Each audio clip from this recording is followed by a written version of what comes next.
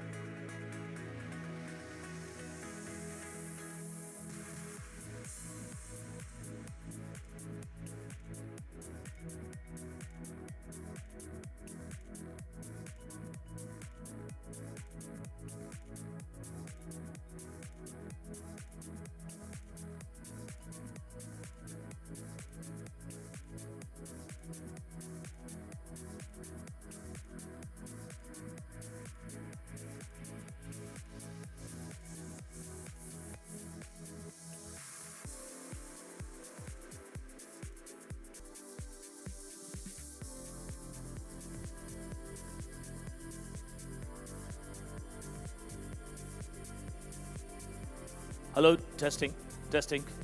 Okay, the people from outside. Who is outside? Guys from outside.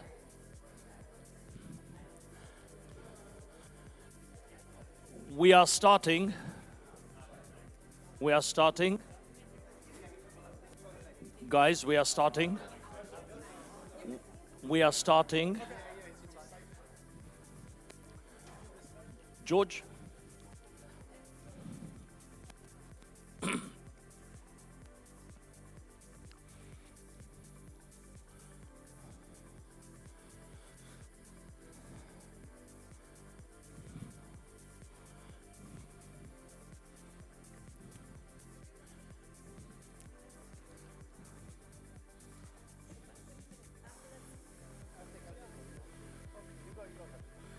Depends. Is it going on your Facebook or LinkedIn? LinkedIn. Excuse me, sir. Everybody, come. Come. What is your cameraman? How is your cameraman? Atat. Abdulaziz. Hi. Say, without you, not good picture. Two steps back. Take care. Please come. Yalla. Come. Layla.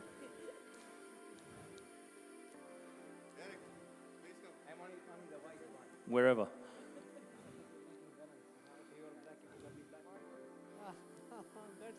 That's right. Super. Thank you very much. Okay, guys, let's have a.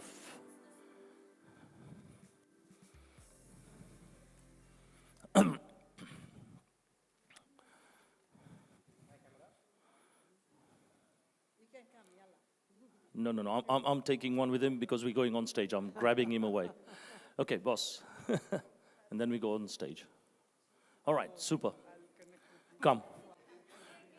Shubhasji. Aja. Come here. I'll call you actually, just, yeah. Okay, can everyone take your seats, please? Can you just rustle up the people from outside?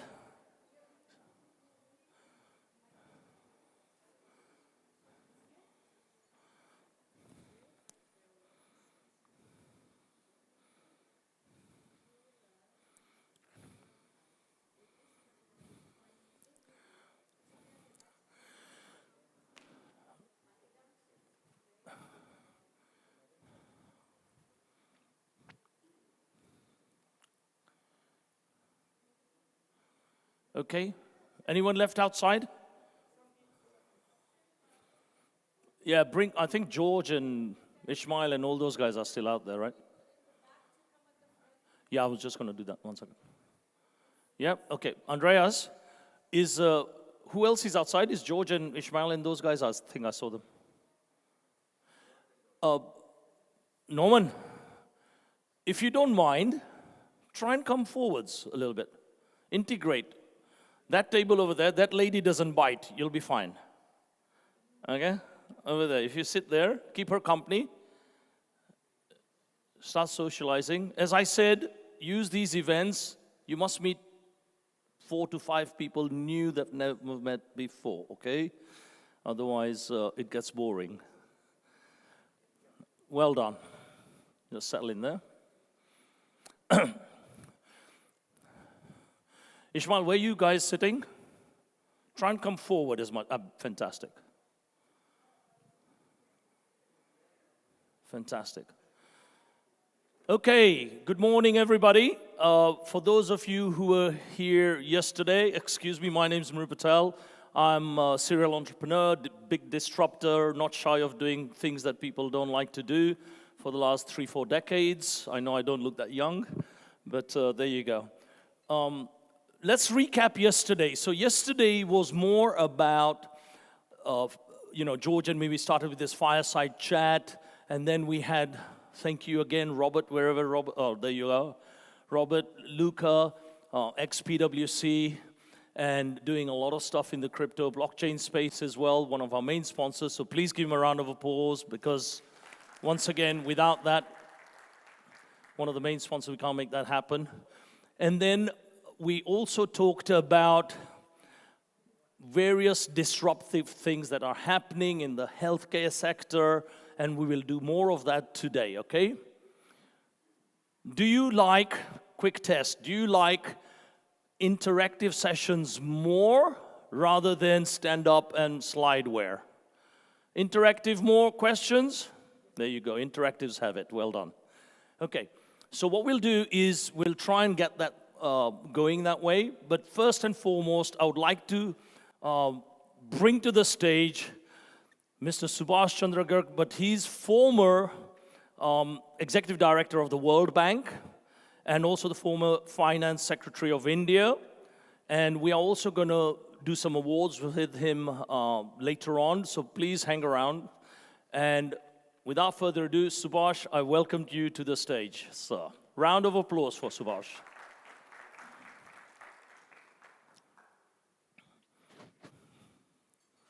Okay. Thank you. All yours.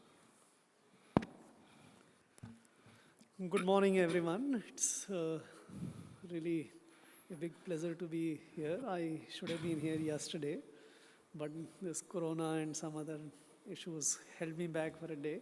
But very, very happy to be here. And I see the industry leader, the policy leaders who are so much engaged in the big, big things of disruption which are happening all over the economy and the world today. And I'll try to sort of capture the policy and the fundamental issues which these days are witnessing. And so I will start with what big disruption which Satoshi started out when the world saw a new sort of currency called cryptocurrency or Bitcoin. The Bitcoin, before I come to that, let us say the economy is the goods, services, and assets. And the currency or the money is what makes the economy work. So if you are producing steel, or if you're building a house, or if you're delivering some financial service, that is what adds value. And that value taken together is the GDP, and the value embedded in the assets taken together is the wealth of the world. So basically, it's the real economy which makes the GDP and the wealth of the world in a way to be what it is. And the money, which is essentially two parts. One is the currency or the cash, as we know. So whenever you transact anything, you transfer cash from the buyer to the seller, or whether it's the assets, whether it's the commodity or anything. And the cash is one, and what your money into the bank account today, the deposits is also money. So you today also can make a lot of transfers by simply transferring money from one bank account to another. That's how the world makes the transaction. So the economy and the money, these are the two critical pieces of the economic function of the world.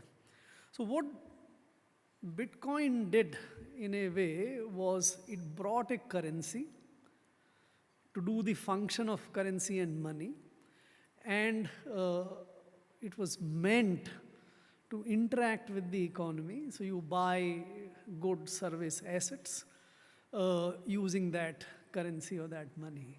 So in a way, this set into motion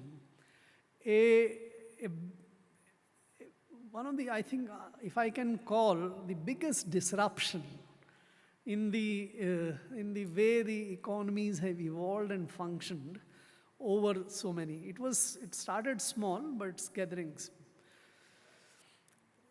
The economy is becoming digital increasingly. It's not new, it's for quite some time that things are turning into digital.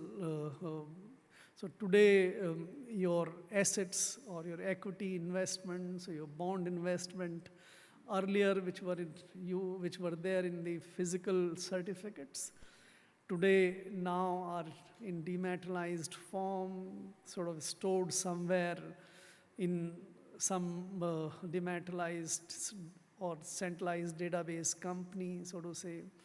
Your cash or currency or money is with the banks.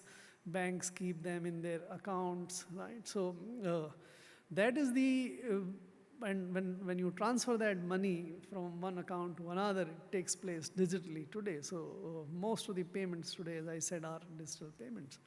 So digitalization of the economic processes has been taken. Now it's getting into the new levels or the NFTs today are in a way transforming the art into a digital art kind of thing. So the entire economic space is changing for last quite some time and becoming digital. There is still a lot of physical thing. So if we eat food, food is what we eat in physical form. We can't eat food in digital form. Or if you want to live in a house, that house is still physical. So there's a lot of physical things still but the way transaction of physical things is also changing, is becoming digital. So today e-commerce enables transfer of or sort of sale, purchase, delivery of goods. So e-commerce is partly digitalizing the physical world of commodities and assets. So this transformation is taking place. So what Bitcoin did was to introduce a new currency. And the digital world basically operates in databases. So your assets of equity, your assets of bonds are all in databases. So the Bitcoin did two disruptions. One, it brought currency to substitute the official currency, cash or bank, so to say. It also, in a way, brought into being a very different way of managing databases. So earlier we were all managing the databases in centralized database form. The data was residing in one, so your land records or your money, equity or whatever were with somebody who was managing that centralized data. And whenever there was a transfer, that centralized agency was allowing the transfer to take place. So the two big bases of operation of the economy, the currency and the database, the Bitcoin coupled by, let us say, the blockchain technology, which is a very different way of organizing the data and transacting data. So these two together challenged or disrupted the biggest two way of the digital economy working, which is the currency and the databases. Now, so I today would try to sort of lay down in a way how the policymakers see these two big changes which are coming. And is there a way to deal with it? And what is the likely scenario of these two big disruptions going forward? So let me first deal with currency part, and then I'll come to the database. Currency, as all of us know, is the biggest attribute of a sovereign, right? The sovereign, we have 200 odd countries in the world. Every country has its own currency. It's a sovereign's attribute. It carries the trust of the sovereign because everybody believes that this currency will be accepted for this value by anyone, and therefore the transaction takes place. There are two kinds of trust, essentially. One is the trust in the stability of the value or the currency, and the trust in the trustee, which is the sovereign or the government or the central bank on its behalf. So there are two types of trusts which operate in the traditional currency or the, and when the banks also put deposits, so that trust goes on.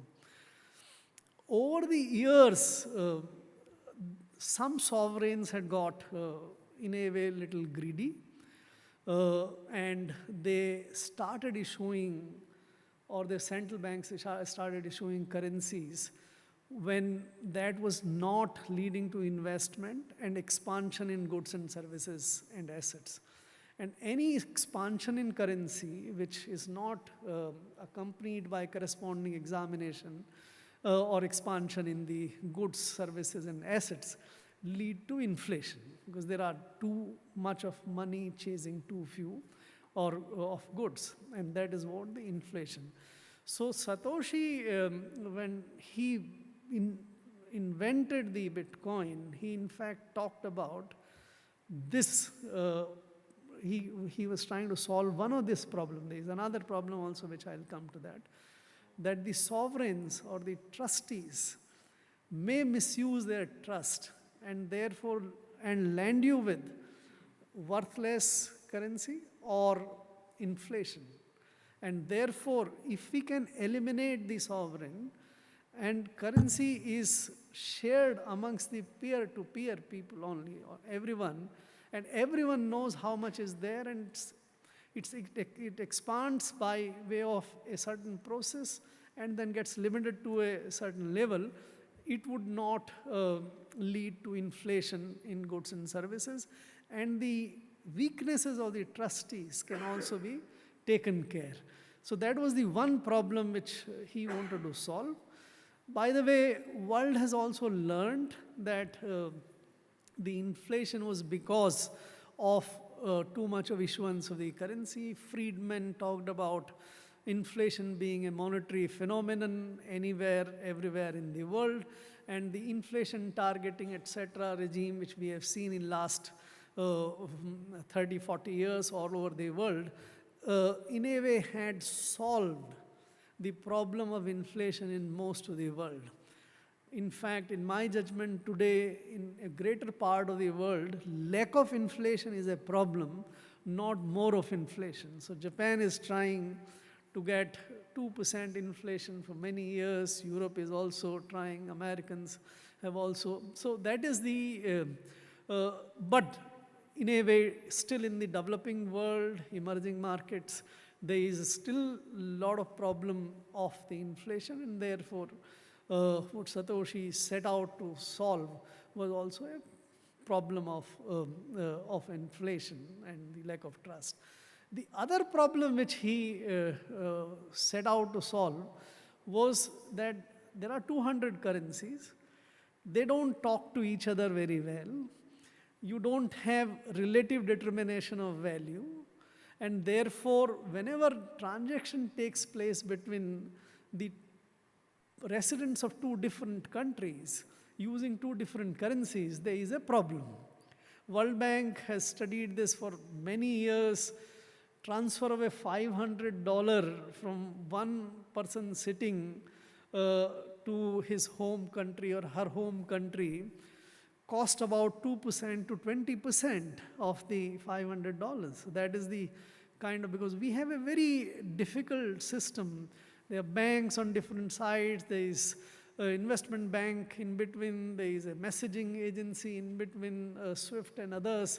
Everyone, and the kind of transactions one has to go through cost all of a lot, and whoever is there in the system also needs to take some money or take a part of it, and therefore this kind of cost involvement is there.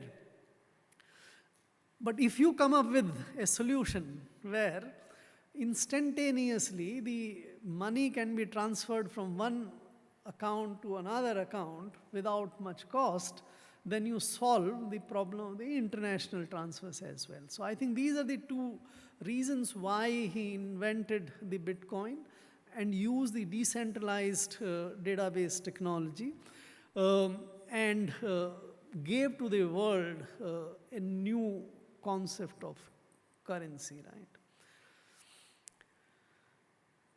The currency, as I said a little while earlier, is the attribute of the sovereign. By the way, sovereigns and the central banks on their behalf make a lot of money in the process of issuing currency and maintaining money. So every dollar which these US Fed issues or every rupee which RBI issues is a liability without any cost to it, virtually any cost, very little cost. And with that, it can buy assets, bonds, and other financial assets, and which earns for it. That is what is the basis for the central bank's profitability. So Reserve Bank of India earns about 80,000 crores to about 1 lakh crores a year, all based on, most of it based on using the costless currency which is reserve money which it has created. Now, if there is someone else outside who is coming up with a currency which can substitute the official currency, then you have a problem. Just think of a situation that Bitcoin replaces all the currencies of the world. In a way, theoretically, it's not going to happen, but if it happens, it will sort of drive the central banks bankrupt, because they would have no source of income left with it. And therefore, not only for the trust problem where people believe the central bank currency or the government-backed currency, but also for its own survival.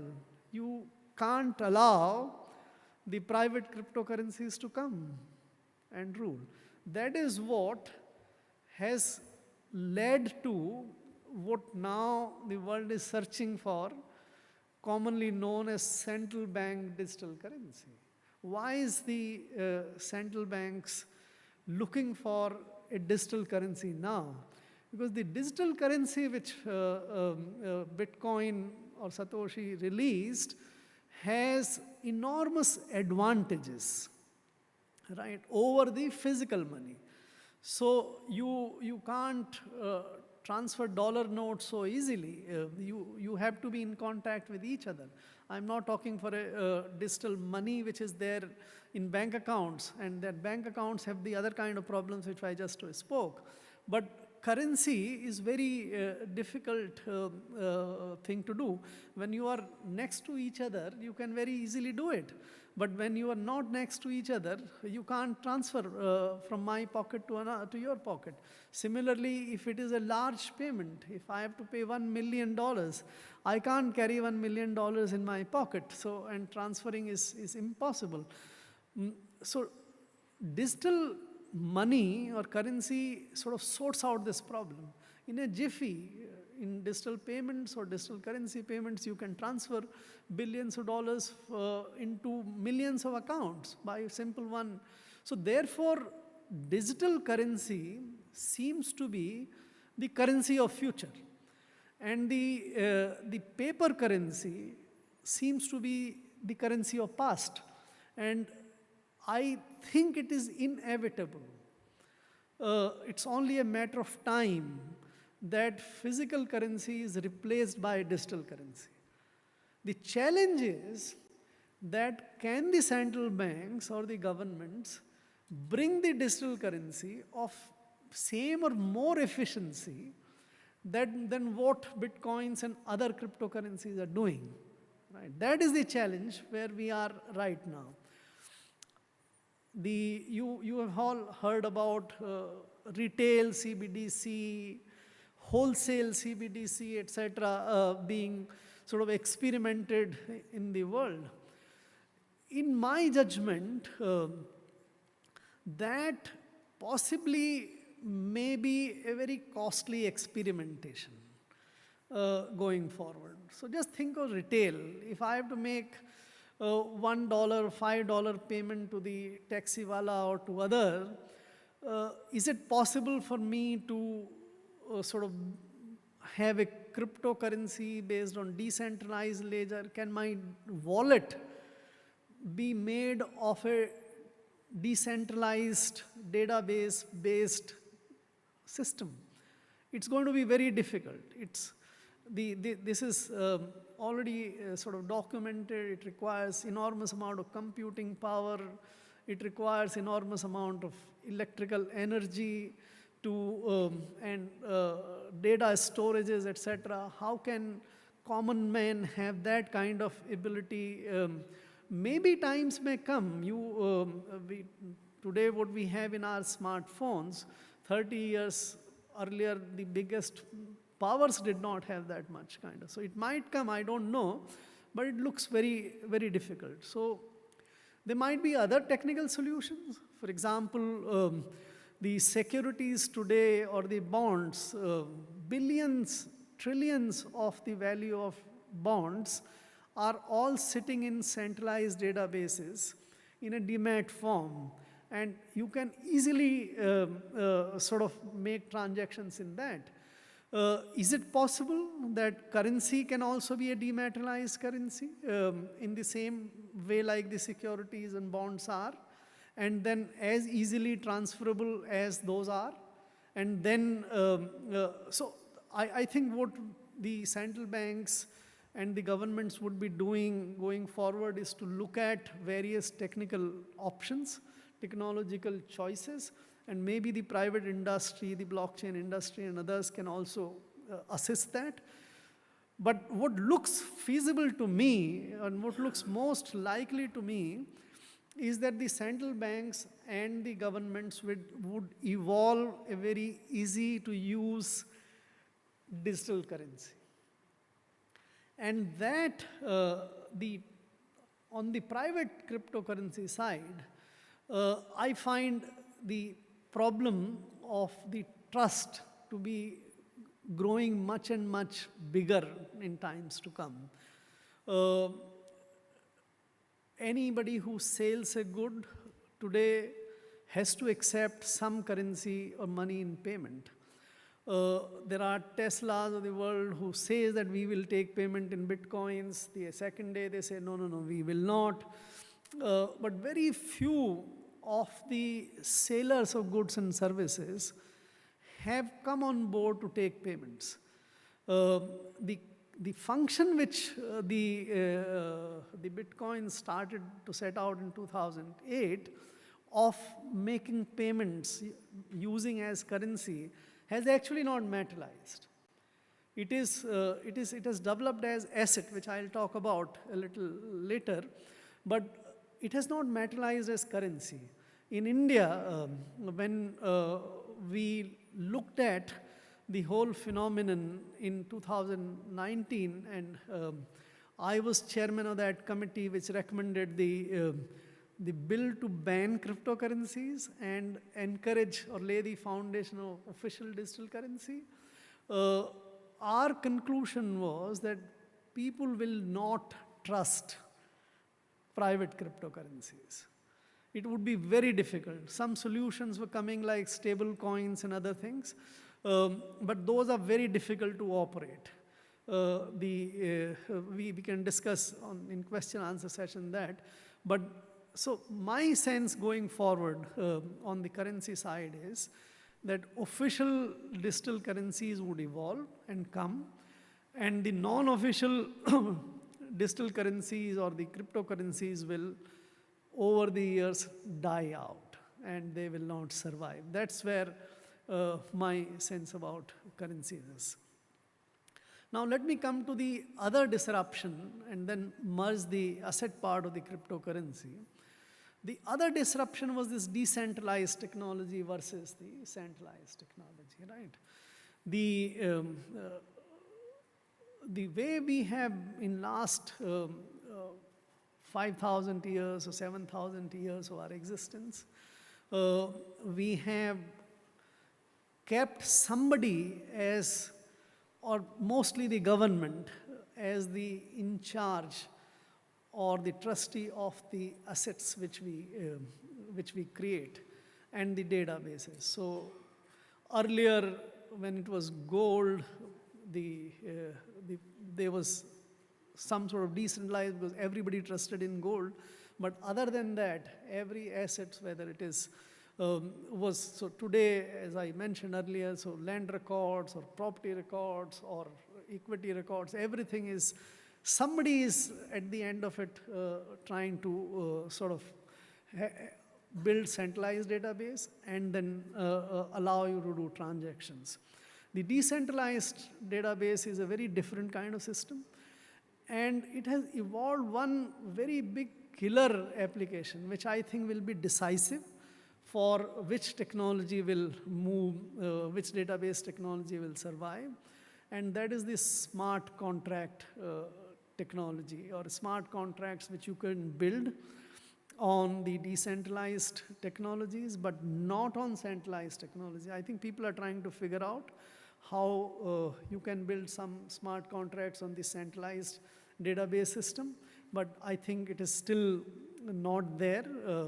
And whereas the decentralized database technology has got smart contracts. So today, decentralized finance, where credit is delivered, or many other applications which are happening, and I can visualize virtually every kind of financial service can be used or can be delivered using these smart contracts as the base to settle all kind of relations and the interactions thereon.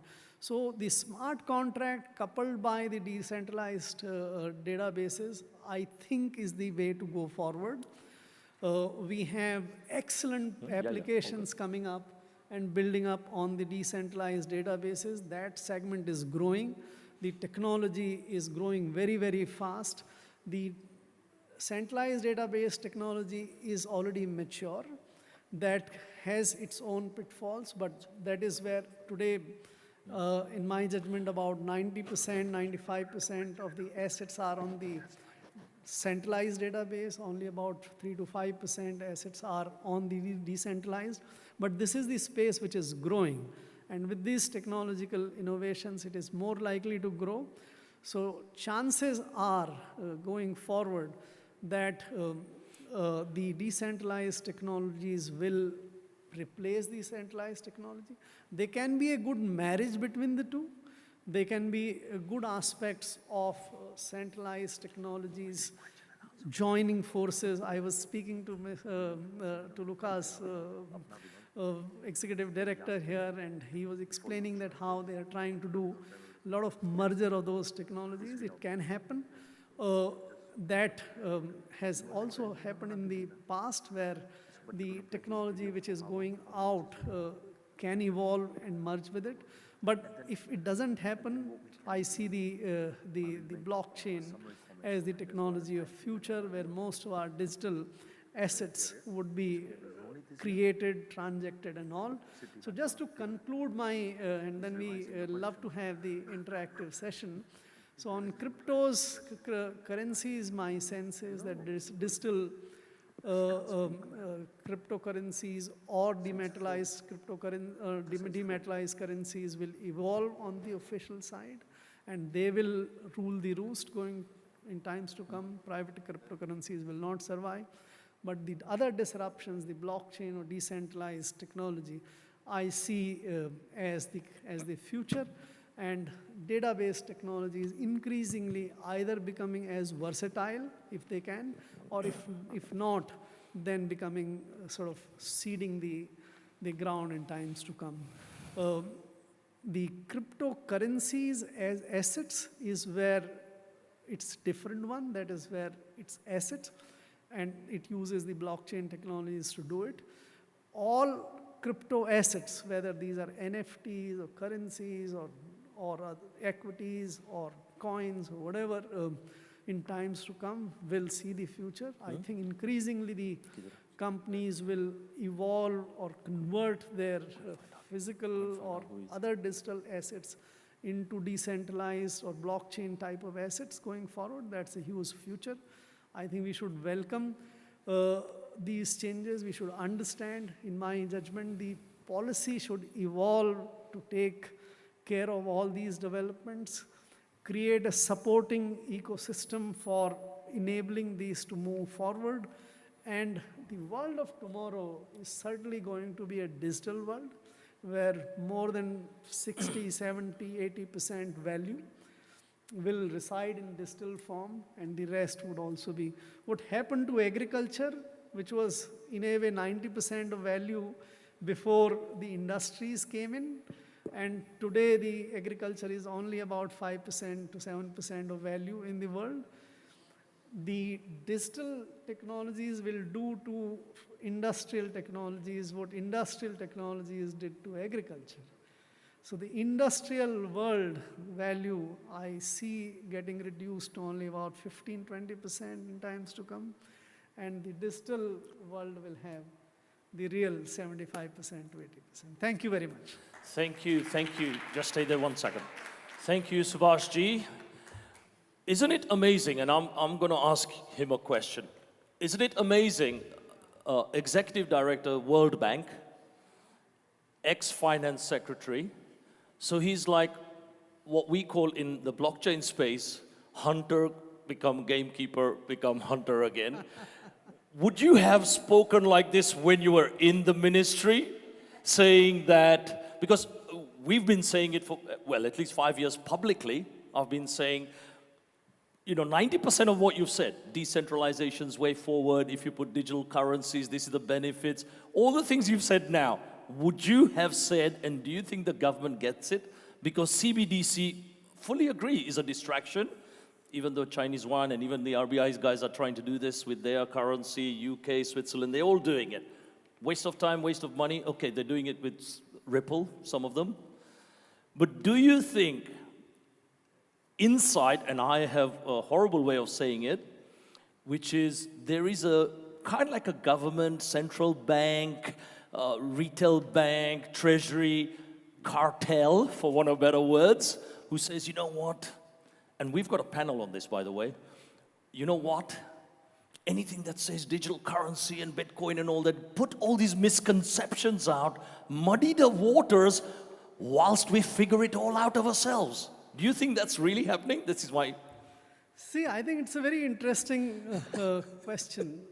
Let's take this. The governments in general, by their DNA, by their sort of mindset, are not future.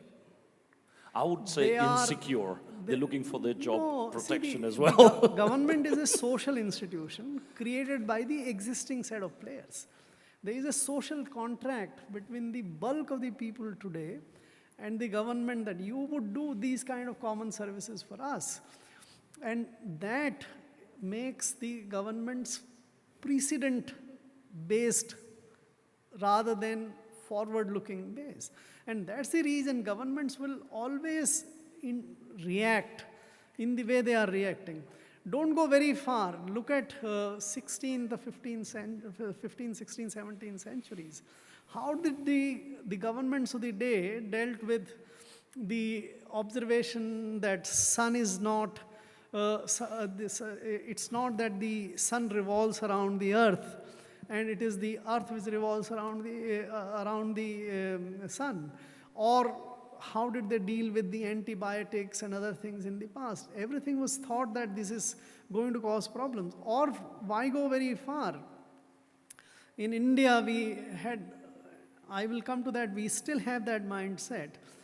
Ours was an agriculture economy which used to use bullock carts, horse carts for transportation. When the automobiles came, there was a huge societal clash between the perpetuation of the existing system. You run on the bullock carts and the horse carts. Don't do automobiles. Automobiles are dangerous things to happen. They will kill the society. Even today, e-commerce, what we are witnessing the battle in e-commerce today is exactly the same.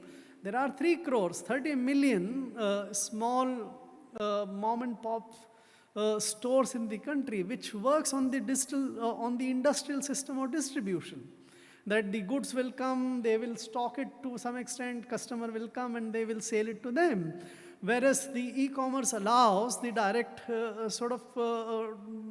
deal between the producer or the stockist to the consumer. And therefore, they get outed. They will probably be the loser in the system. And therefore, the government, which tends to work on popular vote, has to take care of 3 crore people or 30 million people rather than the 30 e-commerce companies which are disrupting. So that tension will always be there. Okay.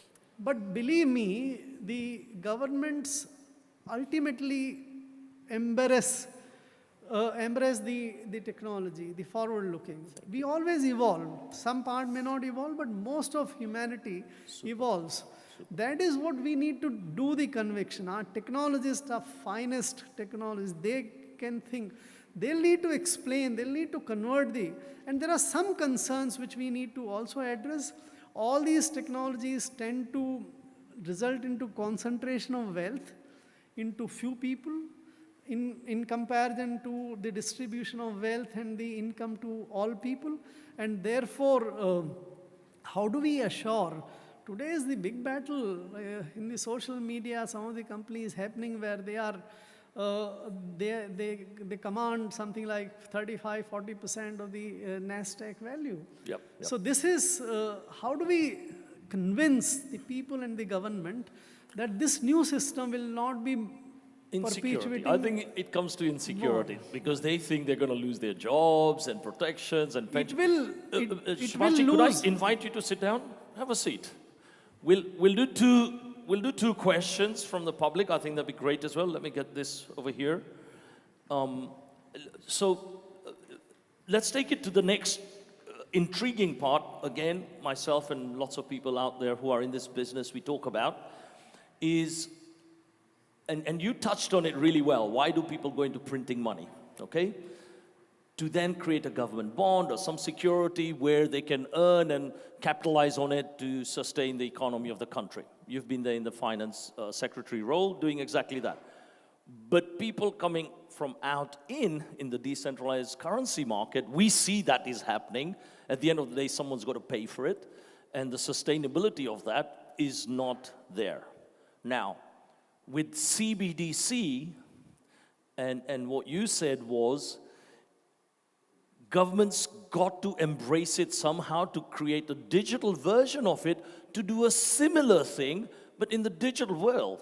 And of course, it will impact a lot of the printing of the money types of models. What is stopping it? That's what I'd like to know. What is actually stopping it and stifling that? A quick one, and then we'll take a couple of questions from the floor. I think there are two reasons in my judgment. One, still, to be very honest, most of the government and the central banks don't understand the digital currency, system of currencies. They think, and you would hear it mostly, that we have solved the problem of digital payments. As I said, today 95% of payments in India are digital payments by value. And we have created enormously beneficial applications like UPI. By UPI, what UPI has done is it has brought all the bank accounts. There are about 80 crores or 800 million bank accounts in India, spread across about 125 banks. All those bank accounts have literally been made into one digital bank by UPI. And since there is one digital bank, by transferring money from your account to another account, the payments take place in jiffy. This is what the cryptocurrencies was set out to do. So in a way, payments are happening, but since currency is not digital, the currency has to be exchanged whenever payments are to be made. If you can make the digital currency also digital, then like digital payments using the account or the deposits in bank account take place, the currency can also be exchanged. In fact, if that happens, there might be a big disruption waiting for banks.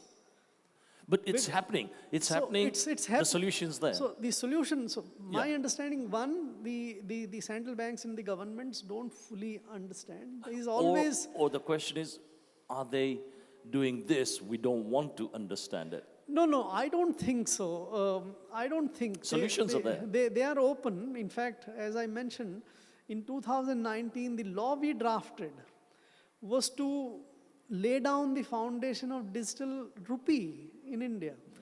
Like we have a coinage act for the metallic currency, we have a paper currency act for the paper currency. The time has come for the government to come up with a digital currency law, right? Yeah, And that yeah. is what will set out the digital currency system. Yeah. So that is one reason why. Second, I think still the technology is still in a evolution phase. It's not settled. The complications which get created. So when Bitcoins gyrates between $30,000 to $70,000, and a lot of people still being shaky that when does it go, it loses what traditionally is known as the medium of exchange or store of value. It does not have a currency is the biggest and the single most feature is the stability in its value. When the currency doesn't have that stability or value. No, but the stable coins have been doing it for some time. In fact, USDT, for example, trades more than Bitcoin, you know. So the Indian rupee, stabilized Indian rupee, or what the Chinese yuan have been trying to do for the last 2-3 years now, and they've already piloted it. It's happening, you know, right down to the Sakwala. You will go and just do barcode and pay 1 rupee, and it can be done instant with no transaction cost. So India needs to do something, and something fast. Very true. So the stable coin is the Yes. coin for future, right? And the stable coin to some stable coin which can figure out the relative value of 2,000 or 200 currencies is the requirement. So there are two options. Either these 200 nations give up their currencies, like Euro has done for 20-25 countries. So either the world foregoes sovereign's right to do currency, because if they are there, then you have to determine the relative value. So, or somebody takes that risk. So today, the SDRs, which IMF issues, is a kind of stable coin. It is. Though it's not a currency or medium of exchange, so you can't do it. It's only still a unit of account. But tomorrow, imagine for a minute that the SDRs are issued as the global currency, right? You have a stable value, and that carries the value, same value everywhere in the world, and that can work as the global currency. As a digital version, absolutely. So what's Right. stopping it? That's what I'm trying to say. What stops governments and See, these EU governments, IMFs, all these people to adopt it? or even private space. Or even private sector. So, Yeah. for the stable coins, because the risk is not there of the stability of value. Sure. So, Libra or DM or now anybody else come up with a kind of stable coin, which then is reference to all the currencies, and it has a value which is acceptable to everyone.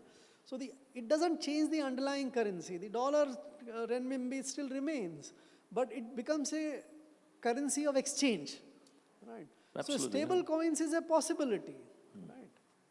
Well, I'm quite impressed for an ex-finance secretary to know about this subject that we've been talking about for numbers of years, knowing this at the level that he is. So I'm quite impressed. Thank you. Well done. Let's take a question. Layla, as usual, we'll have you first, right? Have you got a mic there? It needs to be switched on. Pushkin, if you can just give her a quick hand. Just for information, I have written Well a done. paper for this conference, which I have shared with the organizers. Yes. And I would request them to share. It actually deals with these two same questions. Well done. Well done. Whether this Bitcoin will be a harbinger of a world digital currency and the Bitcoin. Well, yeah, I can't see Bitcoin doing that, but Layla.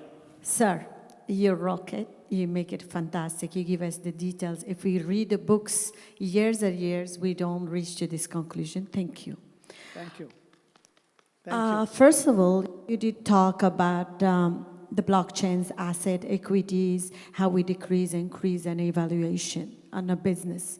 As a drop of the ocean in entrepreneur world, when we talk about assets, we have them physical. With the blockchain, we have everything virtual. And with instabilizations of the cryptocurrency, how we can evaluate those assets to make them real, and they are not just virtual, and the people are trading and the market is not stable. How we can involve the blockchain in our equity or in our assets, and we say we have a wallet of X amount, and next day with simple touch on the computer all disappear.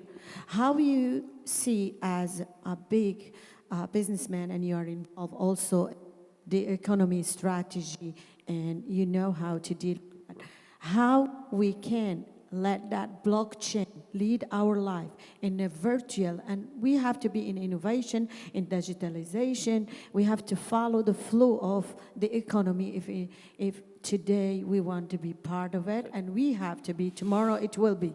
We will be all blockchain. But if you see people now, they are all creating the wallet and start to trade. Today we find cryptocurrency Lumi, cryptocurrency so no really regulation sharp, and there is no legislation law to make the blockchain real asset. Okay. Thank you. Let me attempt to answer this. I was having conversation with Mr. Robert before we saw it.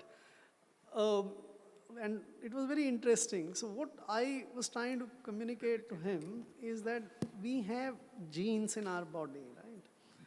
Every animal, every living being, plants, and genes are these self-executing codes.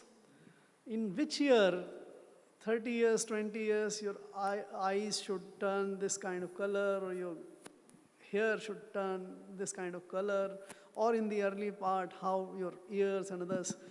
Everything is self-contained and self-executing, right? Smart contracts of the day are like genes. They are self-executing. So if at this point of time, your interest is due, it will deposit, and you don't have to do anything.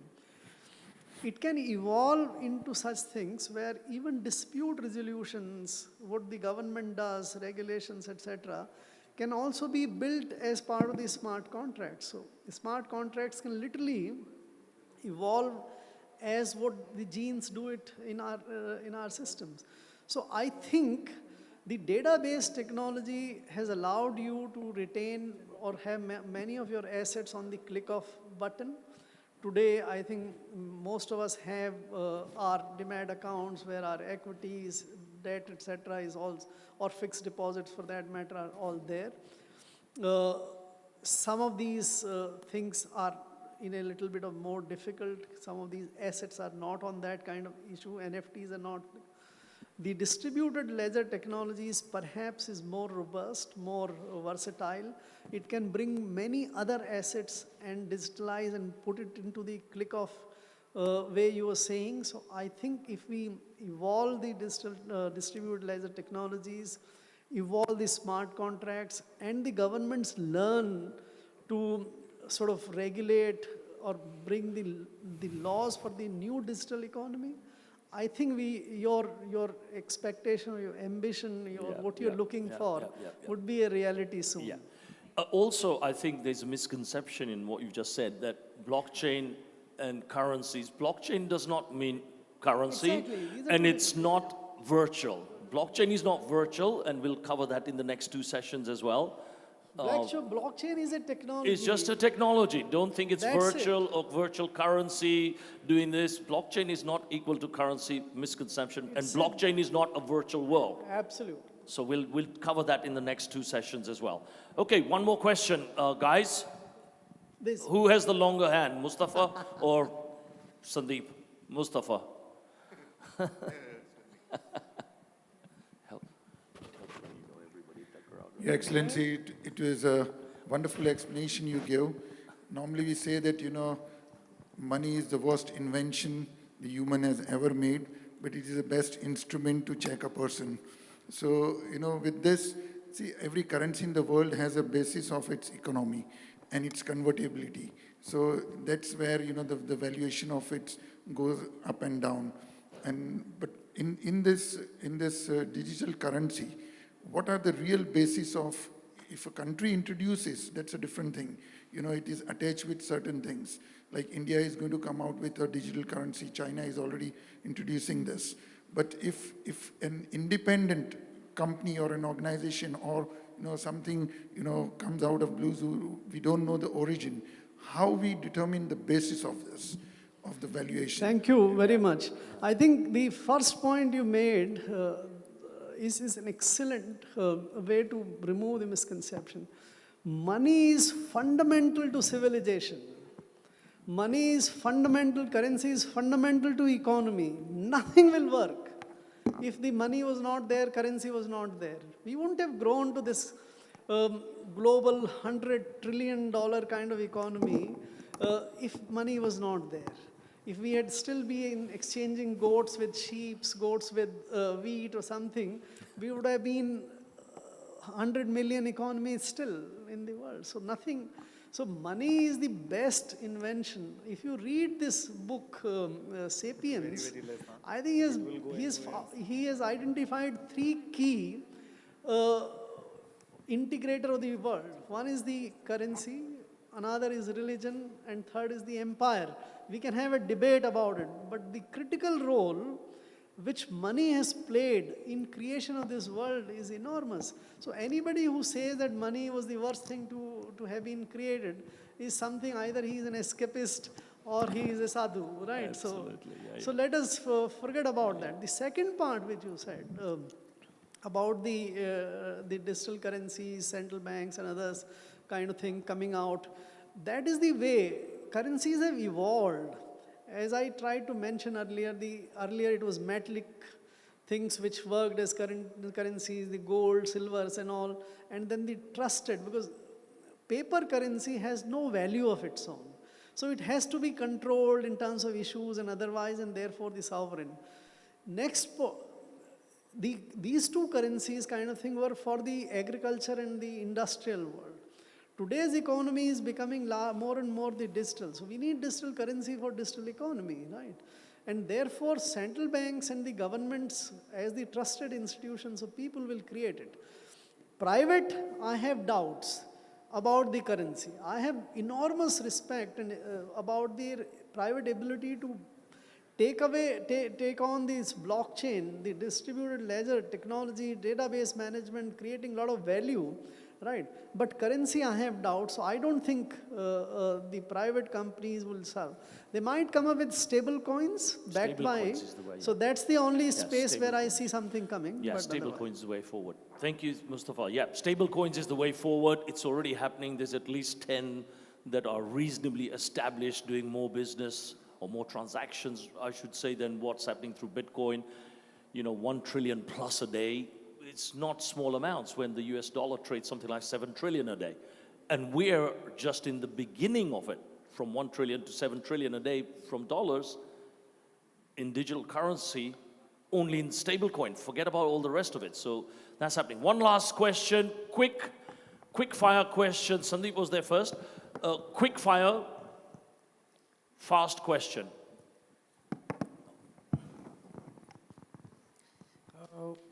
The digital currencies which Bitcoin and all others has come up is one of the biggest factor that the trust was lost.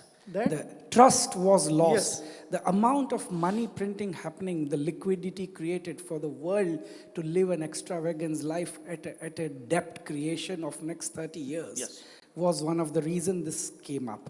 So again, we are going back when we go back to the central banks coming up with digital currencies.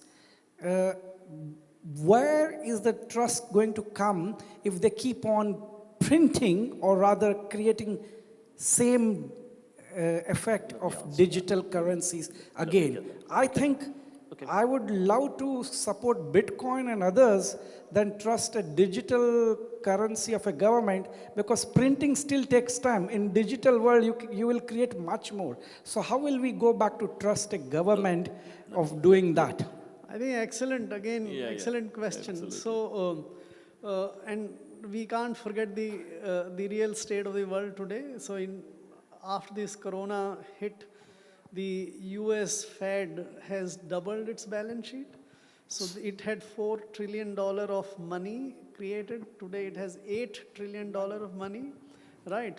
So, and many of the central banks in the world has created a lot of money into the system. But think of one thing, why is the inflation not there? Today, despite so much of creation of money, that to my mind is another big fundamental change which is taking place in the global economy. See, finally the inflation is the result of mismatch in demand and supply for the goods and services. If you have more demand backed by more currency or money issued and less supply, the inflation would take place. But if the currency is not in a position or money is not in a position to increase the demand, then the inflation will not take place. Then this entire money which has been created will go and sit into the valuation of the assets. Your bond prices will sharply go up, so your asset prices will go up, or it will come back to you. So US today, US Fed has $1 trillion sent back by the people and the banks to the Fed Bank for keeping it. Right? So 1 trillion comes back because there is no use. It's not chasing any goods and services. There is no demand, additional demand which it has generated, except the transient in some. So the currency, if it is issued in disproportionately large number, but if it is not resulting into extra demand of goods and services, the inflation will not take place. And therefore, the trust is not a problem, even if you issue. The trust is about the honoring of that currency, of the value. That is still better placed in the sovereign-backed currencies than private-backed currencies. So I think digital, so tomorrow, suppose for a minute, that somebody were to demand from Bitcoin system that give me $50,000 for one Bitcoin which I hold. The system will not be able to, it will give you one Bitcoin against one Bitcoin, right? But not 50,000. The system which operates doesn't have $50,000. And therefore, that guarantee of the value of the currency will not be from the private system. Yeah. So my sense is that way that we'll probably go. To a large extent agree. I just want to comment that if we all go back to US and say, please pay us the debt, is that government in a position to pay the debt? No, you are right. Same situation. See, until 1971, when there was a guarantee that US said that any time you give me $35 and I'll give you 1 ounce of gold. So it was backed by the gold, but it couldn't deliver that gold, and that's why it went off that gold. Today, it also says that I'll give you $1 for $1. Reserve Bank says that I'll pay the holder of this 100 rupees note 100 rupees. So I'll give you back 100 rupees. Another note, a new note, nothing more. But it comes from the old concept when 1 rupee was exchangeable for 1 silver coin, right? So the trust, that is where the trust. Now, if either a central bank gives you a guarantee that I'll give you 1 rupee for 1 rupee, or a private guy gives you guarantee, who are you going to trust more? It may be personal choices. I don't have any argument with that. But the society by and large will trust in the sovereign and the government. Thank you. Thank you very much. Thank you. Thank you very much. The gold reserve thing is an interesting thing. 1976, I think they stopped all that gold reserve thing. 71, I was close. getting old, need sleep. Thank you, Subhashi. Round of applause, guys. Well done. Quite enlightening to see from, as I said, hunter turned gamekeeper. Okay, next session we have to add on to something Leila mentioned on virtual and non-virtual related subjects. So, Derek Smith is the founder of Ember UAE over here. Derek, please come on stage. And we're going to discuss, or Derek's going to present for like 10 minutes on applying NFT to non-virtual revenue, okay? So something that you mentioned, and how to do it for generating assets. And then we'll have a little fireside on that as well. So quick 10, mate? Yeah? Okay, catch you later. Well, 10 or so. All right. Good morning, everybody. For those who don't know about blockchain technology and NFTs, I think this is a good place to be. So, can we have a presentation?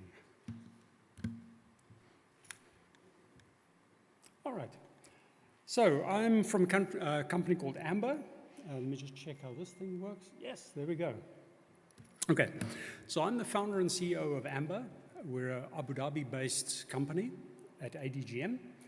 And we've been building decentralized solutions for going on about 5 years now. So we believe that decentralization is the future of commerce and the world, really.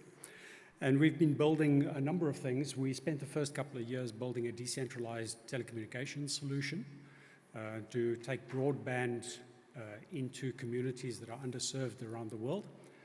That has been fully commercialized, and we've spun that off in 2020. It's now a US corporation that runs with its own executive team. We refocused and have built a DeFi platform, which includes automated market maker and all of these good things that you expect in the space as basic infrastructure. We've also built an NFT tokenization platform. These things are not just there because we like building beautiful technology, but because we've got some real-world uses for them. So this talk is about one particular use. At the bottom there, we talk about our revenue rights. So we're using NFT technology specifically for that. We're also doing a few other projects in terms of luxury goods and so forth. So, today I'm going to talk about our AGM NFT. That's artisanal gold mining NFT token. And we're using that to solve a problem which a lot of people don't really take note of, and that is of artisanal and small-scale miners, specifically in this case in the gold industry, but we also can later on talk about other types of mining. So miners have been blamed for a number of big problems in environmental and social mismanagement. The use of mercury and cyanide, for example, and the damage that it wrought in the environment, which people don't realize how big artisanal gold mining is. So that's a pretty big problem. We've heard, of course, of child labor, etc. We also have labor exploitation, minority and women, the way they're treated, etc. And so we're looking at solving a lot of these problems with our solution. Just so that you realize the size of the problem, the United Nations and the World Economic Forum estimate that there's somewhere in the region of 40 million people around the world that are directly involved in small-scale and artisanal mining, most of them in emerging markets. If you take into account the societies and communities around these gold mines that also feed off them, you're talking about several 100 million people in the world that are directly supported by artisanal mining. So it's a pretty big, a large chunk of the people on the planet that are involved in this. And of course, the environmental damage in places like the Amazon and so forth. Everybody's seen these pictures of the gold mines on the Amazon River and what it does to the environment. So we're focused on using blockchain and NFT to address a number of these problems. So We want to create a public and transparent record of some of the operational processes, as well as the transactional records of the financial aspects of ASM mining. So by logging the certifications, we're not talking about putting things on the blockchain. Of course, that's not true. The blockchain is not a database. The blockchain is a transactional record. So by logging data which comes from external sources on the blockchain and references to that data so that somebody can actually look it up, that's quite an important tool to be able to use in something of this scope. You're not talking about centralized organizations. If I was Anglo-American, it's very easy for me as Anglo-American to say, well, I've been certified for this, that, or the other, or these are my transactional records, because I'm a listed company. It's pretty easy to communicate that to the world. But if you're talking about 40 million artisanal miners panning gold in rivers in some of the most remote places on the planet, how does anybody monitor what they're doing? How are they able to communicate what they're doing to the world to be able to start cleaning up that side of the industry? And that's really what the AGM NFT is about. We don't just look at the commercial side of the business itself. We also have a significant program around the communities with social and environmental programs that we run through our foundation, the Amber Foundation, which are focused around these mines and these communities. So we're looking at doing things, I referenced earlier the telecommunication solution that we developed. So we're looking at putting in place, first of all, community wireless solutions that give people access to the internet in these remote communities. Then we also look at education and clinics and so forth, various social programs within these communities so that the benefits of the gold mining is actually communicated into the local community and you don't just end up with an extractive industry.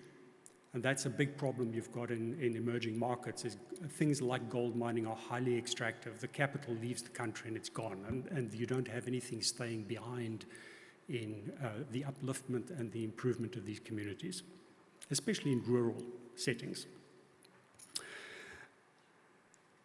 Okay, and then of course the business itself, we need to regularize these businesses and make them contributing members of their society as opposed to these little shady businesses that nobody knows what they're doing. So let me get into some of the technicalities of what we're doing. I know there's probably a few blockheads here that really want to know what blockchain is about and where's blockchain really playing into this picture. So we use a standard called BEP 1155. It's derived from the Ethereum ERC 1155. We build it on the Binance Smart Chain, which is very similar to Ethereum. There's a whole range of these blockchains that are so-called EVM compliant, where you can have smart contracts and all the features that one expects of a smart contract blockchain. So BEP 1155 is a little bit different from the NFTs that you're seeing today with digital artwork. So digital artwork, they typically use the 721 standard, which is, it's a fairly simplistic token, which is very similar to a cryptocurrency. The BEP 20, you see there's three down there, 1155, 721, and 20 tokens. 20 is your typical cryptocurrency. So 1155 allows you to create a smart contract which controls the issuance and the governance and the general running of all three of those types of tokens if you so choose. There are various reasons why you would have different types of tokens. The first one up there you see is revenue rights. That's what we're focusing on. And then there's equity, for example. You could tokenize a company, and instead of having equity certificates, stock certificates, you could have tokens acting as stock certificates for part ownership of a company. And then there's the currency or the payment side of things. So with 1155, you can create a smart contract that manages all of these types of tokens for specific regions. You can do fancy things like bulk issuance or bulk movement of tokens, or in our case with revenue, is you can take a revenue stream and distribute it in a bulk mechanism to all the holders of those tokens, which is kind of important if you're talking about revenue distribution. You don't want to have somebody sitting there transferring one wallet at a time, you know, $50 to you, $20 to you, et cetera, et cetera. You've got to be able to do that in a bulk fashion. Then there's a data focus. On 1155, you're not bound like a 721 with data that is intrinsic to the token. So if you think about a digital art token, you put up a picture, a description, a name, etc., and that's your NFT. With 1155, you can have an NFT which has intrinsic data as well as data from outside, so-called oracles. So whether you're talking about a government database somewhere or something from the market or the exchange, that fluctuating data can be focused back through this NFT token. And then ultimately the most important thing, of course, is price discovery. You've got real-time price discovery on an asset. What is your asset worth today? If you're an investor in any type of asset, if you buy property, you're constantly aware of what is the price of that property. What does the market tell you about what is my property valued worth today? Has it gone down? Has it gone up? Et cetera, et cetera. What is the right time to sell the asset so that you can make your maximum profit? So price discovery is really, really important. It's a separate topic altogether, and that's something that we focused on within our automated market maker, the DeFi platform, as to how is automated market making and price discovery created. Okay, so just getting onto the holistic picture of the AGM NFT, it creates, first of all, a hook for the miner. The miner's biggest problem in the world is how does he get money to capitalize his mine? So that's the hook, that's what draws him in. What we want him to also do is the compliance side of things, right? The governance, environmental, social, and governance. That's the commitment that he has to make. In order to gain the capital, access to capital, he has to start coming into the compliance fold, starting to act like a good corporate citizen. And then ultimately it also gives him access to market. So he's mining a little bit of gold out in the sticks somewhere. Today, he's selling his gold to some local trader that's buying it from him at 1/10 of the gold price. They are then smuggling it across a border somewhere and off to a refinery somewhere in the world where they're getting full price for it. We want to shorten that access to market so that he's getting a fair price for his gold, but he's not smuggling his gold, he's paying taxes, he's taking care of his laborers, he's taking care of the environment, etc. That's the ultimate picture of what we're doing here. Right. There's a whole bunch of impacts. As far as the miner is concerned, it creates all sorts of impact for him. It gives him legitimacy, regularization of his business, which ultimately creates equity value within his business. He's getting better labor relations and also their eyeballs on the way that he's treating his labor. So various certifications that are external people coming in, certifying the fact that he's not using child labor, et cetera, et cetera. All of this is being logged on the blockchain. Inclusion is being nice to women, he's not treating them differently, he's being nice to minorities, etc. Again, being certified by externals and logged on the blockchain. There's traceability of his product, so the people that are buying his product at the end of the day have some assurance in the fact that he's not using child labor, for example. That's the big one, but there's various other elements as well. Ultimately, consumers are going to want to buy gold that they know is clean. It's not polluting the environment with mercury and cyanide, for example. His performance of how his mine is doing, is he producing efficiently, et cetera, all of these metrics can be traced.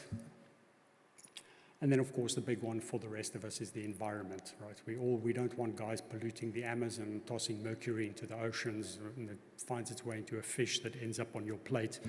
So all of these things are important to all of us, and being able to ultimately certify these businesses, these tiny, tiny little businesses out in the emerging market somewhere. That's important to us. All right, so what we've done to get this thing off the ground, this is not just theory, we're actually putting it into practice.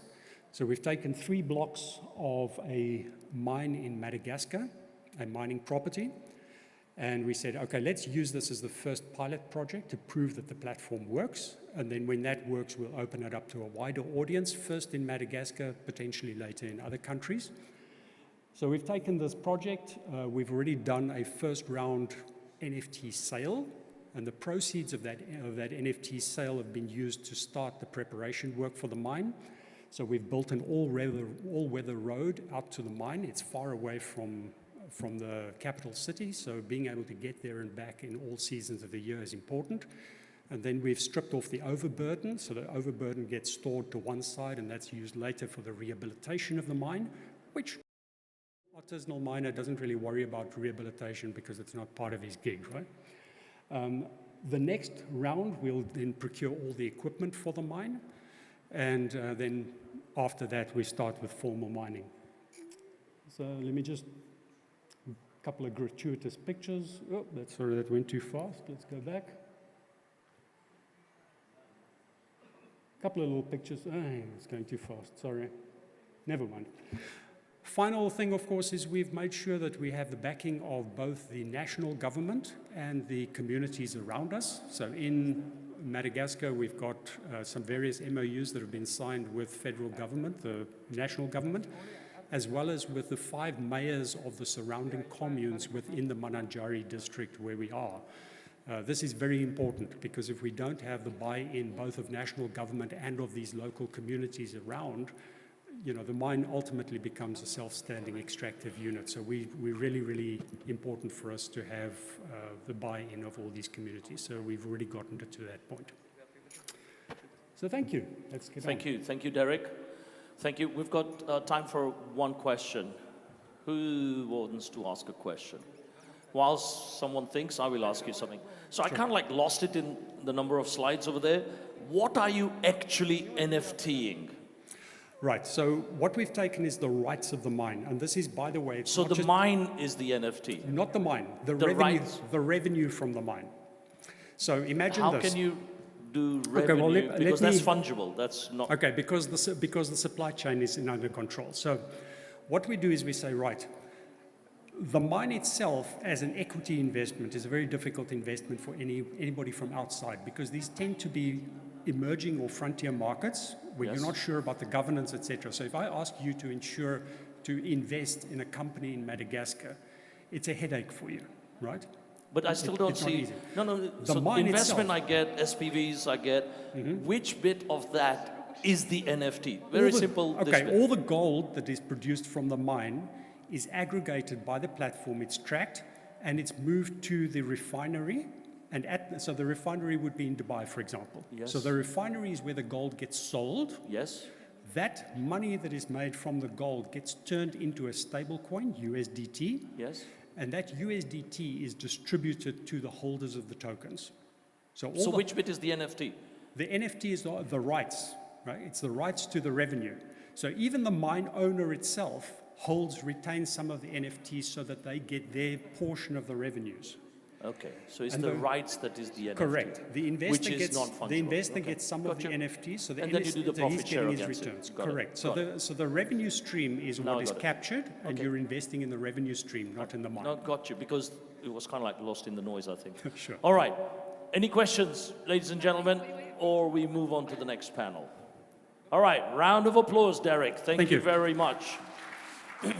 Well done. Yeah. Okay. Let's see who's... Oh, there is a question. Where?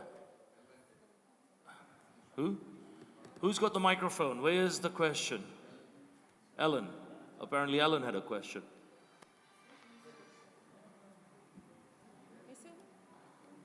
You got a question there. Well done. Go for it. Derek, stage is all yours. Oh, here. Uno, dos, tres.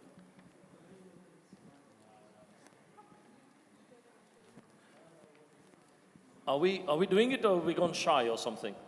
All right, it's moved. You've gone shy, Ellen. What's happening? I'd like to ask... And you're going to be on stage with me? Hey, you need to be unshy. Go for it. Fire away. Derek, can this concept that you've just presented for mining, other sectors... There's a problem with the microphone. Please change that. I'd like to know if this concept can be used in other areas as well, like, for instance, agriculture. Any form of asset. Absolutely. So any form of asset. Any revenue stream can be tokenized. There's various things. I mean, there's many assets. If you think of any asset, I can probably think up a business case for how to tokenize it and use that as an alternative to what you're seeing today.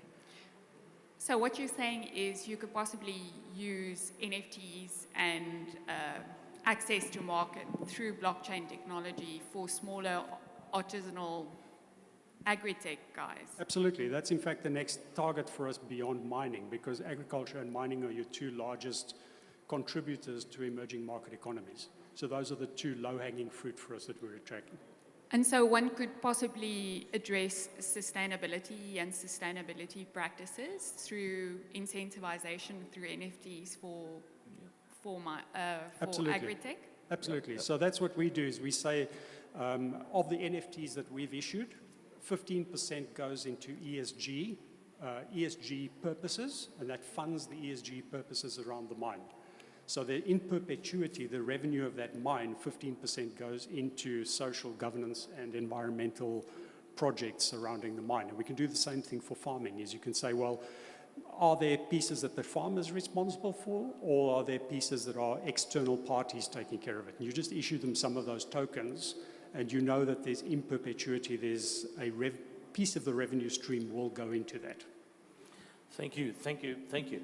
Yeah, I mean, I hate the word NFT, for those of you who were here yesterday, purely because I want to bring the old school into new school and vice versa. So basically, I call it tokenization of asset. It could be any asset. You can tokenize it. Forget the word NFT. It's just a fad, and we will lose that word as well soon. Okay. Gosh, you took your time, Virginia. What happened? You woken up? Fire away. What's your question?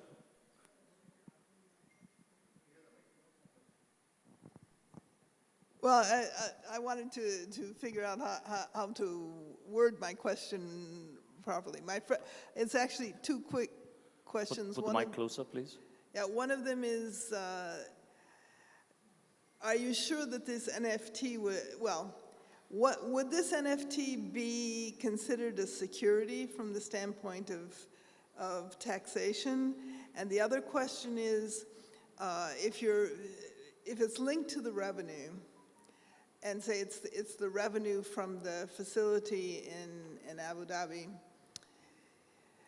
if you sell 5,000 NFTs, so you have 5,000 parts of the revenue. If you sell another 5,000 10 months from now, then how do you prevent the watering down of the value of the NFT? Because now instead of one 5,000th, you've got one 10th, 15,000. Okay, so I mean, Derek, you've got the mic there, and I'll give it a word. All right, so there are different ways of doing this. The way we've selected to do it is we've said, okay, the mine itself consists of several blocks. So that this relates back again to the license that the government gives somebody to exploit a piece of land. So we've taken 3 blocks, and we started with the first block, and we said, okay, for the first block, we create 10,000 NFTs, 10,000 tokens, which are all equal, by the way. They're in a series of NFTs, right? It's not like digital art where each one is necessarily unique. So each one token gets 1/10,000th of the revenue stream that is coming from that block of the mine in perpetuity. And yes, it is a security, undeniably. I wouldn't even try to argue against it. Absolutely. And by the way, this is not unique. Revenue rights on mines is something that is well known in the capital markets, right? You can go and buy revenue rights on mines from all around the world. This is nothing new. The only difference is it's tokenized, which means that if you hold 1 or 2 or 20 of these tokens in your wallet, I know where to send the money to when I get those revenues. So I can program the distribution of the revenues, and I can distribute, let's say we produce 50 kilograms of gold this month. We bring it to Dubai, we refine it, and we sell it. 50 kilograms at $50,000 a kilo, $2.5 million, and we've got, let's say there's people that hold multiple tokens. Let's say there's 1,000 token holders. I can distribute that $2.5 million to those 1,000 people the click of a button, because of the 1155 standard allows me to do that. And by the way, the cost of that distribution is a fraction of what it would have taken if I'd taken the actual money and sent it through bank wire transfers to people's bank accounts.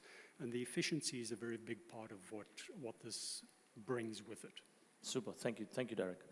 And I think, Virginia, you pose a very, very good question there. A lot of people use NFT because it's a fashionable thing. And a lot of people don't realize, is this a utility, is it a security? That's why I only use the word tokenization of asset. Be it a building, silver, gold, whatever it is. It's like doing any SPV and you're just tokenizing it, right? You have shareholders with unique numbers. Building has a land registry title, unique. Number of shareholders, unique. Shareholding distributions, dividends, unique, right? Based on your shares. So the sooner people realize this is a security, the better it is for the world not to see scammers. Okay? And I like to call it out as it is. Because there are a lot of people under this fashion, like any new technology, will try and find a way to scam. And that's what gives this market a bad name. So the sooner people put them down as a security and be honest about it, like Derek said, yep, it's a security, you can't hide from it. Game over, right? Okay, next panel, guys. We are going to be talking about tech history and the crypto ecosystem. And we are going to talk about the characteristics and some of these misconceptions people have. And with Subhashji over here, we talked about some of the misconceptions from the government side and how central banks, treasuries are also trying to portray some of this to protect, things like that. So now we are going to debate it amongst us. We've got flown in from UK, my young friend, Ismail Malik. Come on down. CEO and founder of Blockchain Labs. Know him for, God knows, 7 years in this blockchain space. Been on various stages together around the world. Ronit Ghosh, Global Sector Head, Co-Head of FinTech Group Citibank. Ronit, is Ronit around?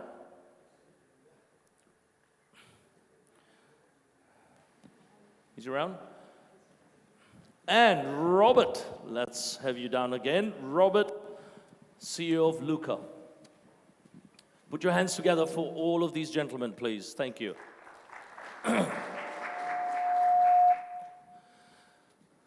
Fuck. How are you doing? See you again. Wherever you want.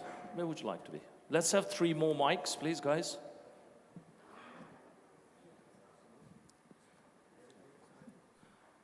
Okay, let me sit in the middle. It'll be better, right? Sorry? Oh, yeah. Oh, look, there's a seating plan behind us. Okay, so Robert's there. Ishmael, you there? That's me. I know what I look like. I think they know what I look like by now. Okay. Guys, we want to make this as heated and as controversial, off the cuff, no holds barred. I know I can count on Ishmael on that. You with your ex-PwC head, always on the borderline. City, always on the borderline, all right? So this is going to be fun. Do we want it as a fun or straight up boring type of a debate, guys? Let's have fun, controversial, challenging, straight textbook stuff. Who wants textbook stuff? Very few. Right, so we are going to go that way, right? Okay. Let's start off. There is a lot of misconception, and let's start with what Subhashji said. A lot of misconceptions, crypto equals bad. A lot of misconceptions, blockchain equals Bitcoin. A lot of misconceptions, blockchain, crypto plus energy, electricity equals very expensive. Blockchain is not green. Who would like to take that and debate that one first? Ishmael, you're the controversial one. I'd love you to give a go on that one. So the green debate is it's quite a loaded debate, right? So, I mean, actually, I was in an art college and I said, look, do you want to put your art online? And they said, oh, we can't do that. You know, you're going to ruin the world, right? And I was like, hold on, where did this come from? And they're like, oh, we read about NFTs are, you know, some sort of carbon-intensive industry. And I was like, well, actually, I'm minting the NFTs off the solar panel on the roof on the college. So, you know, and most of crypto is done from DAM energy, if I'm correct, right? it's been moving around, but most of it was being mined in China, and it was, you know, okay, there is some ecological damage, but I'm not sure on the carbon footprint. So that's quite a loaded question. And then secondly, like, let's try to do a footprint of the Visa network, right, on how much carbon. So I think, personally, I think it's a non-starter, right? I don't think the question's as ironed out as it has been. My opinion is this was kind of the final gasp from this sort of anti-crypto brigade. It was like, ooh, what do we cling on to now? Let's bring up this sort of environmental debate. But if you look behind the figures, there is absolutely no real hard evidence that says crypto or NFTs or any of this tech stack has a significantly larger carbon print than any of the similar technology stacks. So it's a red herring. You know, they tried everything else. You know, crypto is for money launderers, and then and now it's like, okay, how do we slow down the adoption? It's bad. Let's keep short. There may be a little bit more politics in it. There is a large movement called Extinction Rebellion that a lot of the governments in the Western world are quite fearful of. It's got a lot of sort of youth audience growing. They kind of stop planes and trains and and I think they're trying to sort of keep them out of the crypto fold, especially around the financing of the sort of green movement, which would be a tsunami. So I think there is a bit of behind-the-scene politics that we could dig in if we've got time. Well done. Thank you. Let's go to Ronit, okay? Traditional banking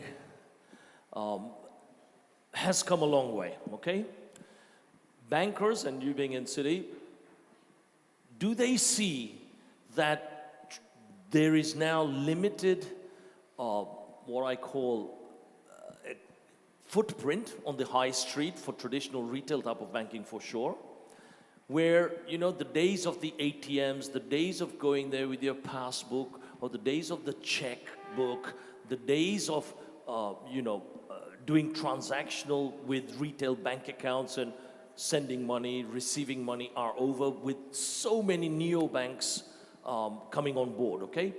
So with neobanks coming on board, and I've always said it for the last 5 years for sure, that 50% of the high street banks are going to disappear, or they'll be impacted, and that is going to be disrupted to a great amount. So where do you see in the banking world now how it's going to go forward? Sure, thanks for that question. None of us in this room woke up this morning and said, I want to do banking, right? Like, no one says, I want to go to the ATM, or the modern equivalent, which is flip open my laptop and do a transaction, right? No one. I've been in finance too long now, but over 25 years. I never wake up in the morning saying, I want to do finance. I wake up in the morning and say, I want to buy a house because my family likes living in Dubai, so I'm going to buy the house I live in, which is what I did earlier this year. After 5 years of living in Dubai, my landlord called me and they said, market's picked up, I'm thinking of selling. And I was like, my family really like living in this house. And I called a bank. And the only reason I actually called 3 banks. The only reason I called 3 banks was that I needed a mortgage because I don't have that much cash lying around to buy the house, you know. I've clearly not been in crypto long enough. Yes. So that's the thing, you got to remember that it's a means to an end. So where does this go, looking ahead, where does it go? You know, I took a Kareem here to this conference. Okay, the map navigation, GPS, etc., makes mobility possible, but there's a huge payment angle to it, which is I've not used cash or a card to pay because it's embedded. And embedded finance is the future of a lot of consumer finance. So we go online, we shop, whether it's Amazon or whatever e-commerce platform we're using, the payment becomes seamless. I walk out of the shop, it recognizes my face as I walk out. Boom, payment is done. hopefully with a few security checks. But so that's where the future of payments is, which is the future of finance is. And the name at the front might be the same bank name, whether it's a famous bank name from the UAE or from America, wherever. The name might be the same, but behind the scenes, what's behind the name changes. And it changes every 20, 30 years. I mean, we live in the present, and there's a kind of intellectual or mental concept, which is we overvalue the present. So we always think, because we live in the present, oh wow, what we're living through is amazing. Can you imagine living through electricity, going from dark to light? Can you imagine living through the steam engine, where instead of living and dying next to your village, you could then travel hundreds of kilometers? So there's always been change, and we're just living through another period of change, and it's digital change. And it's a change that if you're born in the pre-digital age, like both of us are, we're going to struggle compared to my 7-year-old, right? So we have to adapt. We either adapt or we don't, and the banks that adapt will survive, and the banks that don't will die. Nothing new here. This is not a new thing. If you go back 50 years ago and look at the list of the biggest banks in the world, you won't recognize most of them.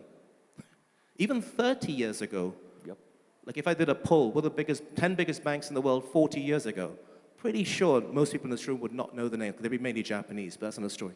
Well done. Just on the energy point, can I pick up on what you said? I think it's true that it's overdone. Like, you know, people are looking for a reason to knock crypto will say, whoa, it's got a big energy footprint.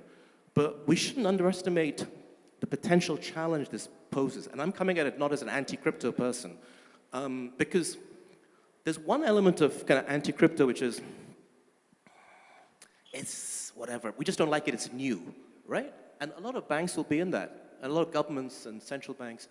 But what the difficulty ESG places for crypto is that it's another immovable. So if you're like, if blockchain and crypto is one immovable force, you're hitting another immovable force. And in many parts of the world, particularly in Europe, and also among the younger generation, this is a massive issue, which 2 years ago I didn't fully comprehend. Today it's a massive issue.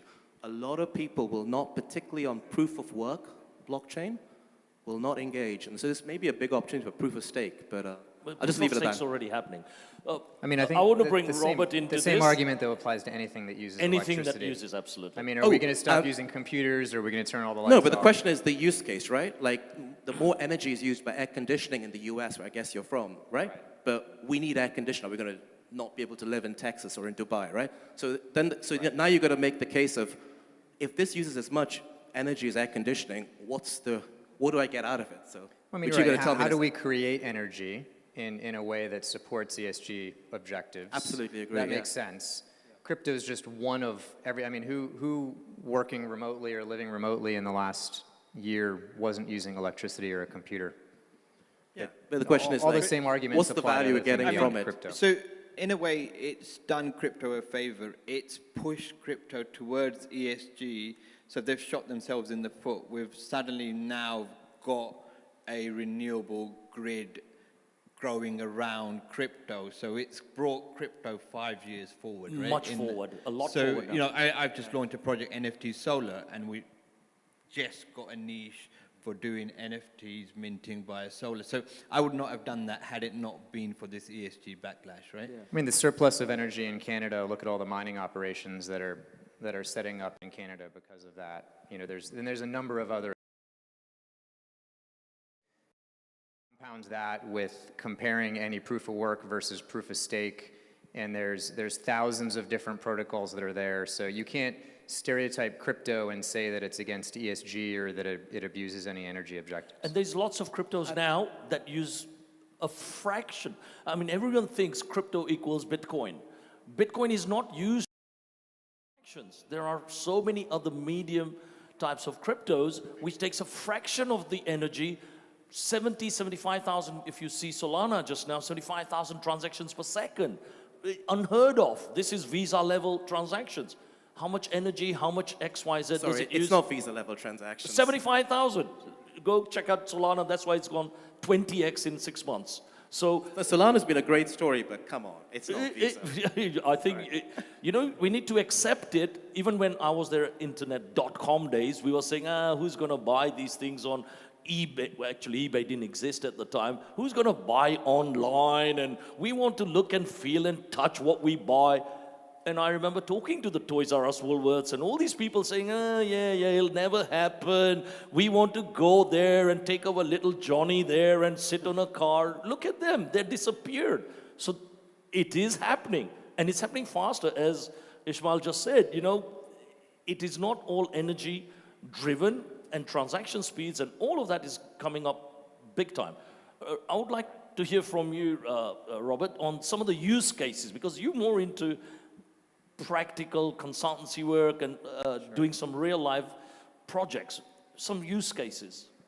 I mean, if you know, smart contracts were a big theme today. Look at all the paper that's saving. I mean, look there, the amount of examples that any type of crypto is solving and the processes that it's making that are more efficient, that are saving energy compared to one tiny portion of this, which is actually building all the blocks inside the protocols, which is what people are talking about when they're talking about how crypto hurts ESG objectives. All of those other things outweigh them 100 times before the work that it takes to mine all the blocks. So can I be a little bit controversial? Yeah, go for it. So how about crypto creates these controversies to keep itself in the headlines, right? It's like, hey, it's not kind of getting the audience it needs. Let's throw an ESG in there. What's the topic of today, right? So every time crypto hits, like when it hit the financial crisis, it gets the front page, right? As long as crypto's in the front page, guess what it does? It increases adoption, right? So crypto wins. In the end, as long as it's in the front page, whether it's a good news, bad news, negative, positive, you know, sour, you know, there's an article today when I flew back in from London was crypto affects your love life, right? So now there's a campaign against crypto because they're saying the what they call crypto widows, the husbands are completely addicted on betting on crypto, playing on crypto, trading, and they're neglecting their spouses. So there's a campaign now, and you know, so what does it do? Like, oh, are we going to cry? Oh no, crypto's going to be, you know, it's anti, you know, spouses, right? Yeah. But it's in the front page. You know, that is the agenda. That's what's been talked about. So every time what looks like negative, it increases the adoption. Guess what? Because a millennial, 18 years old, 16, 17, they love that. Loves it. And he's like, crypto's back in, because he just sees the crypto sign. He goes in, it reminds him to log in, check his account, coin market cap hits, goes up. So, you know, it's no, absolutely correct. Good or Bang bad, on. it's working. Bang on. And Ishmael, what you said there as well, if we just think 3 years ago when the crash came with Jamie Dimon from good old JP's and all those companies out there in New York saying crypto equals bad and it's a scam, and I remember us meeting Nura Rubini as well in London, crypto bad, the whole market tanked, but guess what was happening behind it? They're buying, we will sack any of our people if they are even trading crypto, and yet they were creating their own exchanges, including the Goldman Sachs of the world. So the millennials see this, and the millennials are the people who have become millionaires, capitalizing on it, not only from the tech side, but also from the trading side. And that's where the new wave is coming, and we need to absolutely acknowledge it. I'd like to hear from you, Robert, on where do you see this misconception now, where people have, including governments, as we heard from Subhash earlier, was, you know, the Indian rupee digitalization, the Chinese yuan, which now is really going forward. I have a view that, you know, they will soon start telling to the dollar, we are going to trade in this medium, whether you like it or not. Where do you see that going? I mean, I think wherever it's going, nobody has come up with that yet, I think is safe to assume. I mean, Bitcoin went into production 12 years ago. We support at Luca almost 400 institutions, and across them, we support them across over 9,000 crypto assets, and that's not including all the NFTs that that are all individual. And so, you know, we're constantly seeing innovators build new protocols, you know, reinvent Bitcoin in new ways, introducing smart contracts and doing things, and that innovation is going to continue, and we're going to benefit more from it. I think it's some of the misconceptions that we see is, one, crypto is not an asset class.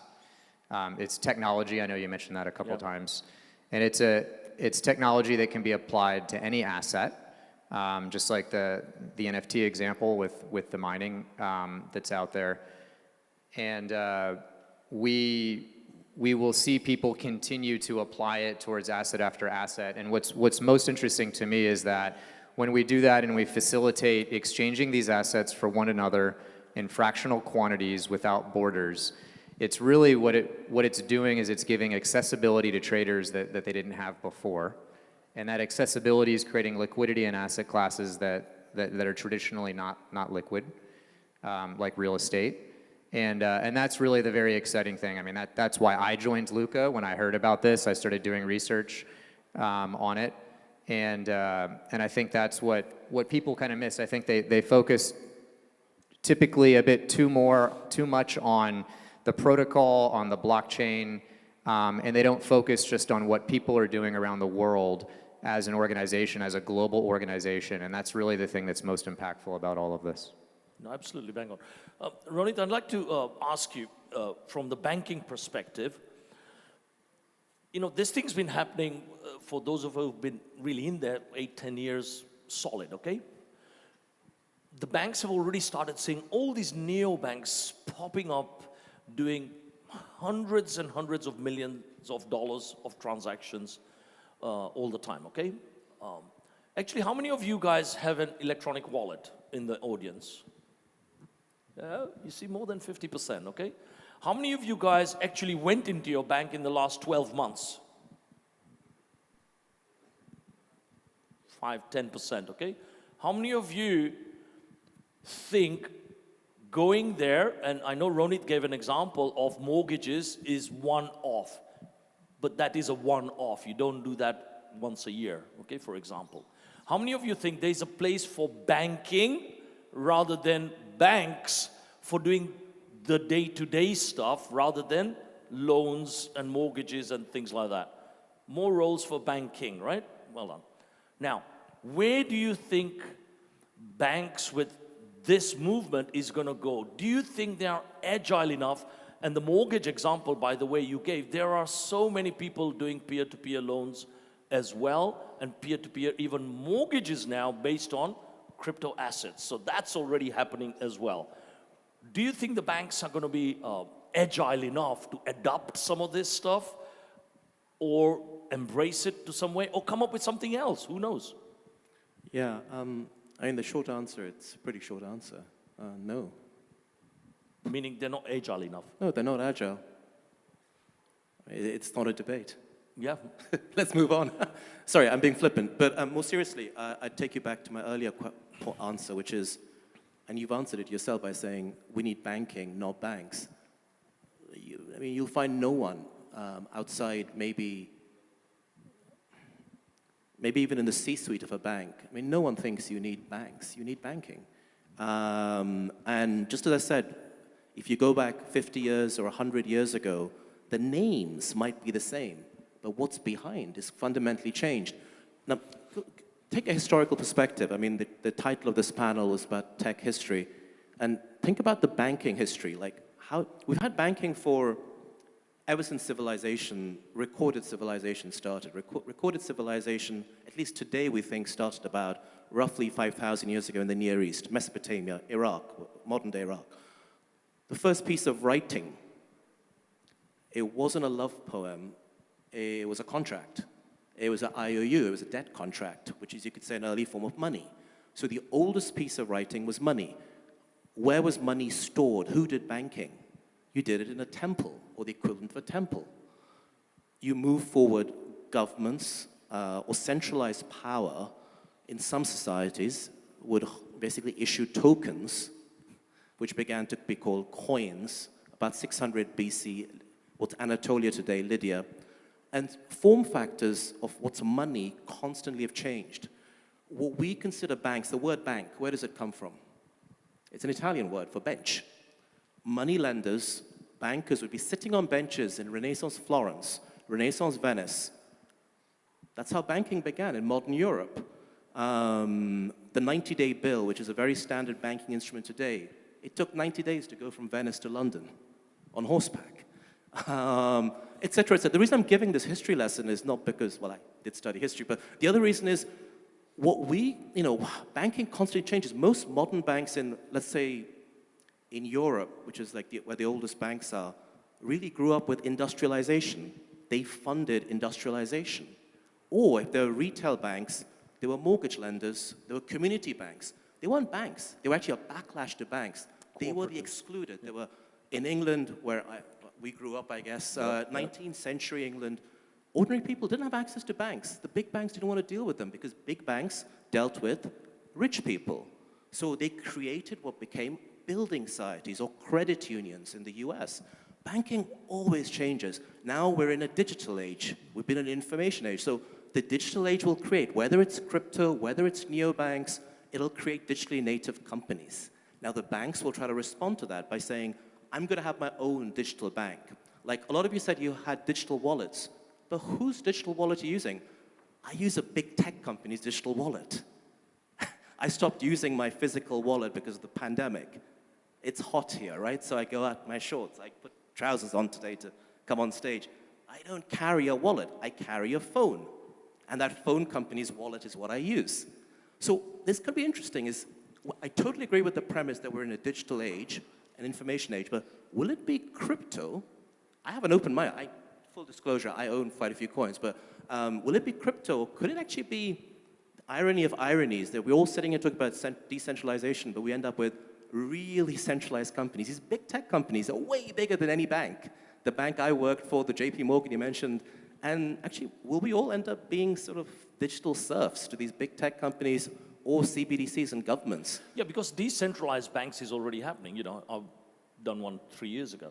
Decentralized banking is happening because people want banking rather than banks. Yeah. And they don't want the big pyramid, multi-layer, big glass, 50,000 employee expense way of doing things because it costs. At the end of the day, it's like the cost of the client. They want convenience. And this is what the crypto guys on this panel, if I can call them that, need to solve for.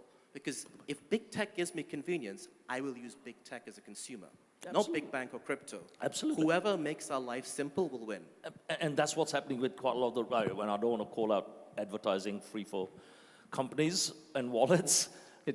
It's when we talk about crypto businesses specifically, maybe separate them from crypto, and because they're the ones that have been innovating the most and using crypto, and when they're intersecting with banks, which is happening this year around the world, which is very interesting, it's truly a clash of cultures.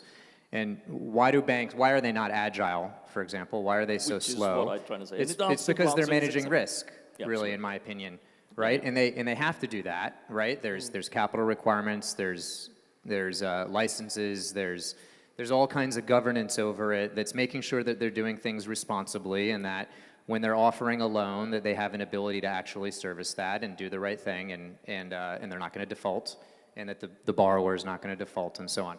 When you look at crypto businesses, we started, when I joined Luca, the very first thing I was asked to do was to go out and speak to a lot of these big OTC desks and crypto exchanges. Cool. And I was coming from PwC, so you know the first question is intuitive for me is, hey, what's your biggest problem? And they would say, well, we don't know how profitable we are. Can you imagine a bank saying that today? We don't know how profitable we are. I mean, it would not. Yeah. Or what's your 3-year projection? It how wouldn't much work. count do you want? How much this? Right. What's your profitability? Blah, blah, blah. So when you look at that side of the spectrum and you see a business that literally doesn't even know how to value its own assets and its own capital, and then you look at banks that are moving incredibly slow, right? I mean, they're still implementing core banking replacements that don't utilize cloud technology. You know, they've got to jump from where they are today all the way to where crypto is, which is too big of a leap. So I think when you say people need banking, and not necessarily banks. I think that's spot on. Absolutely. I mean, the role's not going to go away. Someone's going to fill it. The question is it the businesses that we're used to, or is it going to be new logos? I mean, we're already seeing Kraken has a banking and depository license. Avanti has one as well. They're about to launch their business. And there's going to be a bunch of other ones, I'm sure, that we'll see. So I think the role's going to be there. People need the function, all those processes. It's just a question of who's going to be satisfying it. And will it be centralized or not centralized or whatnot? You know, supply and demand will drive all that. Banks traditionally rely on central banks, you know, moving money around, credits and debits. Actually, right? I called it a cartel So CBD, earlier. the cartel, right? CBDCs are going to largely do away with the need for sort of retail banks and what have you, right? And that's already. No, I don't know. I think CBDC, sorry to contradict you, I think even the CBDCs that are through the government will have a digital form of that cartel, treasury, central Right, but banking. they're gonna sort of dismantle the existing sort of retail banking infrastructure that we've got, right? They're going to dislodge it, but it goes further than that. The metaverse is going to decimate how we see value altogether. So this idea of banking, as we see it, people want to swap skins for, you know, in-game assets here, and then they can swap that for reward points over there. So this whole idea of how we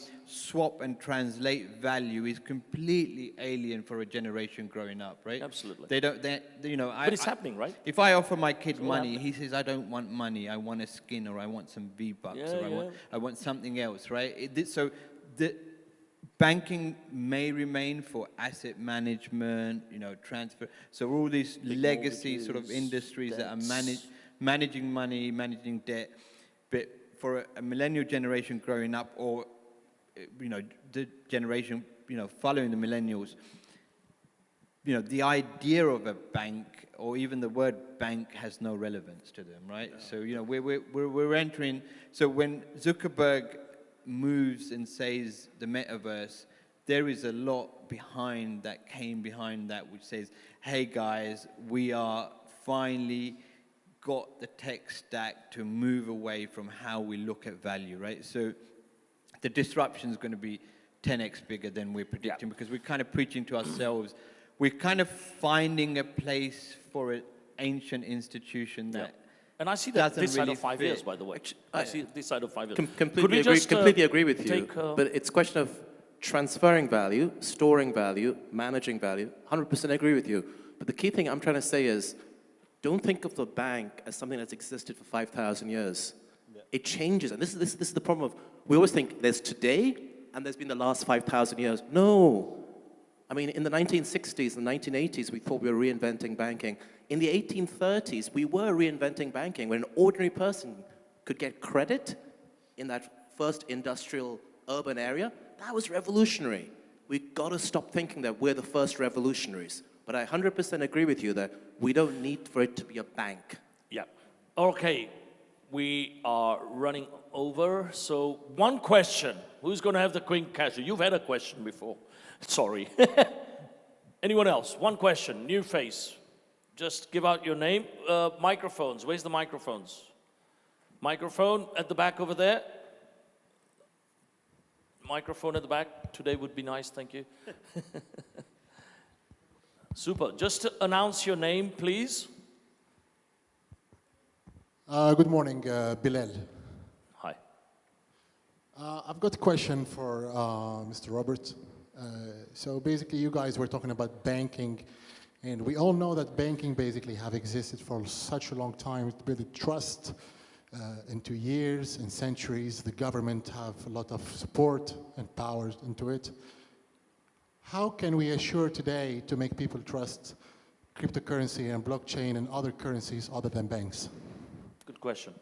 Yeah, I mean, it's the same way with a bank. Whatever bank you choose to bank with as an individual, when you're picking a business to interact to hold your crypto, the same decisions still apply. I mean, if you are going to choose Kraken or Coinbase to act as your bank, even though Coinbase is not a regulated bank, but in many ways they're filling a lot of the same functions that a bank would serve. You just have to make a decision and determine whether or not you want to trust that business, just like you would your existing bank. So I think it's a lot of the same decisions that take place, there's a big misconception that you have to trust the individual blockchain or asset, but that's different than trusting the bank or the business that you're working with. I mean, I'll add to that, is it custodial or non-custodial, right? Do you trust yourself to hold your assets, or are you putting it into custodianship? That's going to be the big question that sort of, drives the next 5 years. How big does the non-custodial sector sort of grow? I appreciate your answer. I'm just quickly going to continue just for a second. Like I said, banks have existed for such a long time. People who know nothing about crypto, about blockchain, about coins, about trading, about such things, we have no big support for us, such as governments, to tell them, okay, you can trust us. You can change from bank, keep your money into trading, put your money into coins, do something else. And they say, for the future of our children, we just want to put our money in our bank. It's okay, they will take some interest, but still, they still keep money in the bank, even though bank take interest, okay? But bank have good supports. So how can we just make people trust other things than banks? Dogecoin. Yeah, I think the main thing there is, before you choose your neobank or where you're going to store your currency, Ishmael touched on it very quickly, is the custodial versus non-custodial side, number one. Second is it regulated?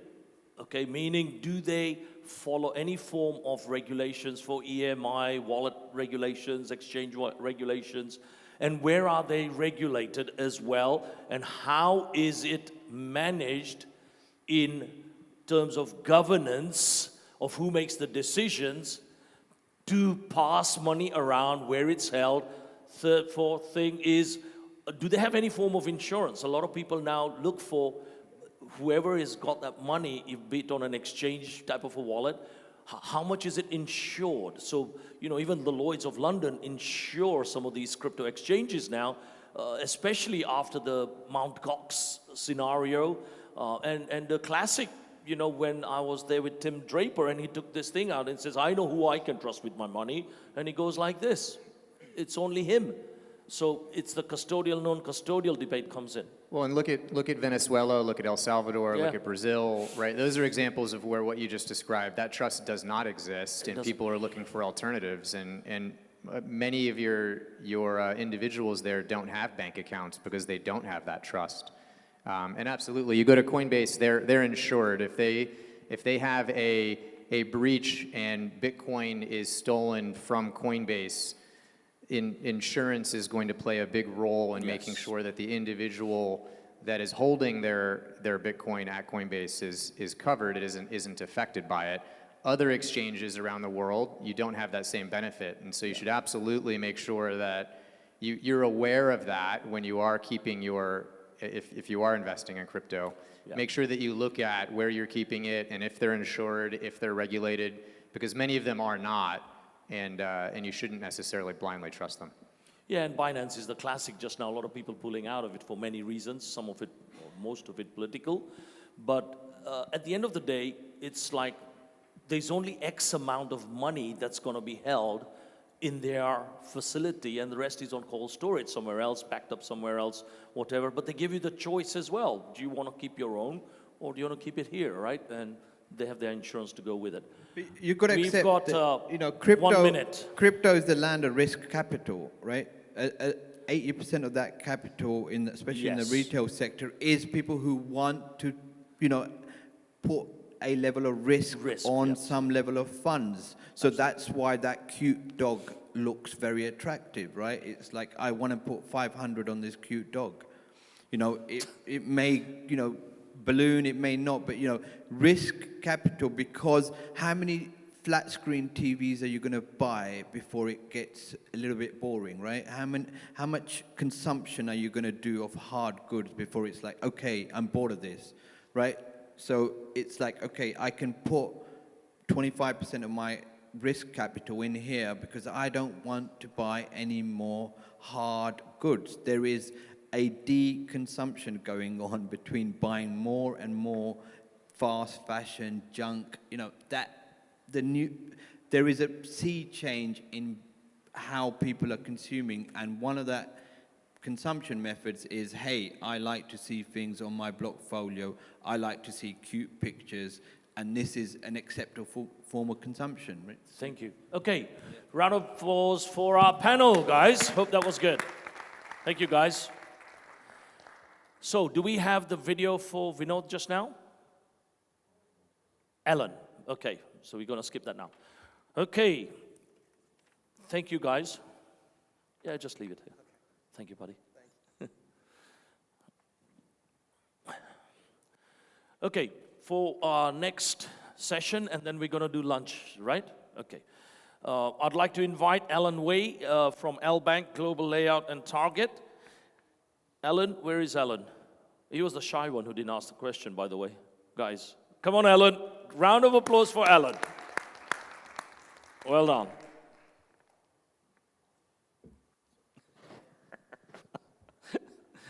Let's have some fun. You have 20 minutes, okay? Okay, thanks. You want to do that? It's on. Hello, everyone. My name is Alan Wei. I came from China. I have been here to Dubai for how to use this? Up, down. That's it. How to use? It's not working? Yeah. Center one, yeah. Just play. Okay. I want to be here to introduce you about LBank exchange. Before, we are mostly focused in China market, but now we are going to make LBank global. And it's very happy to tell everyone here, in these 2 months, we make LBank already a very, very big increase in more than 20 countries. And as you know, LBank the info is a cryptocurrency exchange. We launched in 2015, and until now, it's a very long time. But before, we are mostly in China. If you ask any Chinese guy in China, they will know LBank. But for the global, we just start. We are also new here. But it's okay. We will make it popular in global market. And for now, our team members already make global. We have China, Shanghai, and Hong Kong.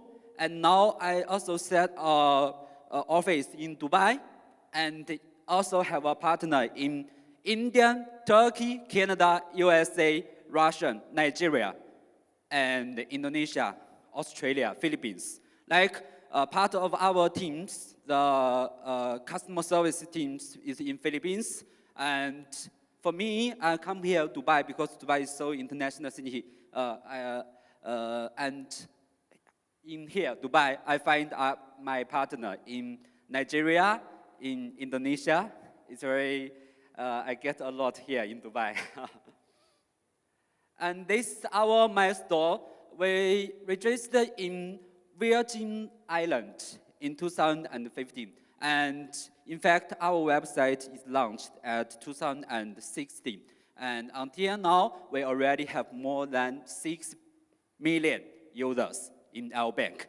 And before, our users mostly in China, in Asia.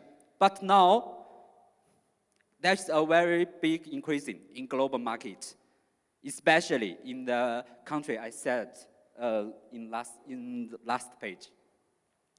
Okay, and we already have a lot of license.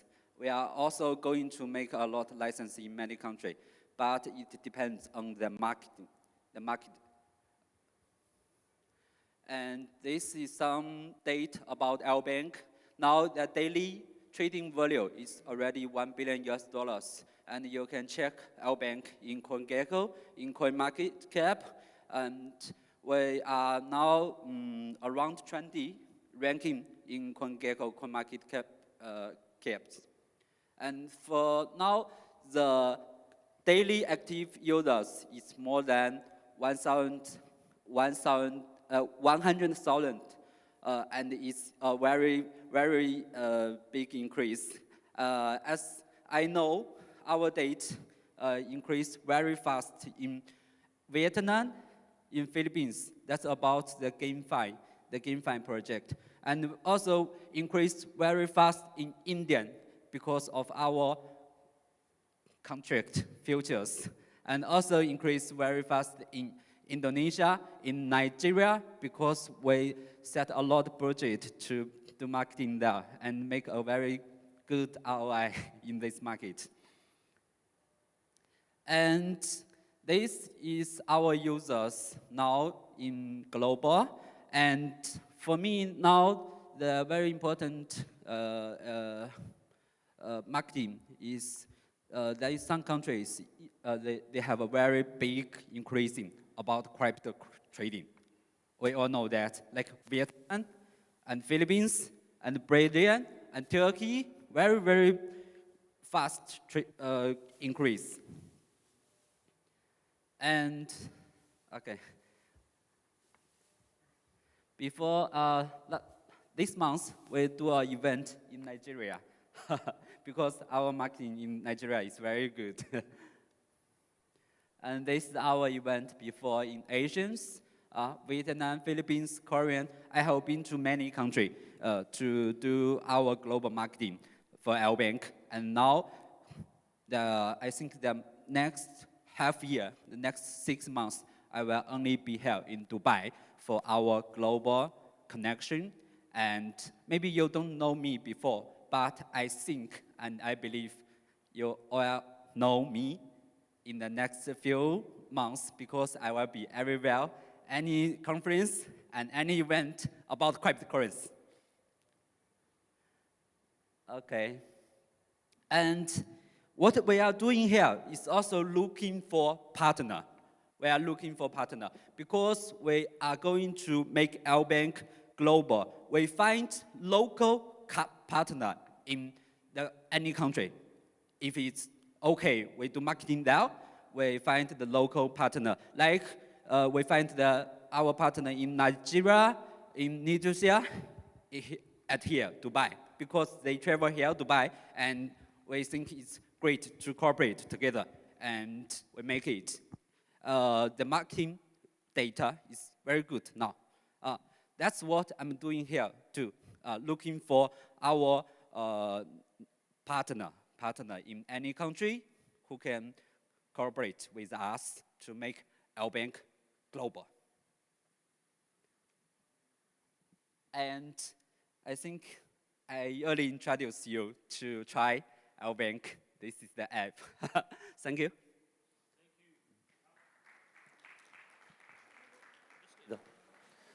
Thank you. Very good. So I will be your local partner. It cost you a lot. Guys, any question for LBank? Because we are talking a little bit about neobanks and things like that, disruptions, lots of them happening around. I'd like to ask you something. Sorry, Chinese company. Yeah. All these international licenses that you've got, yes. What are those licenses exactly about? Exactly about? Like MSB, American MSB. Yes. And in fact, in 2019, I also got a central bank license in Philippines. We just don't do the marketing there in that year, but we start the marketing now, and you can check. Yeah, it would be good to see because this is what it's all about. Yeah. This is the marketing, the license. America NFT. Yes. MSB. Australia and Canada. And Canada MSB. Yeah. Okay. So it's banking licenses, right? It's not a banking license. So what's that MSB then? What is that? I'm sorry, I haven't come across it. Okay, you can check it.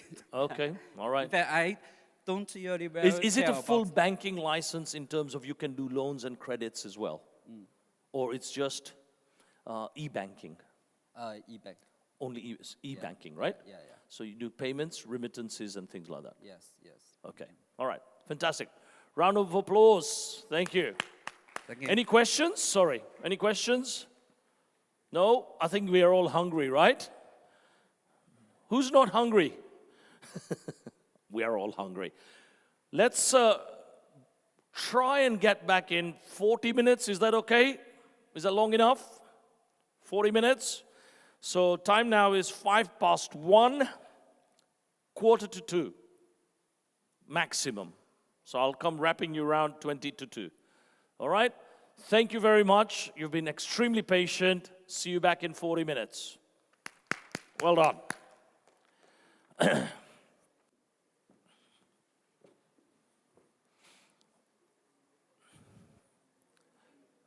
Okay.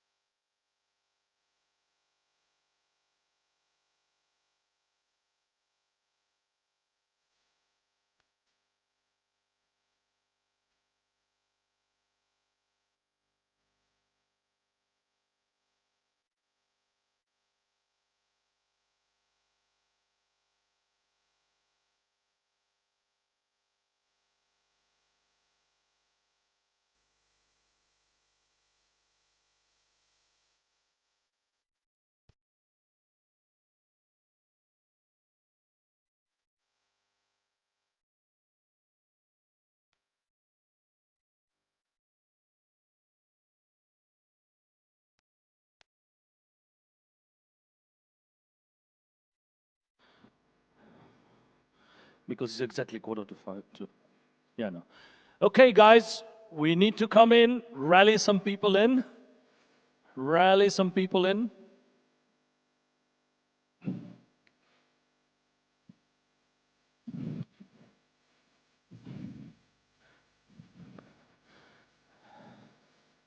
Mustafa, can you hear me? He can't. Can you just ask them round there? Where are you going? Ah.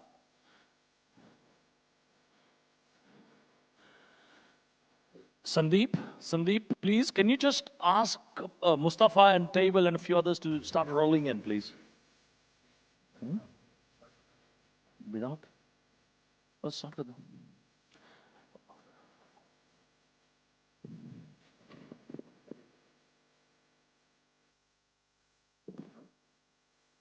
Yes.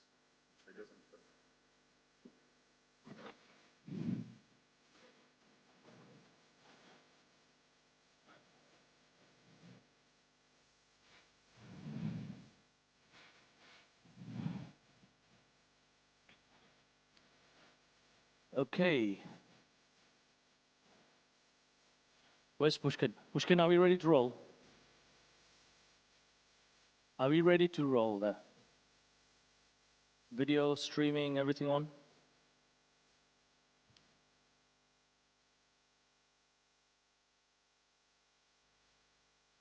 Boss ये क्या है सब लोग को time दिया था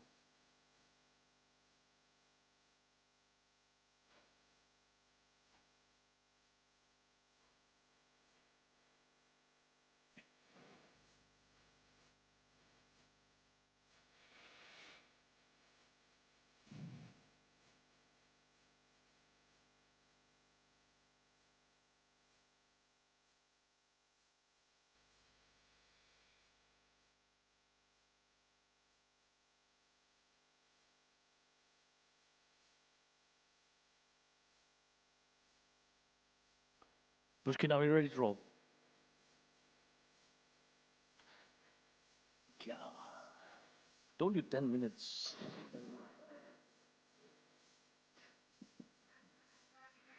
Yeah, of course. Get ready now. Okay. Subhash is not here. You need to go and call Subhash.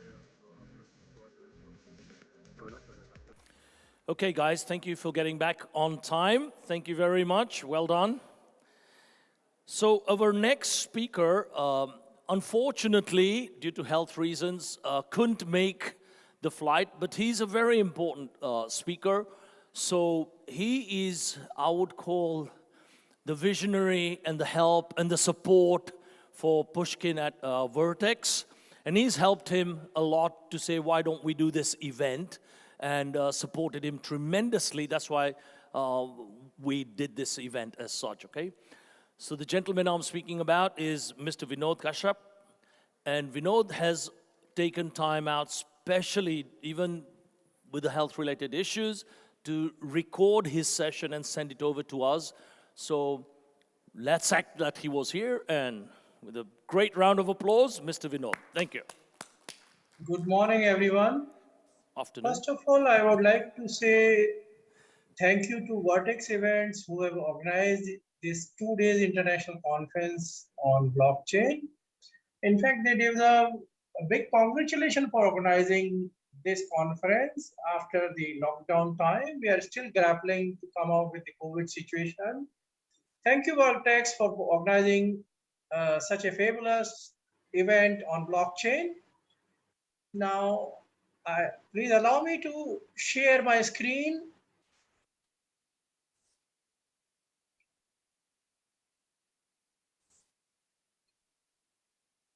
Friends, I'll try to talk a little bit about cryptocurrencies, issues, challenges, and way forward.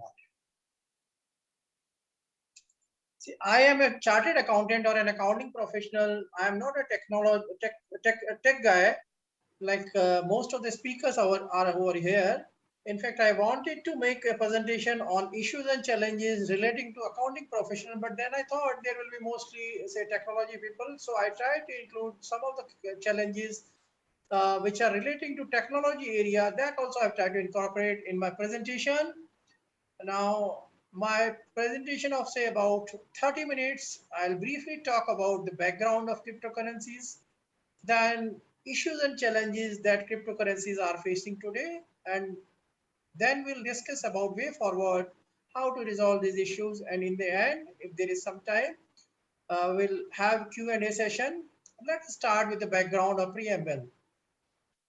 Uh, most of you are familiar with cryptocurrencies, but this session is this conference is being watched world over by many people who are not, who may be accounting professionals or who may not be familiar with cryptocurrencies. For them, cryptocurrency is a digital asset that is based on a network and that uses strong cryptographic encryption techniques for carrying out secured financial transaction and is distributed across a large number of computer systems, which are more known as distributed ledger systems.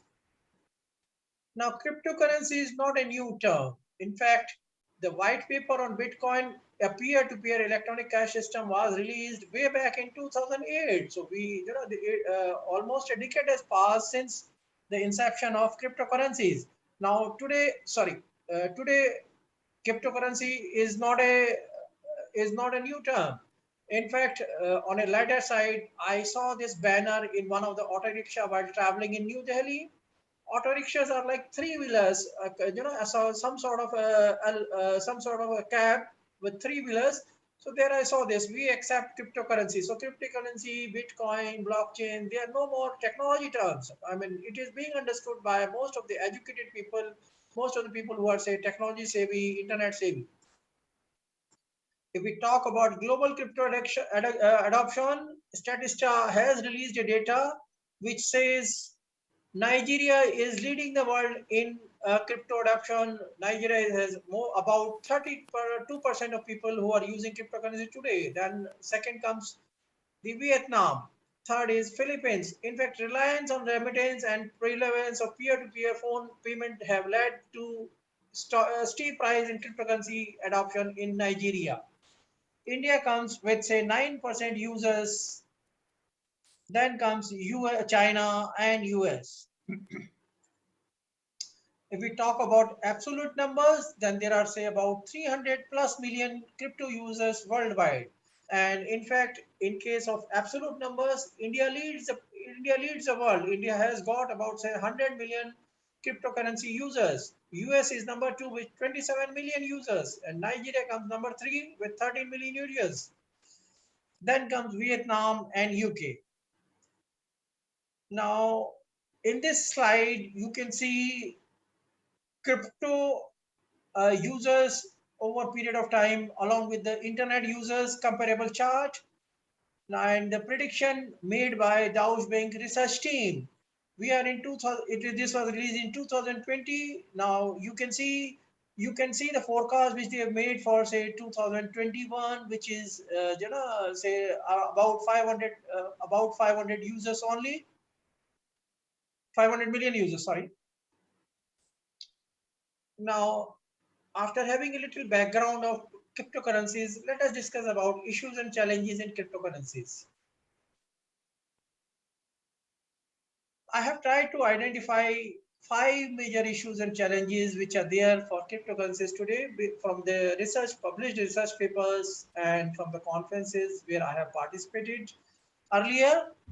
First is boom phase for blockchain. See, cryptocurrency is facing challenge for survival, but blockchain has passed that boom phase. It has moved to say adoption of masses. Then second is cryptocurrency is facing a bad image today. Third is lack of legislation and various legal obstacles. Then fourth comes say various technological issues, which these issues are faced by technology people while implementing blockchain-based cryptocurrency project. it includes say, interoperability, usability, scalability, data rights, security issues, etc. Then difficulties of cryptocurrency transactions. It includes say conversion issues being faced by the traders or cryptocurrency holders or investors, then volatility in prices, then accounting and auditing related issues. In fact, since I happen to be an accountant, I'll try to discuss in more detail about accounting and auditing related issues. Let us start with the first big issue, which is a boom phase for blockchain has already surpassed, and you know it has already passed, and some of the big names of global trade have joined blockchain, which includes IBM, Musk, and TradeLens for international trade facilitation. Now, Gartner is the most respected research house for technology-based research. I'm sure all of you must have seen Gartner's earlier reports, hype cycles, which Gartner has been releasing every year. Recently, Gartner has released hype cycle for blockchain 2021. Now, if you can see this hype cycle, you can see stable coins, NFTs, and decentralized finance, DeFi, decentralized identity, blockchain interoperability. These are all at the peak of inflated expectations. See, Gartner's hype cycle, I'm sure all of you are familiar with, how this Gartner hype cycle of emerging technologies is divided. First, it comes the innovation trigger, then comes peak of inflated expectation when expectations are too high from the technology, then comes trigger of disillusionment when the projects go online, people start realizing the problem, then they come close to the reality, so the expectations start come down. When the expectations are bottomed out, then the stage for enlightenment starts, and thereafter the plateau of productivity when it gives the real benefit to the society. Now, in case of stable coins, NFTs, DeFi, Gartner has predicted that they are at the peak of inflated high expectations now. They have to come down.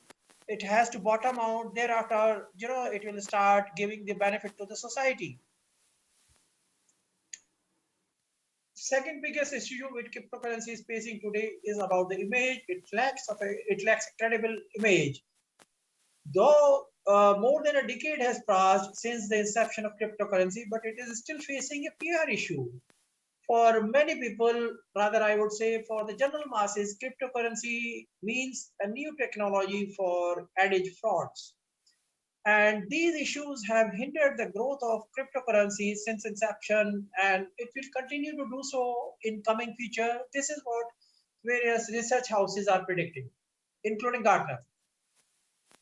Now, here is one advertisement which you can see on the slide, your screens. I'll not comment upon it. The person in the advertisement, Sunny Leon, is a famous actress. I won't talk about credentials about the actress. And she has recently launched her website for NFT Universe. Now, on a lighter side, I'm sharing a joke to explain about the bad image. I'm sure you will be able to understand what I'm trying to say. Now, get rich quick scheme is another issue which has spoiled the name of cryptocurrency. Now, we have seen many reports coming in the media. Now, on the left-hand side, you can see BBC News, which says Bitcoin crypto investors think they can get rich quick. The Dogecoin founder says crypto is a get rich quick cult to extract money from the desperate and the navy people, no wise people, new people who are new to the investment of cryptocurrencies. Now, Gary Chancellor, who happens to be the chairman of SEC of USA, he has said that this asset class is rampant in fraud and abuse in certain applications. Additional parliamentary authorities have added to prevent transactions, products, and platforms from falling during regulatory checks is required. So Gary Kessler also is of the view that cryptocurrencies are rampant in fraud and abuse in certain applications. He's not saying all the applications, certain applications. Now, crypto scams and fraud cases have been reported in media. There are various reports. I have tried to put two recent reports about cryptocurrency fraud. On the left-hand side, you can see a report of Business Insider India, which says crypto scams are preying on vulnerable people. Many victims are deceived online, including an elderly woman who lost thousands. Now, on the right-hand side, you can see the new media report, which talks about 5 Bitcoin fraud cases, which everybody should know about. Excuse me. Now, lack of legislation and legal obstacle is another big issue which cryptocurrency is facing today. In fact, cryptocurrencies are digital products and regulatory authorities are not geared to handle such products. Providers, user protection has become a big challenge today for the regulatory bodies. Spending cryptocurrency is a huge challenge for people who invest into cryptocurrency, for cryptocurrency traders. Untraceable nature of blockchain has made cryptocurrency scandalous in some of the countries, and there have been various reports about it. I'll not go into more detail about it. Let us discuss more about lack of legislation and legal obstacles. Now, IMF has come out with a working paper which says that countries are moving fast forward creating digital currencies, or so we hear from various surveys, including showing increasing number of central banks making substantial progress towards having a official digital currency. But in fact, close to 80% of the world's central bank are either not allowed to issue a digital currency under their existing laws, or the legal framework is not clear. There is a need for regulation to regulate the business of cryptocurrencies, including self-hosted wallets. Self-hosted wallets allow individuals to engage in transaction on a peer-to-peer basis, creating an unacceptable money laundering and terrorist financing scheme. So it is time for the governments and regulators to look into this and come out with necessary regulations to govern the business of use of self-hosted wallets. If we talk about UAE, DFSA has released a consultation paper number 138, regulation of security tokens, and invited comment. The last date for submission of comment was 29th of March 2021. In fact, security tokens or securities raised in the form of crypto tokens can be very important source of raising capital of crypto assets and blockchain-based services platforms in the form of their ICO as well as by traditional forms or normal stock exchange. There are certain other tokens which are created, issued, distributed using DLT or other technology and are commonly known as utility tokens, stable coins, cryptocurrencies, etc. that are not covered in this proposed framework, which has been released by DFSA.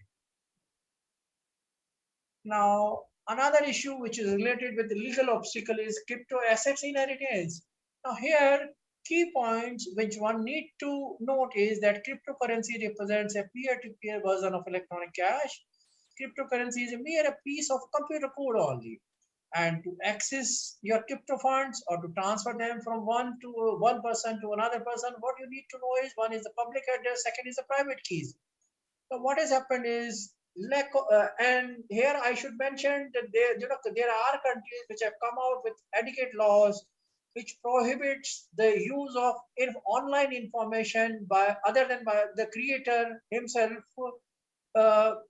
which includes cryptocurrency data also, data relating cryptocurrency. US has come out with a law, and what has happened in the past in case of crypto assets inheritance, I'll mention two instances over here. In February 2019, the crypto community was shocked by the news of BTC Trading Corporation, Pushkinagha, losing 180 million worth of coins due to its younger founder's death. Then another case of Gerald Cotton, who was just 30 years old, and it turned out that he was the only one who knew the password to access the platform funds. The project went bankrupt and its users lost their funds as well as. So technology people should come out with innovative solution to address this issue, which is acceptable to at large, which is acceptable to the regulators. And regulators need to come out with adequate regulations to regulate the crypto assets inheritance. Now there are technology issues also in cryptocurrencies. I am not a technology guy, but I have, based on my reading of research papers, based on what I have heard in various conferences, I have tried to identify some of the technology related issues which are say which are which are which are presenting obstacles while implementation of cryptocurrency project. One is relating to lack of regulation. Second is it's an emerging technology, it is still evolving. Third is technology needs to evolve more into a mature system which is widely scalable and acceptable by the masses. Now, we talk about technology related issues. There are four major issues. The first issue is relating to interoperability. The technology has been divided to make multiple uses of it in different industrial domains that are separate from cryptocurrency. The second major issue is related to standards. Actually, standards are the key to ensure blockchain's progress. They provide a baseline for interoperable systems. Third is, in fact, ISO is working on developing the standard, which I'll discuss later in one of the slides. Data rights have become talked in educated masses since EU has come out with data GDPR. Thereafter, many countries has come out with data protection right, and data right has reached the level of becoming a digital asset. So it holds immense value not only for individuals whom it belongs to, but also to the organization who hold this data. Security, although blockchain is more secure than any other traditional computer system, but still financial breaches, data leaks, losses are happening in case of cryptocurrencies or in case of blockchain-based system also. Now, there are difficulties which are being faced by the users in cryptocurrencies transaction. These include some of the banning of cryptocurrency by some of the countries, conversion related issues, conversion from cryptocurrency to flat currency or or vice versa. And price volatility is very high in case of cryptocurrency, and investors have lost a lot of money in trading in cryptocurrency. Then another issue which relates to accounting profession and which is my core strength is relating to guidance on accounting, reporting, valuation, and auditing of cryptocurrency transaction and digital assets. This I will discuss in more detail because this belongs to my domain. Now, what is required in case of guidance on cryptocurrency transaction and digital assets? Guidance that is required is on accounting of cryptocurrency transaction and digital assets. Second is reporting of cryptocurrency transactions and digital assets in financial statements. Third is valuation of cryptocurrency transaction for financial reporting and taxation purpose. And fourth is auditing cryptocurrency transaction and digital assets. Now, lack of guidance has resulted in inadequate disclosures of cryptocurrency transaction. Although Ministry of Corporate Affairs in India has come out with disclosure requirement in financial statement, which are like a company needs to disclose the profit or loss made on cryptocurrency transaction. They also need to disclose crypto assets held as on the date of balance sheet. And third one, they need to disclose advance or loan if any taken for purchase of cryptocurrency assets. Now, on the right hand side, you can see the relevant page of annual report of a company 5 Paisa Capital Limited, which is a listed company in India, and it's how it has disclosed those cryptocurrency transactions. In fact, in India, earlier the cryptocurrency transactions were banned, but the Supreme Court of India released the ban on 3rd March 2020. Thereafter, the transaction in cryptocurrencies have become legal.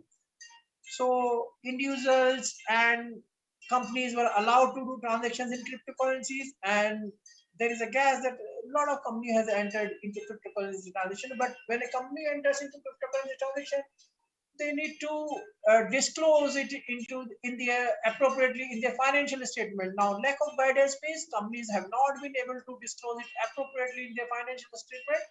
I have tried to share one sample financial statement of 5 Paisa Capital Limited.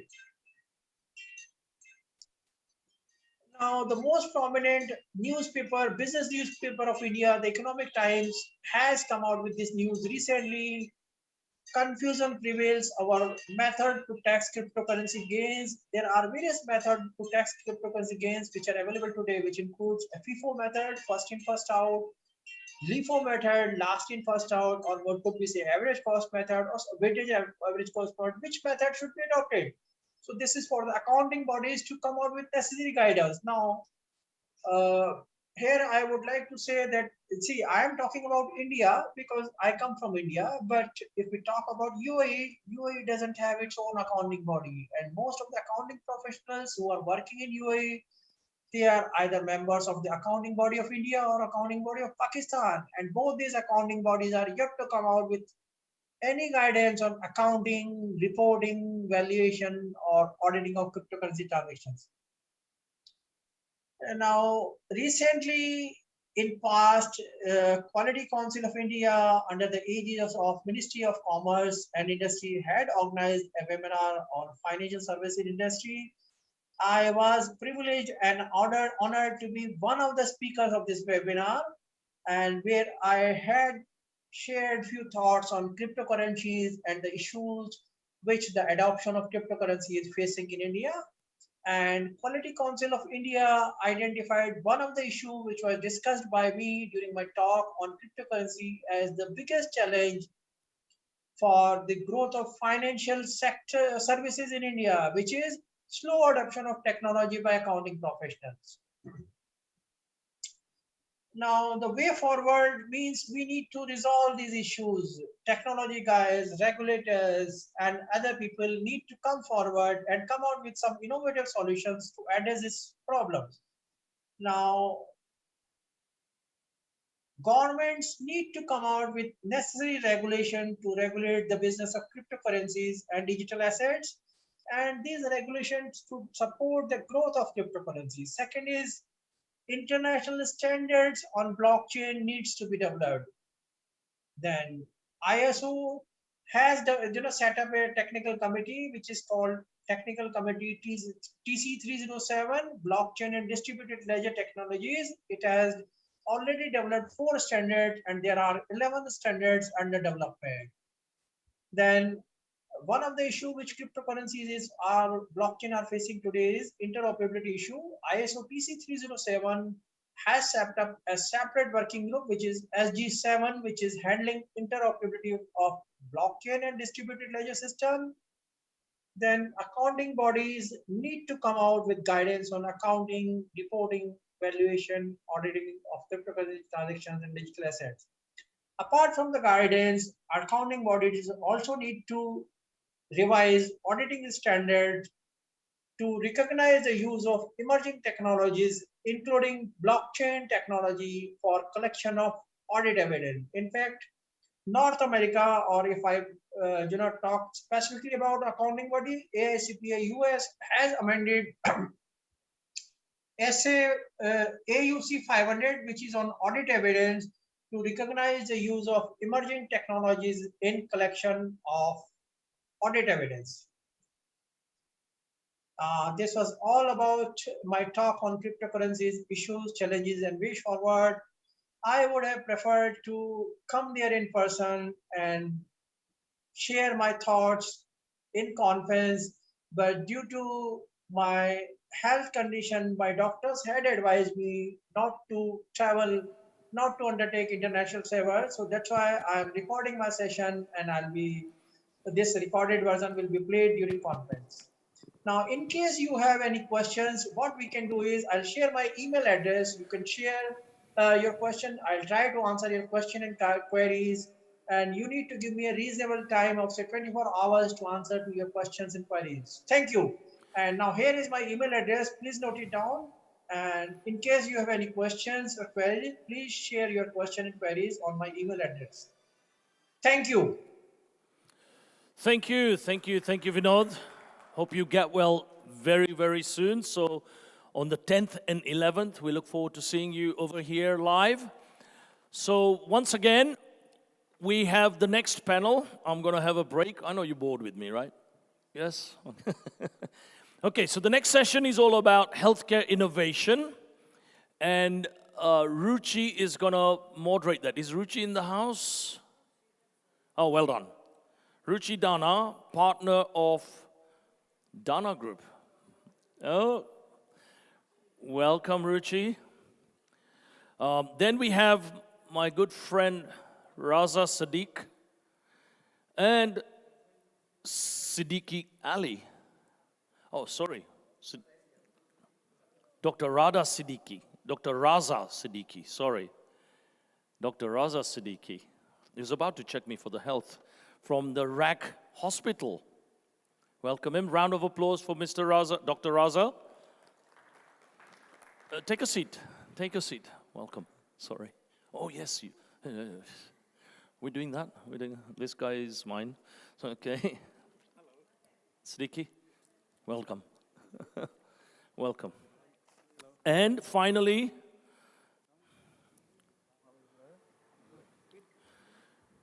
if you can just sit under the pictures if possible. And Khurshid Zaidi will.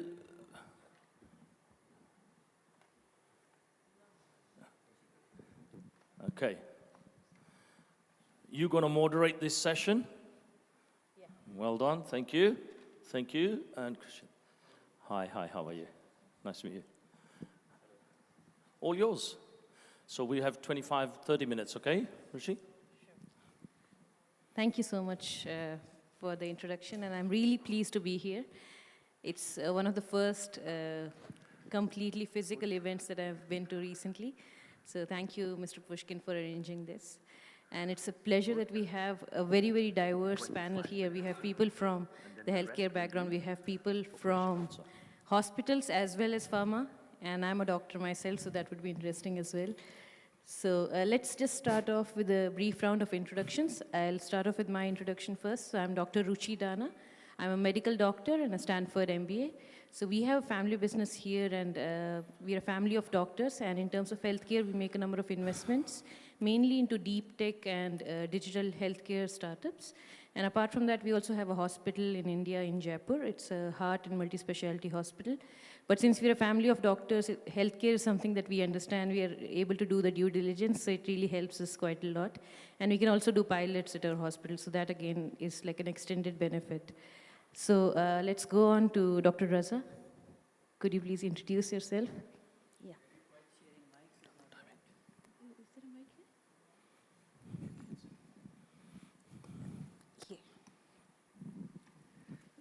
Thank you very much, Ruchi, and thank you very much, Pushkin, and esteemed guests, ladies and gentlemen. It is a great honor and pleasure. And Ruchi, I'm with you.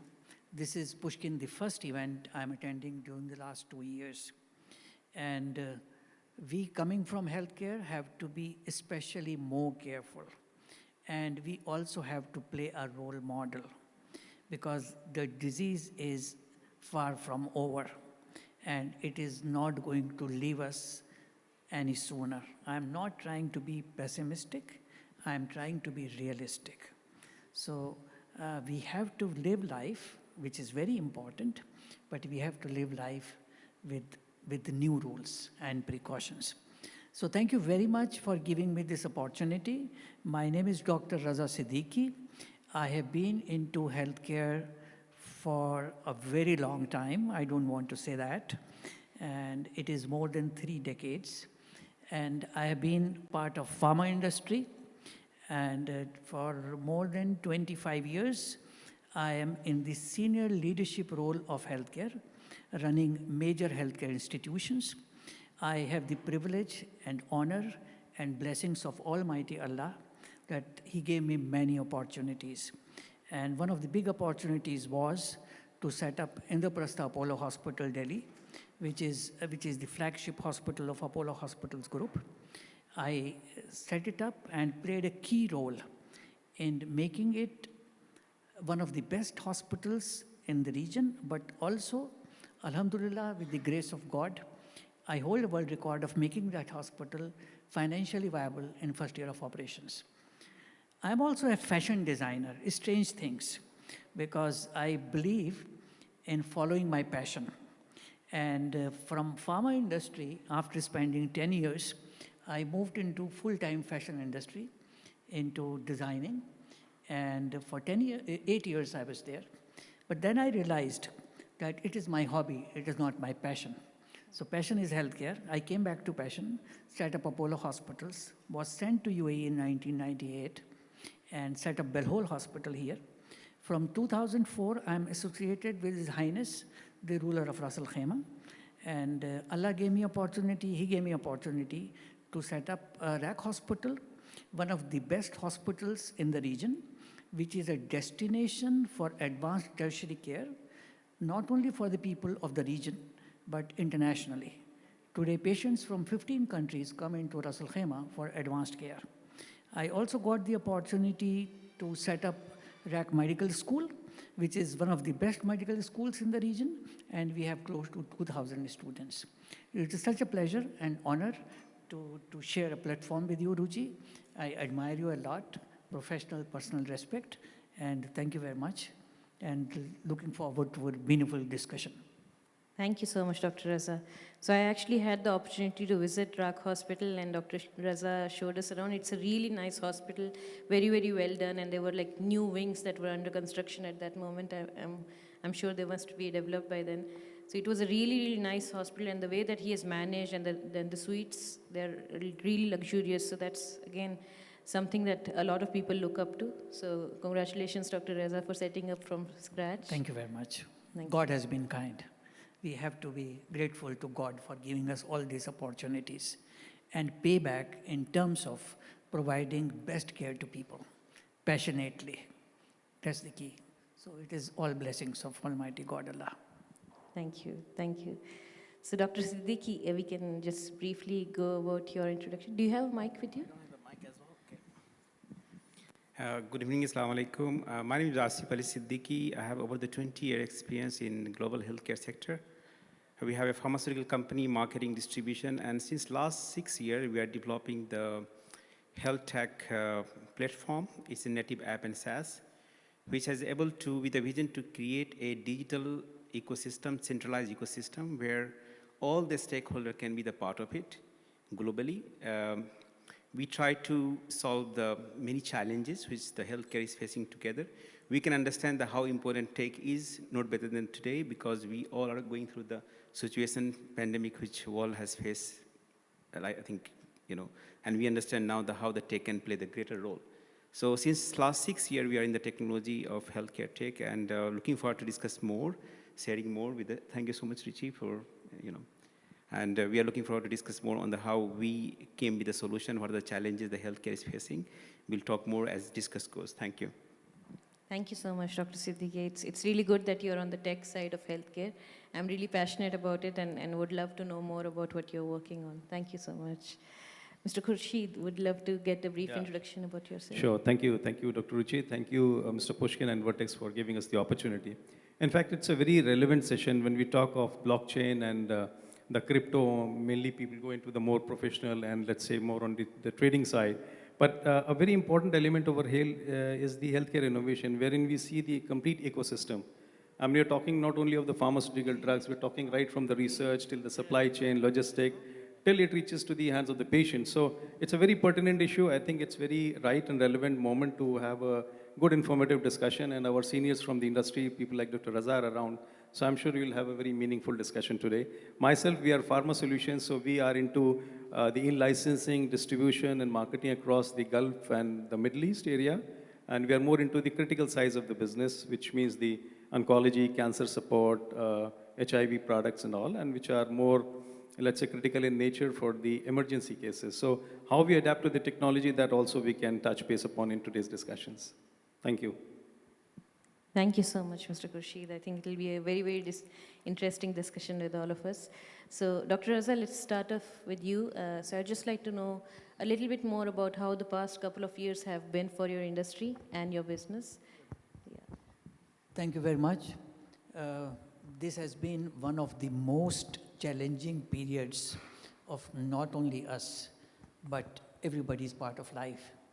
This is for the first time in the history of the world that one healthcare disaster has practically shut down the entire world. And for us in healthcare, it was a huge challenge on multiple fronts. Like, for example, it was, all of us were taken by surprise. So people were panicked. For me personally and our team, it was a big challenge, and the first challenge was to keep the morale of the team, because we are the backbone of the society in terms of falling back for anything. People were anxious, people were nervous, people were scared, and people were scared to death. That is the real phrase for this. And healthcare workers are also part of the community and society. So for us, first and foremost thing was that the morale of the people has to be kept. So what we did was, healthcare is all about innovation. Healthcare can never be stereotype, and it is very, very important for all of us who are interested in healthcare. Healthcare has to be always evolving. So first thing was to keep the morale of the people alive. So what we did was that we set up a COVID testing lab within 2 weeks record time in only 30 square meters of the hospital lab, and started giving free COVID testing, which still continues every week, free of cost to 700 people, free of cost. Not only that, we gave COVID testing free of cost to the entire families of the staff. Not only that, people staying in shared accommodations, we gave free COVID testing to their flatmates, just to keep the morale of the people, so that if a patient comes, they go with confidence and are able to face. Second thing what we did was, we also created our own quarantine center for our staff free of cost and on a hotel standard. In case, God forbid, you fall sick, there is a place, a respectable place like a hotel where you can quarantine. In case you fall sick, you have the hospital to fall back.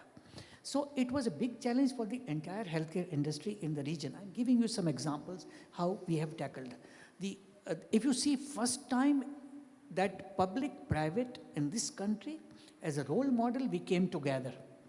And sanitization and screenings, everything the way government did, public, private, everybody got together and did that. And testing was, one of the best here. So this was the big challenge. And second thing is the treatment of the people, the anxiousness of the people. That was another thing. On business front, healthcare system in terms of financials collapsed, because 70% of the business of hospitals is outpatient business. People stopped coming to hospitals, and people were coming only for COVID. Now, COVID patients did not require the care of a specialist. They required maintenance care, or they required ICU care. So we had two challenges. One challenge was business, and second challenge was that doctors practically became jobless, because they had no patients and they were coming to the hospital. So huge challenges. And that is the time we realized that the technology which we have taken so lightly plays such an important role. I tell people that biggest accelerator to technology has been COVID. For example, we realized that telemedicine existed, but telemedicine was being used only for marketing purposes. If we had telemedicine mature system with insurance approvals, with payment gateways approved, a lot of people who had cardiac problems, who had cancer problems, who had joint problems, could sit in the comfort of the home, and doctor who was sitting without work could have provided him consultation. So there were challenges, but there were also good solutions which we realized are possible and progress towards it. Like, for example, man-to-man interaction in hospital is very, very important. So if we had a robust EMR system, then we could have reduced. We had, but we didn't have paperless hospitals all over. These were the challenges, but also people found solutions in this. But alhamdulillah, this country is one of the best in the world to live, and the government came forward, supported everything, made possible all the best possible diagnostic and treatments available, and it was available to everybody irrespective of their financial ability to support it. The hotels were converted into quarantine centers, government took care of everybody. So I think it has been one of the most challenging and learning experience for all of us in healthcare. Excellent, Dr. Raza. This shows like how much we can learn in a very, very short span of time. And necessity is definitely the mother of invention. So I think like we saw an entire paradigm shift in terms of technology adoption. Telemedicine took up a huge role in our lives, in our day-to-day lives. And as Dr. Raza correctly said, there were a lot of challenges that happened within the healthcare system, like challenges with doctors, challenges with resources that many people are not aware of, but it was really handled in a very, very good way in UAE. Other good motivation, as he talked about, was UAE giving out the golden visa for the healthcare workers. I think that was a very, very good move by the government, and it was very well appreciated. Thank you so much, Dr. Raza, for your inputs. You know, one important point I would like to highlight. People we just talk about it, but people don't realize what healthcare worker undergoes. It takes real guts to go into an ICU and treat a COVID patient. We take it very lightly. And sorry, I'm taking time, but it is very important. In spite of the best precautions. Ruchi, we have 10 minutes left. The other two haven't spoken a word. Please, let's move on, yeah? 60% of our staff got positive. 60% of the staff got positive. So these are big challenges. Thank you, sir. Thank you very much for reminding. I will. Thank you, Dr. Raza. So this was like the healthcare perspective from a hospital. Now we'll hear from the pharma industry.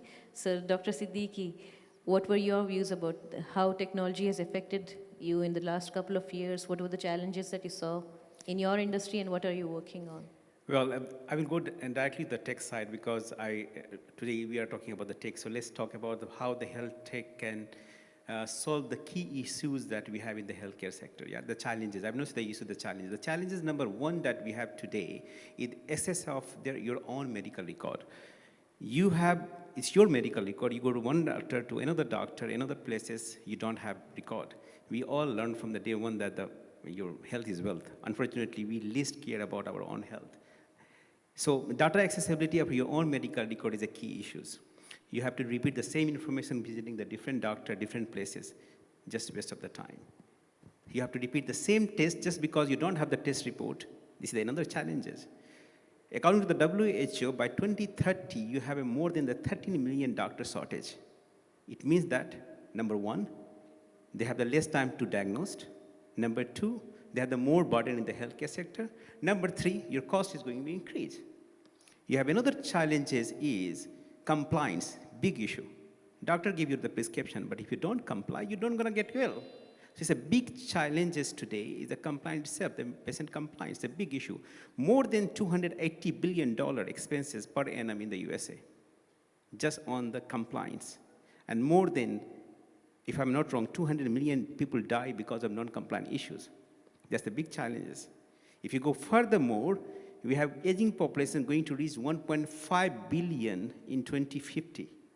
How are we going to manage this aging population? They are more vulnerable to infectious diseases like the pandemic or so on. Here the tech role play. Here the tech play. How about your medical record in your hand? Anywhere you go. Secure, you give the access. Rather, so technology, if you see, the technology is moving from hospital to home. Remote monitoring, chronic management. And Radha Bhai has rightly said that telehealth was before. If you see the McKinsey report in 2019, only 11% was using the telehealth, which is accelerated by 73% outdoor patient is using now the telehealth. And the projection is the ER visit, around 60% ER visit can be solved virtually today. It just require a time to learn and practice.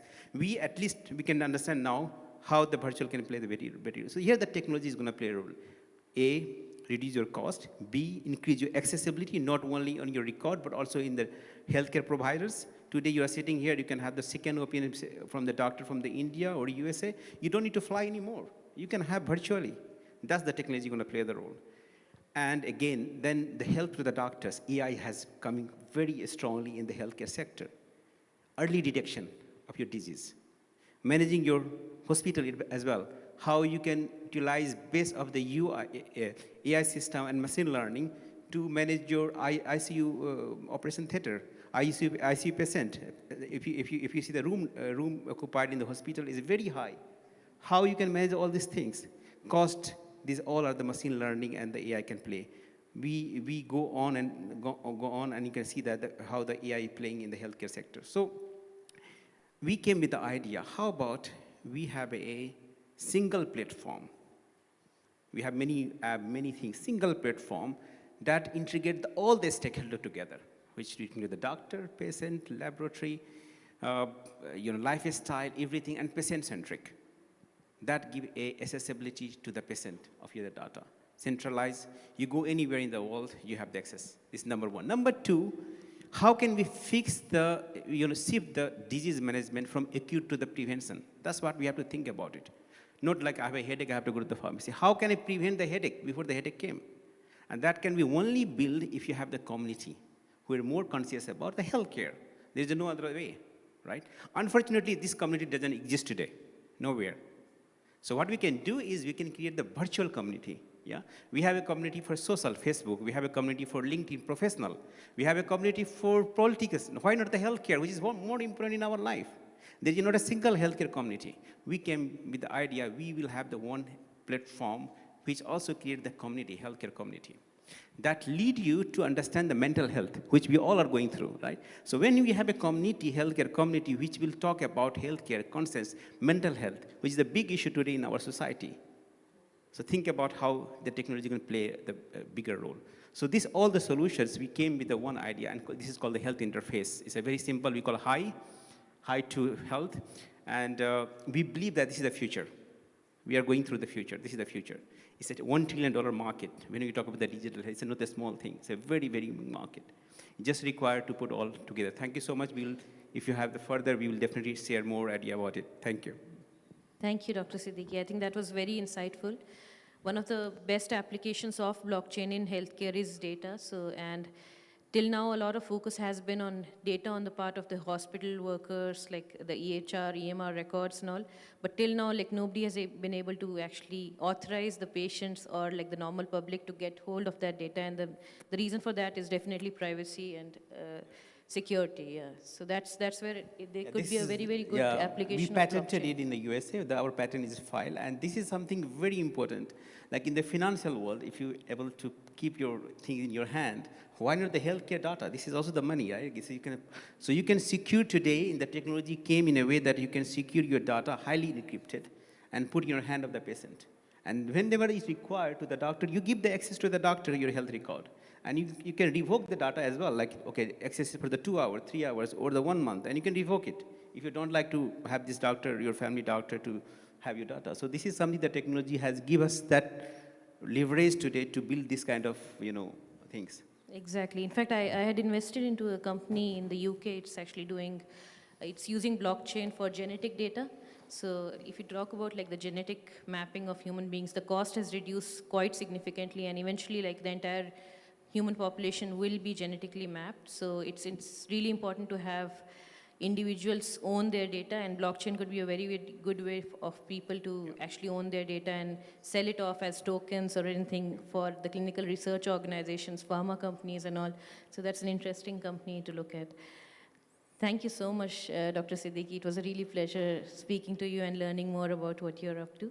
So, Mr. Khurshid, would love to know more about how you have tackled the last couple of years and what do you see in the near future for your domain? Sure. Thank you. So, as Dr. Siddiqui just pointed out, yes, technology is very important and integration of the data is very vital. Now, in our sector, when we talk of the life-saving pharmaceutical products, technology, one cannot see directly how we are linked to that technology. But adaptation is very important. It becomes crucial how technology keeps on evolving, as we all know, but with this blockchain and crypto, how the regulators and the governments, they adapt to it. In this case, we've been so lucky that United Arab Emirates have been so futuristic and so advanced in terms of technology that it helped companies like us. For example, we've got a very rare disease product, and the registration becomes very vital for the product. So with those serialization, 2D, what is availability, and all those technology have been adapted so fast that we get a fast track approval because the product deserves that kind of. Not only that, the logistics and the supply chains, I mean, the UAE government has evolved such a formula about the counterfeit. I mean, how you can always control that counterfeiting. I mean, through the free zones or the mainland. That all has come through the government of the UAE. Now, we as the pharmaceutical players, we feel very blessed because when we are talking of ethical products and ethical drugs, and we internally as a private sector can adapt to the technology, but if the government supports you, then it becomes a win-win combination. And this is how we at Pharma Solutions, we try to do it. And I mean, by and large, most of the players in our industry, when we talk about, if you are not into the technology part, you're thrown out of it. So eventually everyone will adapt it, but how soon and how fast we do it. And that is what separates the ordinary into the extraordinary. Change is always the constant thing, as what we say. So we have been able to adapt the technology, one, from the registration, as I said, from that point of view. Number two, the most important is right from the manufacturing till the supply chain. Now, the supply chain is controlled in a very different way when we say for pharmaceuticals. I mean, because we deal into the multiple region, it could be a centralized supply, wherein we store the products into the warehousing, where you've got your own shelves, which manually, physically is not possible. So everything is controlled with the tip of the mouse and with the technologies involved. So initially it is difficult for us or anybody into the company because they are not technocrats, they are not really into the IT and the blockchain. But the initial period is difficult, but then it becomes a very smooth workflow. And this is what we have adapted across the region. Our distributors, our main people who've been handling into the warehousing activities, when we adapt to all these things, I think it becomes much more smoother. And as Dr. Raza has just pointed out in the beginning, COVID has taught us a lot of things for sure. I mean, things were existing, but then now we feel that no, without using that, what will happen? So eventually we all get used to it as human beings, and into the pharmaceuticals, into the healthcare, this is such a vital sector. We all need to really focus and prioritize ourselves into it. I mean, fashion, trading, and obviously the financial part is an important aspect, but healthcare, life-saving in particular, becomes much more important with these technologies. And we need to continue to be the key and important players into this. This is what I feel. Thank you so much, Mr. Khurshid. I think you rightly pointed out counterfeit drugs is a very, very important application for blockchain. Absolutely. And it's getting a wide adoption as well. And you from the pharma industry would know more about this. And it's worked well in the region, and honestly. And people have been, I mean, because there could have been misuse of certain products which are much more popular than the others, and a lot of lookalikes get into the market. And the gray areas, still this is happening. But this is how we separate the developed and to the developing nations. When they adapt to these type of technologies, you can control it in much effective way. Exactly. I think that was a very, very fruitful panel discussion. We learned a lot about technology, the uses of blockchain, how we have adopted to various new technologies, and how we have moved forward as an entire healthcare ecosystem. It was really good to hear both from the hospitals and the pharma industry. I think on that note, we'll just pause here for a moment and let the conference continue. Thanks again. Don't run away. Don't run away. Yeah. Let's have some interaction, all right? Sure. Okay, so we have time for one or two questions. Quick fire, keep it short, sweet, no lectures. Question, and let the panel answer, short, sweet, okay? Give you time for more questions. Who would like to have, where's this microphone? Yeah. Questions, anybody? Who's going to be brave? No? Timur, I was going to say that. It's not like you to be quiet. I was just about to fill the gap for you.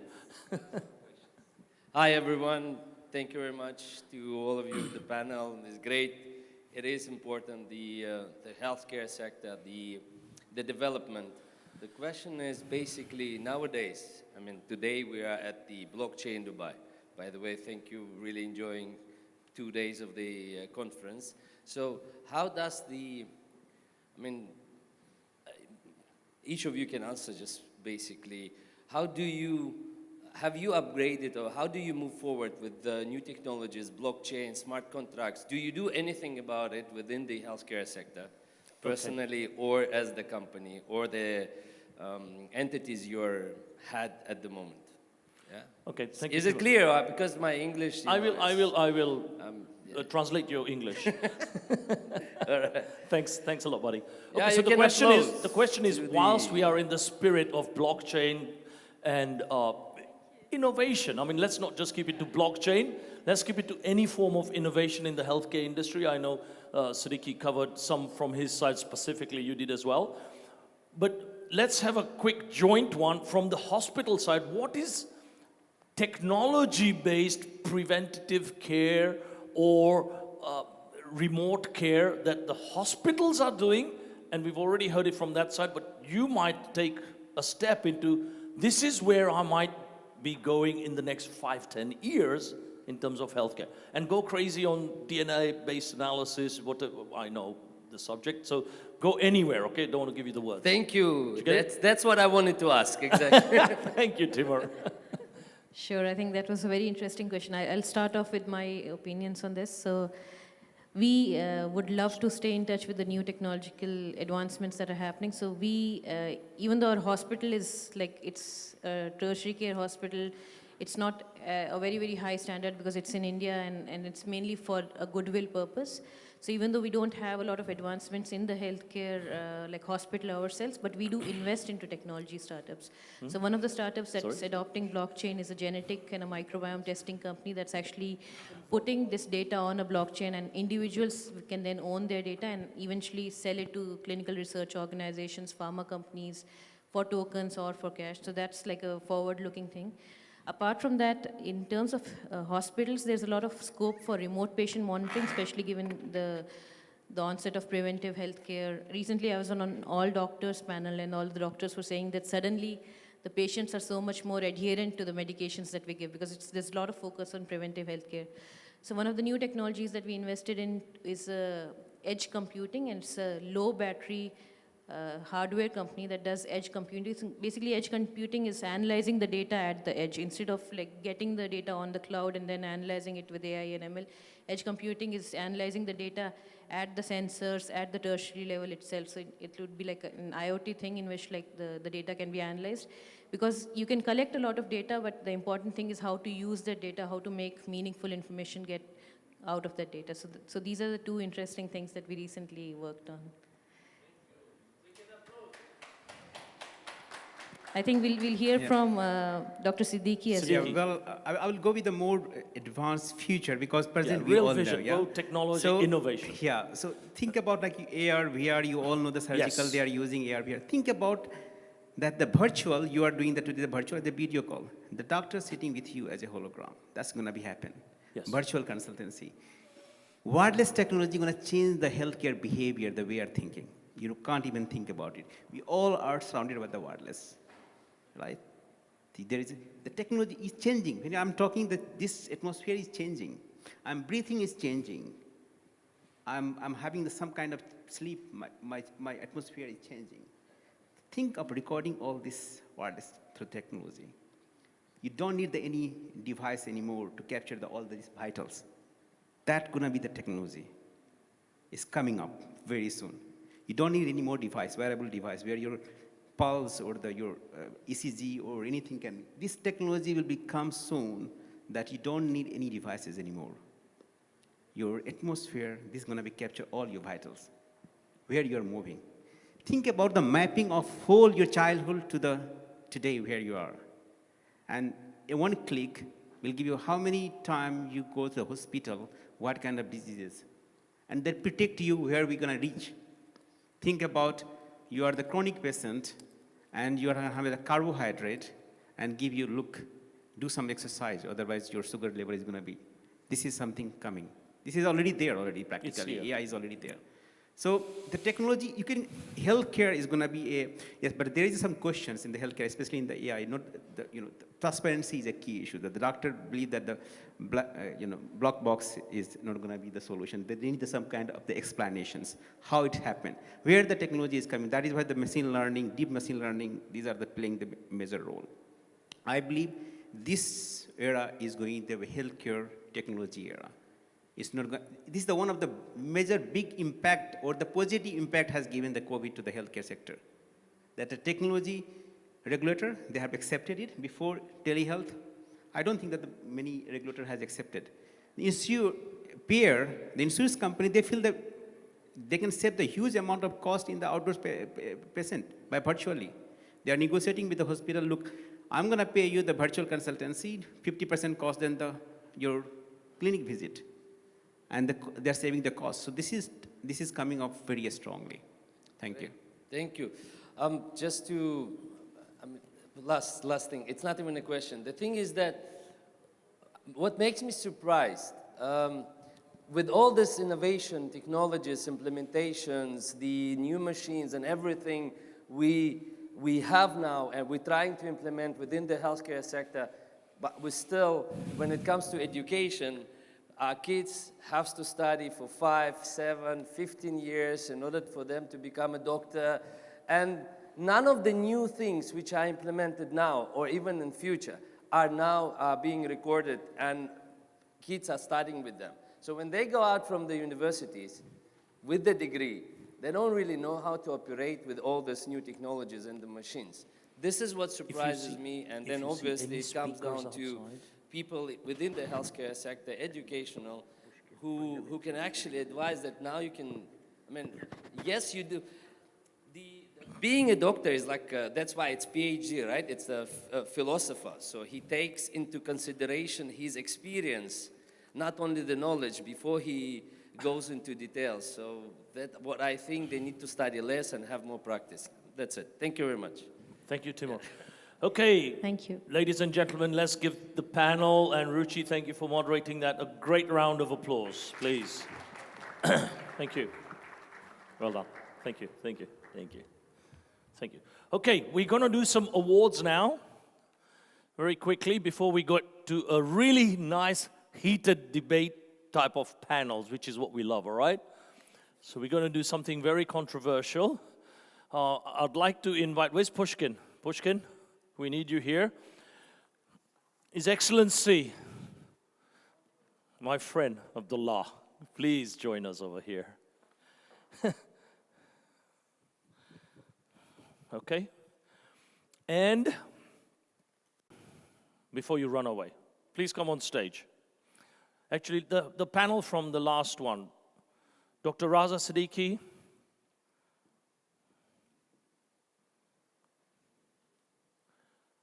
Siddiqui Ali.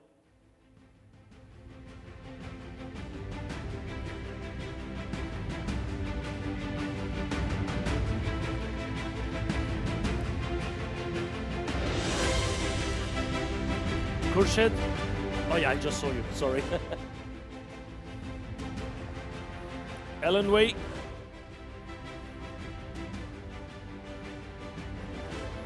Ronit, did we find Ronit outside?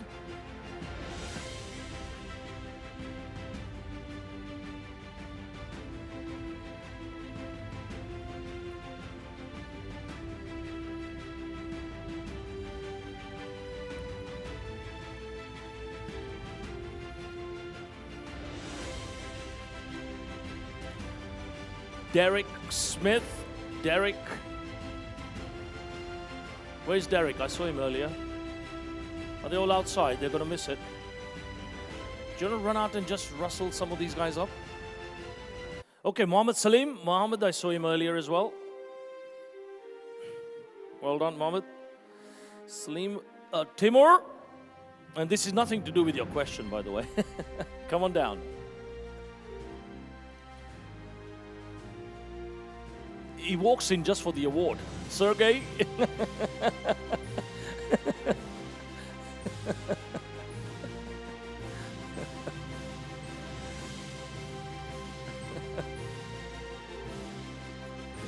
No.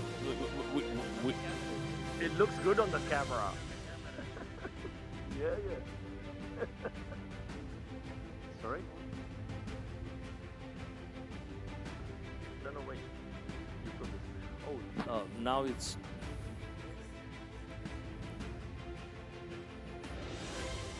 That was Khurshid. Okay.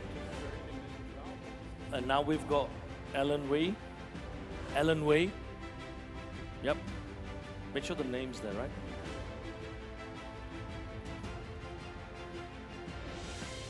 Ellen's on stage already.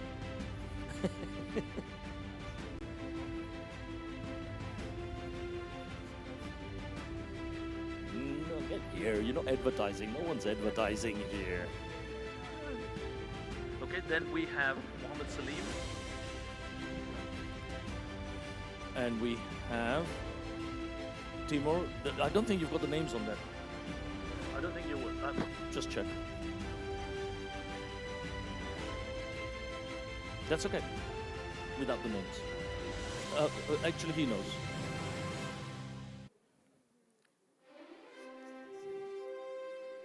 Sergey? No, I've got you. Okay.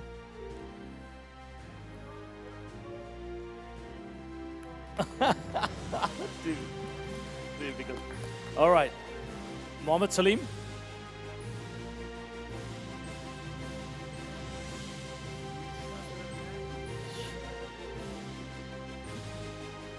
No, we got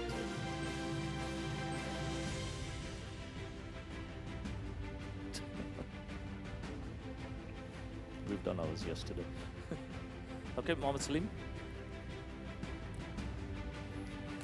Derek, where's Derek? Oh, there he is. Woo, woo, woo, woo. You will see some of these speakers on the next panel. Okay, Derek, Timur. Yeah.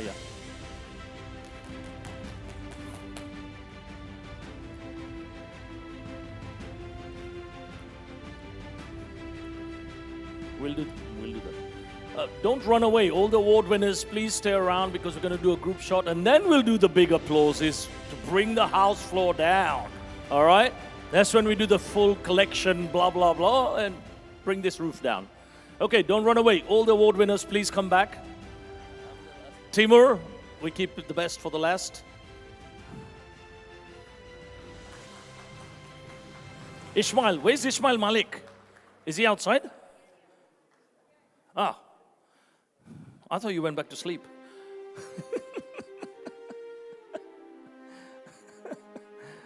Ishmael Malik. I think we're done over there, right? Adam's not here, right?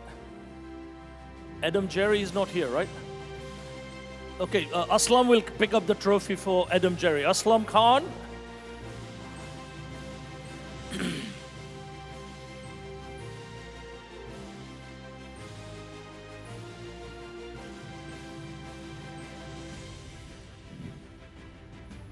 And we're done.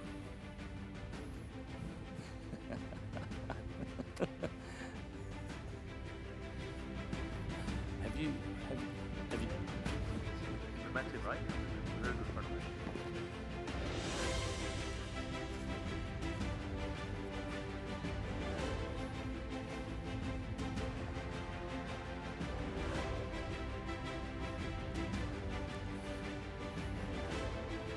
Thanks, boss. Stay here. Okay, let's have the whole group, all the awardees come on stage. Now, waking up time. Your lunch has been digested long time ago. So let's bring the house down. Everybody, thank you. Thank you very much. Woo, woo, woo. Bring it down. Thank you.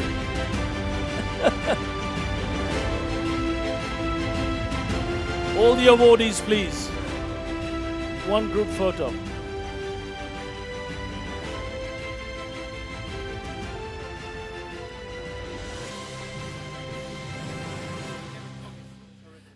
Suits were never a thing in crypto. We don't do suits in crypto. Oh, one second, Ellen.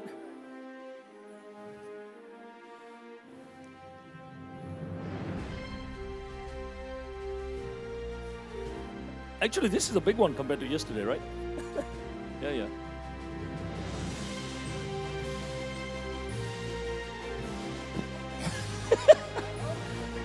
You didn't think I'd do that, right?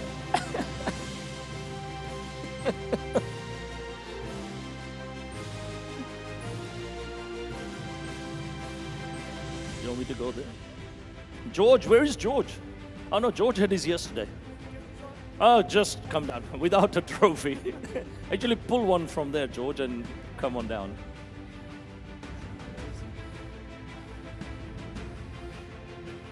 Okay. Thank you, thank you, thank you.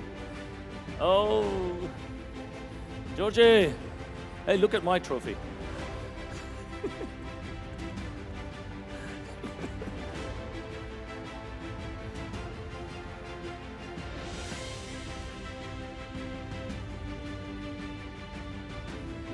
Okay, thank you very much. Thank you. No problem, buddy. Not a problem. Okay, Mohammed, you can stay here. Salim. Don't all run away. So, for the next panel, before you escape, George, Mohammed, Salim, on the stage, Timur, don't run away. Pushkin, where's Pushkin? The man of the moment. Pushkin, where are you? Okay, let me sit here. Yeah. You have one? No, there's one there. Give one on that side. Pushkin, George.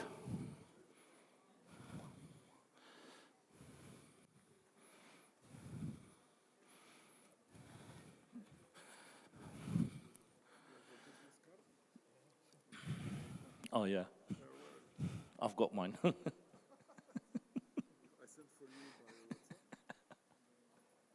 Okay. Don't run away. I've got to do us.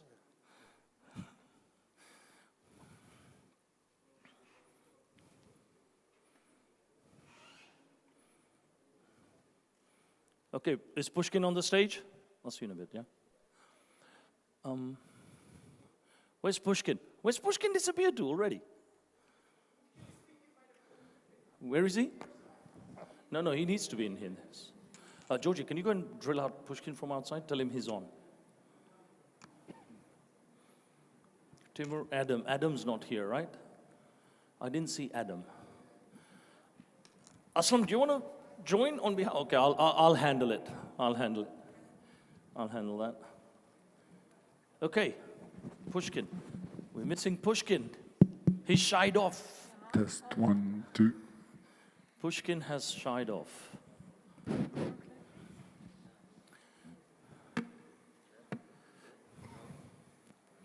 No. Your voice is good. Yeah, it's working. Is that okay? Is that one tested? Can you find Pushkin for me from outside and get him in? Excuse me? Try and find Pushkin from outside and get him in, yeah?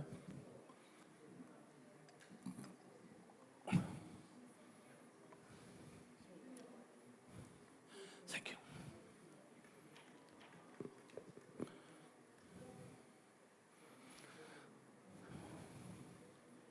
Okay.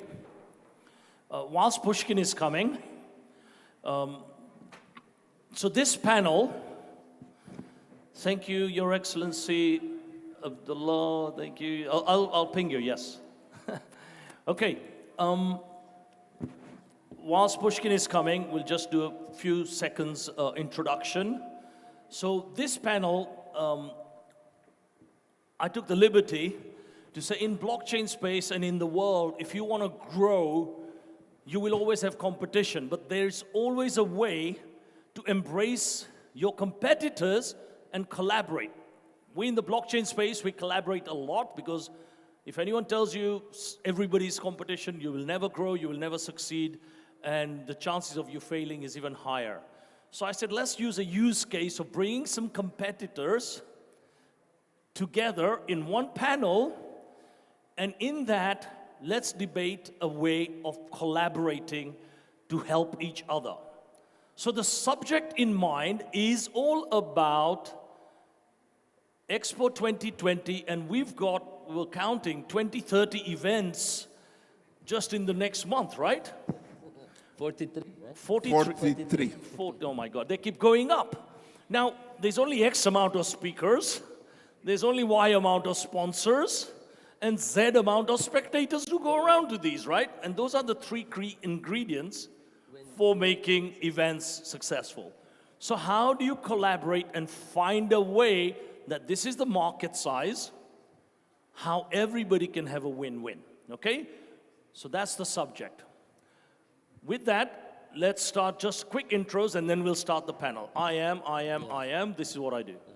Hi, my name is Timur. I own and run LWK group of companies, which is here since 2006. So we do different businesses. We run different businesses, including event management. So I think that's why we're here.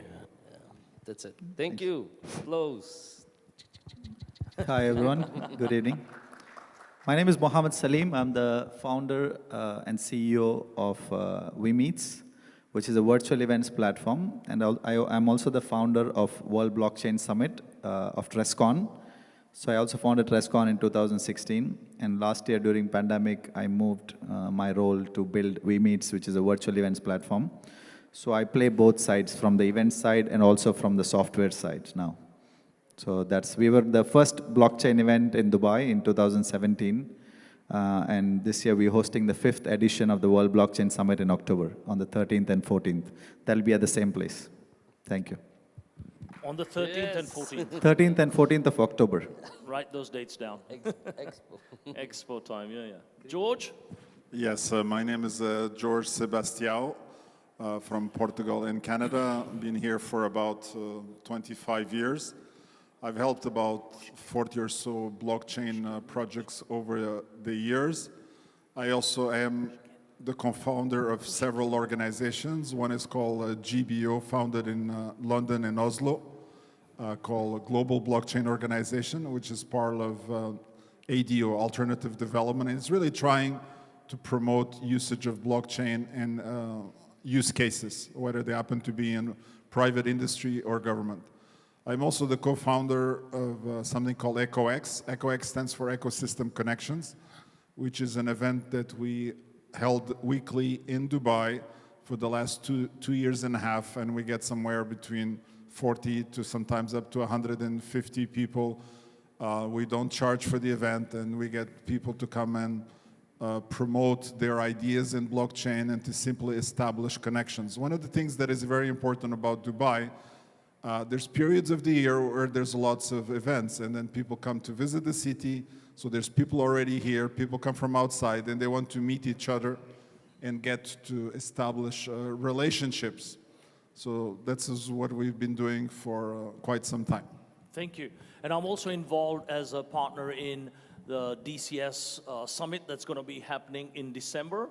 Wow. It's going to be a huge one. And in Abu Dhabi, at the main exhibition convention center, expecting a select 4,000 people. Wow. Because there's already 12,000 registered online.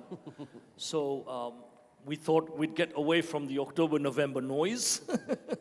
and from Dubai. and from Dubai, and do something different. So that's going to be a huge one. Okay, Pushkin's not here. I'm sure he's coming. Okay, great. Let's start with 43 events just next month, right? So I have a view, when I said, let me do this panel, I have a view that, sponsors, same faces, same audiences, same speakers. I've had the pleasure of speaking at all your events many times. How do you attract and how do you say, you know what, let's control costs. Instead of flying one person, he goes back, comes back flying, hotel costs, all the way through to, paying for X, Y, and Z, or the next day you've got sponsors competing on another person's platform. How do you think there are chances of collaborating to make this happen? Okay, Timur, you've got the biggest smile. You can go first. So, I think, I don't know if I'll be able to reply to that, but I'll comment basically. It's an open debate of collaboration. Exactly. So I'm not going to say that we do things differently comparing to our friends, and I won't call them competitors because they help us to grow. Sure. But I run a business in UAE since 2006. Have tried so many different businesses, failed million times, failed, invested in the wrong projects, went into wrong directions, and I think that's the beauty of entrepreneurial life. Well, when it comes down to events or organizing events, and I can say that a very small amount of our events, even though if they look posh and expensive, actually generated any income, honestly. I mean, they usually either really minus, zero, but it depends what is the main reason you're doing the event. So whether you're trying to entertain people or you want to get involved in that community. That's how we got involved in 2017 into blockchain, crypto, so sort of trying to understand and learn from. But you're completely right. The market for blockchain and crypto community is very small. So throwing out events in the same dates, same months, with the same people, same speakers, it's not, it's one of the mistakes everyone goes through, so which is fine. Some, as I know, do it virtually because the pandemic, and it's good when people are ready to transform their business models. It's very ridiculous when they say, no, this is how we work, we don't change, this is our policy. So answering the question, how within that community to succeed is only to partner up. Partner up and join forces. It's the same community, same speakers, venues are the same. So you go around in Dubai, choosing the venue, and you create demand. So I think that if the whole community really agree that, look, I think we should meet up all more frequently. And it's not that if I'm invited to one event, I'm going to try to steal clients or steal sponsors. No, nowadays, really, if it comes down to sponsors, it's definitely not in this region. You need to bring companies from outside because they want to get into this market, and you consider to be an expert here. So my answer is join forces. Whenever I see an event out there, I tell my team, contact them. Tell them we're here to help. We know the crowd. Let us work together. Some say, correct, yeah, sure. Some say, yep, no, how much you pay for it. Yeah, absolutely. So, yeah, I'm offering help and my expertise in return for collaboration. Thank you. So, thank you. And Mohammed and me, we spoke, I think 2-3 years ago, and our Sun Microsystems, and we did remote events even in the early 2000s. And when Mohammed said, look, we're looking to do this platform, how timely could you be with MeMeets, right? How can you see collaboration with virtual and physical events? Because I have a very good idea to make virtual and physical together. I'd like to hear it from you. Yeah, so during the pandemic, we had to really shut down, right? So we used to do physical events, and completely we had to shut down for a couple of months to understand what is the next plan, right? So, and half of the events companies shut down. So we are a pure event organizer. So we do only events, not only blockchain, but AI, cloud, security, OTT, EV, 5G, we do everything, right? So we had to shut down and rethink. Then that's when we moved all our events virtually, and then I was also looking for a virtual events platform. As an event organizer, I couldn't really, find a perfect platform where you can really network, like where you could replicate the actual physical event virtually, right? So that is when I collaborated with the tech team, started building a virtual platform. So we've created a complete 3D and 2D event platform where you could really, you go on the platform, you could do everything that you would do on a physical event. Then, shaking, only thing will be missing is shaking hands and, having cup of coffees, virtually. That also is today we are sending, dinner packets out for people to be virtually. So they're having dinner together while they're having a virtual meeting. So there's a lot of innovative things that we are putting together for clients. They're coming up, we're sending them T-shirts to wear, during the event virtually. So everybody's, so some kind of activities that we're creating. So, yeah, a lot of the events have moved virtually, and we have as TressCon, literally we do 10, 15 virtual events every month in the last 1.5 years. So we have grown from a staff of 70 to 170 in the pandemic. So we are the only company, I feel, that we have hired more than 100 staff in the last 1 year. So with the virtual VMeets also, we have hired almost 40 staff. Now we're doing events with some top companies. And we see where from physical, it is moving more towards hybrid, right? So there are a lot of virtual. Now the hybrid, like the physical events are happening. Now most of the companies want to move to hybrid. The only reason being physically, they will be able to host maybe 200, 500 people, but virtually they can host thousands and 10,000s. And our platform can take up to 100,000 people on the platform. So that way, the organizer is able to give coverage to a much bigger audience than only the physical audience present. So that is the value that the organizer would be giving to the sponsors or to the attendees. While they are also at the physical event, they can also connect with the virtual attendees, and they can also keep a track of all the analytics, who's attended which booths, virtually or physically. Everything is capable that we have made possible in our platform. So basically, we are creating a connected world, whether it's physical or virtual. People can come together, and today, like, they don't have to be like, we can, if they don't have time, they don't have to really fly in and come in. They can get into their laptop and connect to everybody on the platform. So that will also, save their time, the costs of flying. Because today, a lot of companies have cut down the budgets for flying. They're not allowing their representatives to fly or pay for the accommodation. So this makes it easier. So even though they're not able to be present virtually, physically, they would be there at the event. So people at the event can network with anybody across the world. So that's what we have trying to create. Thank you. So how many people have experienced a proper virtual event in the audience? Not watching a YouTube live streaming, because Zooms and that is not, okay. So it's about 20 people, 20%. So some of the comments that Mohammed Salim just made are absolutely true. Again, cost saving, time, gone are the days when, we fly, I know before the pandemic, I did over 100 flights in 7 months. Every alternate days we are flying to one event. We were flying. So it's quite impossible. In a month, we used to take like 10, 20 flights. Saves the time and the cost. As my own example, 100 flights in 7 months, it was crazy, not possible. How do we now take this to another level? And George is a classic networker in Dubai, but he's started the EcoX concept, which he touched on over here in the vault some 3-4 years ago. But to bring, network for education purposes. However, coming back to what we were saying, George, I have an idea, and I'd love to hear your view. Instead of everyone going, and we've been in this problem running with Brock Pierce from one to the other when AIBC happened, 3 places on the same day. It's not possible. We can't do it, right? How do we, the organization team, say, you know what? We are doing it on these days.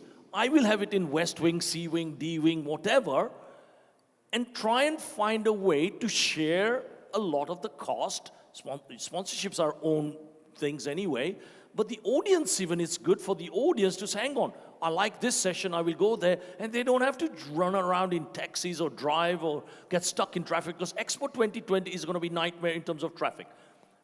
Love to hear your view on doing joint event venues and then joint companies. Okay.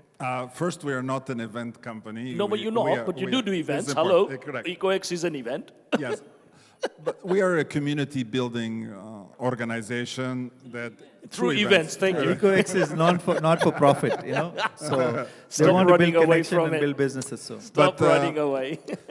You bring a very important aspect. We're actually running something called the Gulf Blockchain Week, which is happening at the same week as all these 3 events. Yes, it's from 11 to the 12th, and the rest is history anyway. So what is important here, we have actually tried several things that are in progress, and we hope they actually materialize.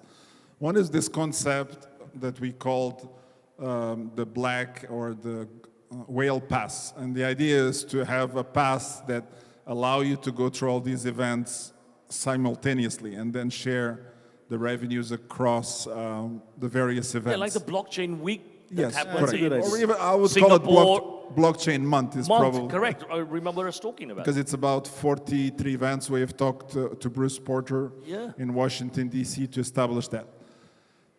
You can say that some organizers are extremely cooperative, others are maybe more protective for Because whatever reasons. Of the but- competitive threat. Correct, I but think that's we, obvious. being a community organization, don't actually see any threat in there. Correct.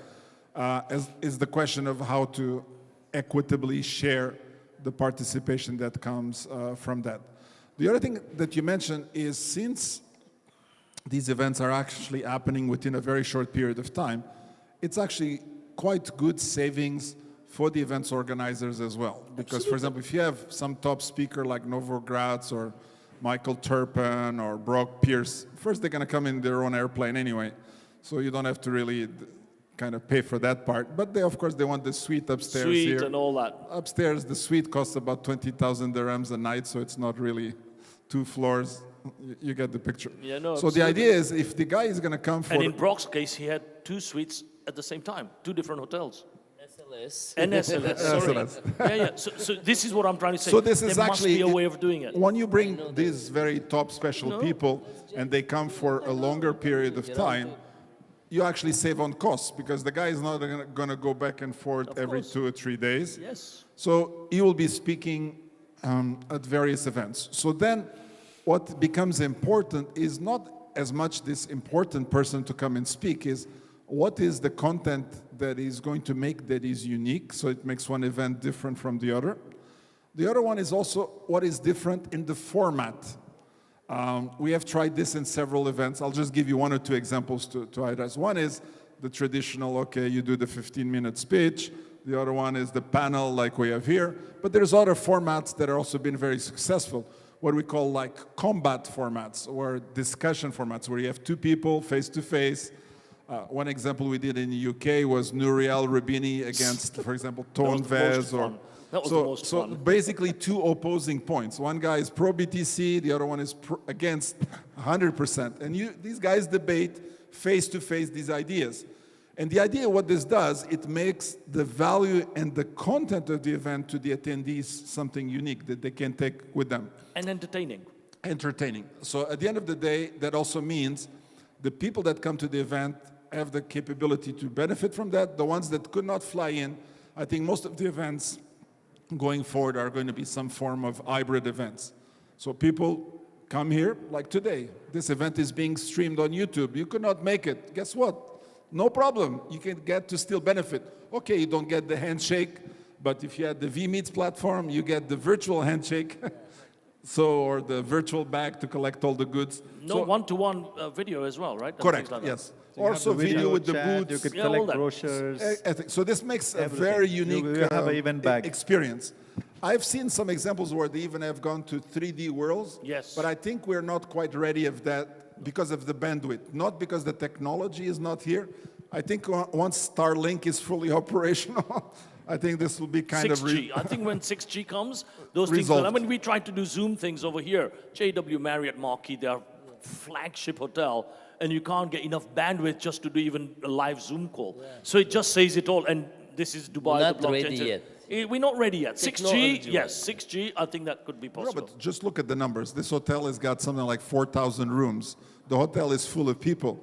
If only 20% of the hotel is running a Zoom call, No, it's finished. They need a pretty big pipe in here. So- They read university grade No, but if you have bandwidth. so many 6G hub spots at most of the places like this, part of the package, you could even do simple Zoom calls, vMeet sessions. You Yeah, can. but they normally charge for a dedicated vMeet is cable. better, yeah, I know. Yeah, there is a dedicated internet line that you need to buy from the For sure, hotel for sure. if you need to run Zoom calls. For sure, but That's an extra cost. But if you're doing collaborative thing, which is coming back to our topic, when you're doing it together, you are now making it affordable for everyone. But this is what I think, this is the main problem. I mean, now George was explaining something and we interrupted because we all like to talk, and that's what might, I think that's one of the main reasons that not even that you're afraid of competitors, but it's just that we run things differently.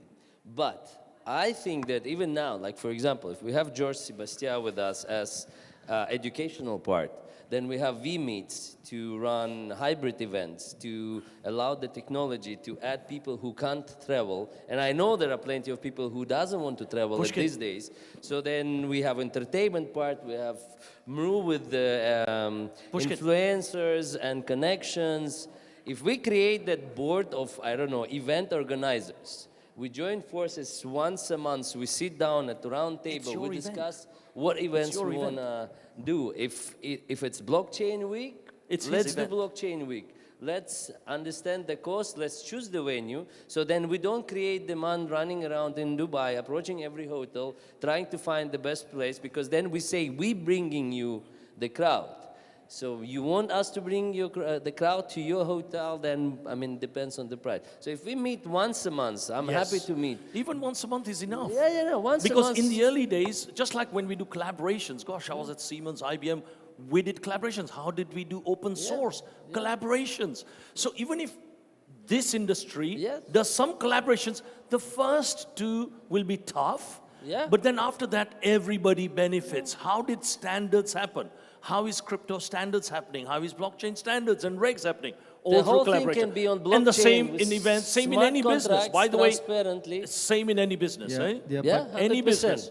Happy to join that board if whatever I you will decide. chair it for you So as an two of us independent already. No, from the event organizer's point of view, Yes. the biggest hurdle will be that today, if you see every event organizer sees the other guy as a competitor, right? So they don't see, like there's not much of collaboration happening, right? So if I say this event and this event, let's do it together, then there'll be a point. How will we share revenue? Who will get the sponsors? Yeah, but How the hang on, sponsors' revenue will be shared? There is no So much there's money. a lot of There is the no much blocker. money. It's the same thing. You think Pushkin, you HP agree, likes there to is no work with much money to IBM? make, no, to You think share. Oracle likes to work with SAP? They don't. So I've been there from 30 there is a years model ago. you need to put together that's to make exactly- sure that we can do everybody is it. convinced. If we And put down the it takes a lot of education, educating people, part. educating people on how they could collaborate and still make money. Yeah, and that's the thing. So you need the independent moderator who goes on everybody's events to say, hang on, plus, minus, there, this is right, this is... How do standards happen? How does blockchain now with regulations and all these things that we've talked about, how does interoperability happen? How does IBM talk to SAPs on Oracles and all that? Someone somewhere has to do it. So without collaborations, you will all die. So you've got to decide, do I see him as a competitor or am I going to survive for the next 10 years? And how do I leverage off each other? So that's the benefit you got to do. Pushkin has been outside, so now that you got the gist of what we were talking. In my view, collaboration is very important.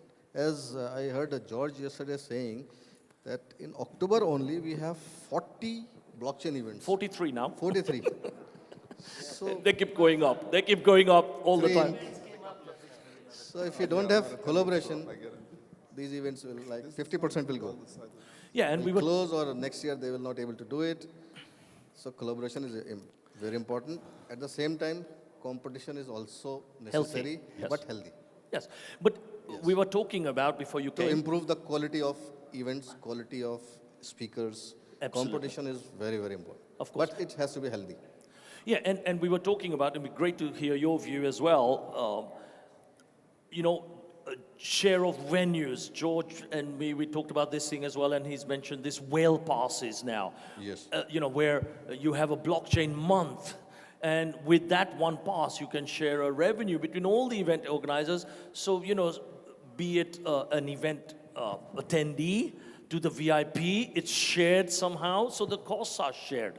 One person can do it in one event, jumping from one to the other. We are doing blockchain events, so we should have something, some software, something like that, where we can like make our events, or we can collaborate, or like we have a Coca-Cola Arena, one of the biggest.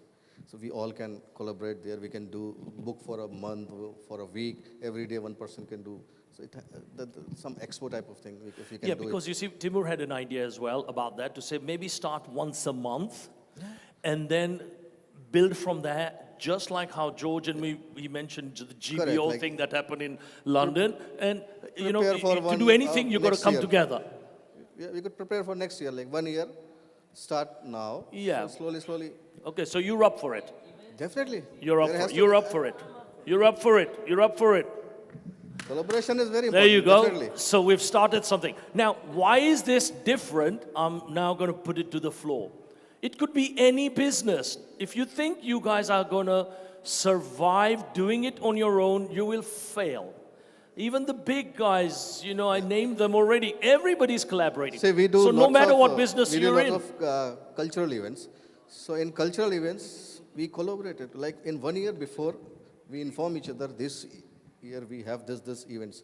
So at least we have a gap of 3 months.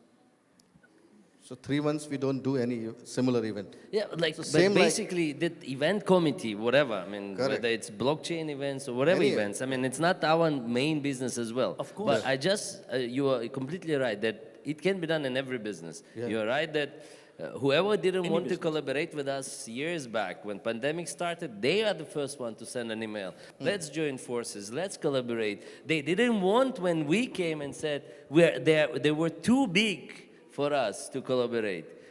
I mean, nothing is too big.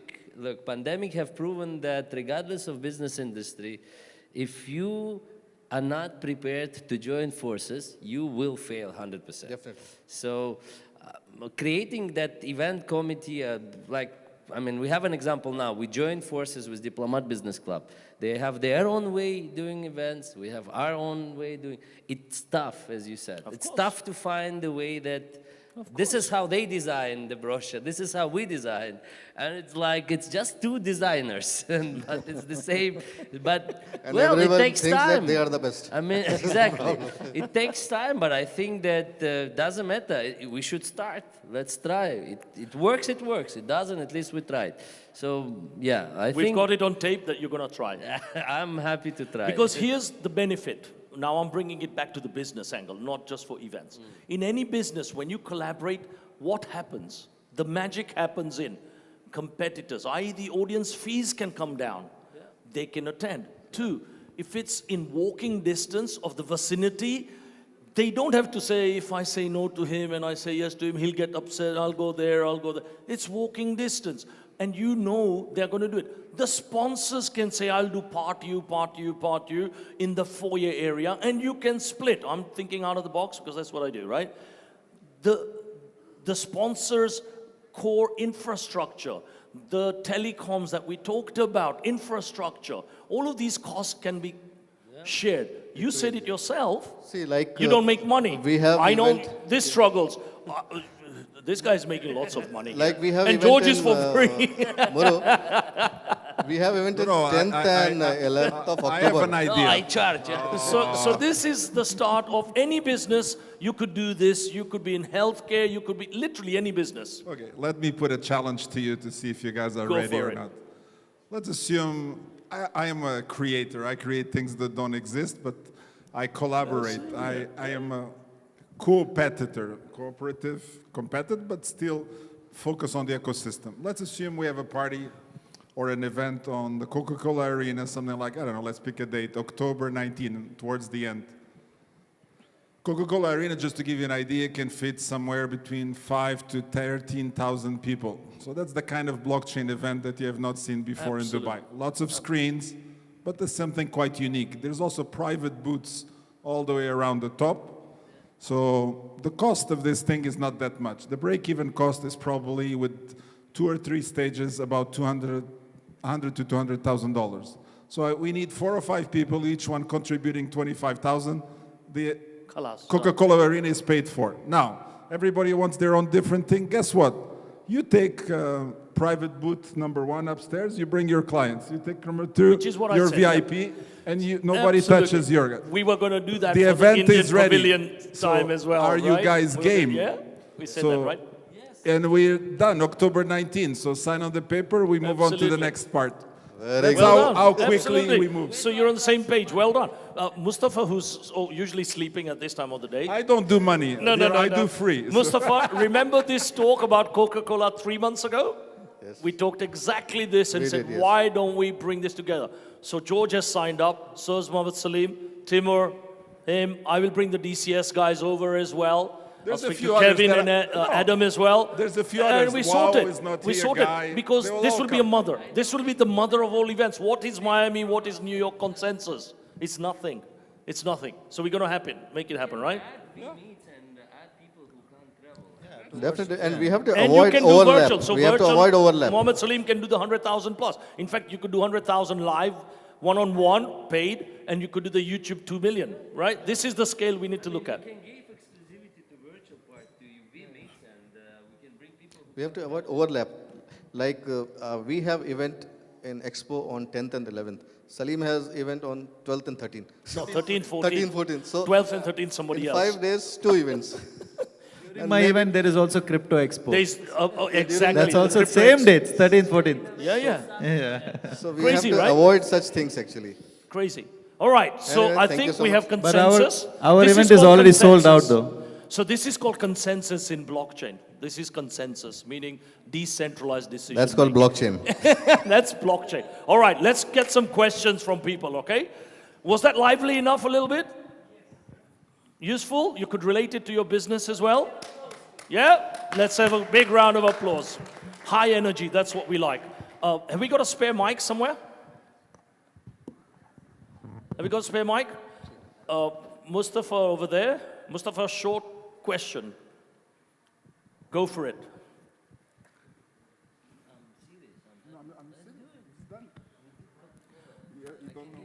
It's a wonderful discussion going on in the event collaboration. I propose, Mr. Miro, and all are the event managers or event management company over here. With you, 5 of you, start a treaty over here and make it a history today. No, we've made history. Today is history. Sign a treaty This is a of 5 historic of you, thing. Trust 5 me, of you, otherwise I and- won't go to their events. And take it further. It's a live event. It's simple. It's I'm a not live going event. to their events if they don't. Yes, so many more It's recorded. event management companies are viewing this, and they may join and follow you. It's done. So there No, are no, this always is it. there are always few leaders and rest followers. So you 5 of We you are- can become the leaders. Done. Thank you very much. Thank you. Thank you. Questions? See, the nice thing about Dubai is a place for innovation. And Dubai likes to do things bigger than anywhere else. Correct. Why do events of 100, 200 when we Exactly. can do 5,000? That's it. It's very simple. That's, which is what we said 2-3 months ago. Coca-Cola is the way to go in. And this is the February event. Remember I said? Okay, good. Wonderful discussion. I congratulate you about the collaboration. Yes, in every business there is competition, but after pandemic, everybody is talking collaboration, but we need to see that in action. In action. That is first my comment. I want to give you one suggestion. Being sponsor for last 20 years to a lot of events where you can always see my company's logo. What we realize is when some event management company comes, we sit and plan for the whole year. And for our community, for our Gujarati Jain community, we have like 100 sponsors for the whole year. So the cost gets divided by, Guys, take his by numbers. 100. Absolutely. By 100. So if we are talking about, say, 12 events a year, and we are talking about one Coca-Cola kind of, not every Absolutely. 12 of them. Absolutely. But if you're talking about, say, $1 million divided by 100 people, it's hardly any money. Which is what I'm saying. Economy of scale is the Yes. way to go. So- So we're going to get your sponsorship for the Coca-Cola event. Thank you very much, Thank you. Sandeep. Round of applause to Sandeep. Thank you. He does sign. Well done. Sergey? Bob. Oh, okay. This time. Makes a change. Gentlemen, you have been talking about maybe hosting a very large event. We all know GITEX here in Dubai. How do you think about having the true added value for the people that will come to such a large event? Absolutely. Because a ton of events, some of the time we repeat the same blockchain, AI, all this kind of stuff. So how do you add truly value to those people that like to frequent these kind of events? So they think, okay, this one, Coca-Cola, is really the place where I want to be. Even pay a good price to get in there, because it will be the quality, not just for the VIPs, but also for other people just to get connected. So I'm looking for that. No, great. Well, I'll give you the vision, okay? When we discussed it a month ago, and I said, look, this is vision, okay? People come from different skill sets, background, agendas, things like that, okay? So I said, hang on, in this space, there are the geeks, techies, and they want to see workshops. They don't want to see a bunch of speakers going blah, blah, blah all the time. I'm honest, because I've been a geek before. They want to be hands-on, roll up sleeves, create things, and make shit happen, right? So we'll do workshops and seminars to educate some of these, and we'll even do hackathons, okay? And we'll do big prizes for the winning solution for that hackathon thing. So you've covered that space. And India is a short flight away, Asia, Africa, short flights away. So you'll get that crowd. Then you've got what I call a lot of things that Dubai and the UAE is absolutely gung-ho about, is this whole blockchain, fintech, utility side of things. So we'll say, okay, in this sector, we have healthcare. So what I call the whole ecosystem of the healthcare sector, from patient to remote things that you heard Siddiqui Ali talk about, things like that, okay? All the way through to doctors, nurses, and all that, a healthcare village, for one of better words. Then you have the fintech thing, the real hot things. And everything from banking, wallets, exchange, regulations, all of these things in one sector. Then you go into supply chain. Dubai is the biggest hub over here for gold and things, shipping and all the supply chain coming in and out. So you bring that community together in another village, etc. So the vision is you bring specialists from each one, and those who want to hop from one to the other can do so, but those who just want specialist tracks during that day or 2 days will go and only focus there. But the point is, it's a big event, the Coca-Cola thing. There is an option where there is technology, which is blockchain, which is across every one of them. So the speakers and the sponsors who go across all the platforms can have, for example, their stands in the alleyways or forums where people have to go to the next one or the next one on the next one. So they get exposure to all of these walking through as the common conduit, pipe, whatever you call it, across all of that. So that was the idea. And to share the cost. So you buy the George type of whale pass, yeah? No pumping and dumping, by the way. Okay, so you buy the whale pass that allows you to go to all of them, or you buy the shark pass, or the whatever, okay? And you could pick and choose. And the sponsors, what Sandeep was talking about, the sponsors can then talk about, hey, hang on, we have an Indian community who likes this, this, that, and the other, and they could fit in these ones. We'll sponsor for the event, so give you the corporate sponsorship across all of that, but we'll have specialist logo kind of things in the sector that's relevant to them. So they also get reach and scale from thousands of people rather than 100 people. Does that make sense? Yeah, so that was the idea. Now, it's an idea, but it needs a lot more of us to get together and do that. But you've heard it on tape today. We're going to make it happen, right? Okay. Bro, I'm here in front of you. Let me add something, if you don't mind. Yes, even today, I do not welcome... No Russians allowed there. Yeah. But Russians are the great in this country. Believe me, believe me. You Go know, for it. what I would like to add, yes. I've been feel the same thing when starting from 2016. I've been moderating and I was organizing, by the way, at least 600 events. I've been personally there, and people get tired of the real. After that, starting 2020, everything's coming to virtual. I am creating my own DTV channel, and now, at this moment, people a little bit get tired of Zoom somewhere else. What's the next step? I feel that people need content and somehow find the great way to combine it somewhere. Because now someone, even in my network, needs, you know, guys, tell me what's happening there, what's happening there. I would like to feel that energy. And we should find the right way to bring that energy within that. I would like to be thankful to our photographs, to our video operators. Your Please. question. Hit me My- with your question. It's not a question, it's just a message. It's the message that we are, look, we are as speakers, yes, we are the same, but we are the best persons who emphasize, who encourage, who bring that energy to the community, who creates best things. Believe me, it not looks like, yes, we have to do something now, but they are looking for us, they are getting inspired of this, and they are creating much more things what we're using. That's why people, I really thank to all of you that we are doing something together. Thanks a lot. Great. Okay, Sergey, I was expecting a question from you, man. No, I haven't questioned, you know, man. Oh, everything is good, everything is fine. It really gets satisfied. Thanks a lot. All right, so you're going to sponsor this as well, right? Or be part of it. Well done, thank you. Thank you. Or you bring a lot of Russian Digital Week Online, etc. Well done. Thank you, Sergey. Any questions? Far away. Two over here. 1, 2. Good afternoon, everyone. I'm from the hospitality industry as well as from the events management side of things. What part of hospitality? Sorry. From the hotel sector. Okay. So my question, because I've been involved in events for a very long time here in the UAE.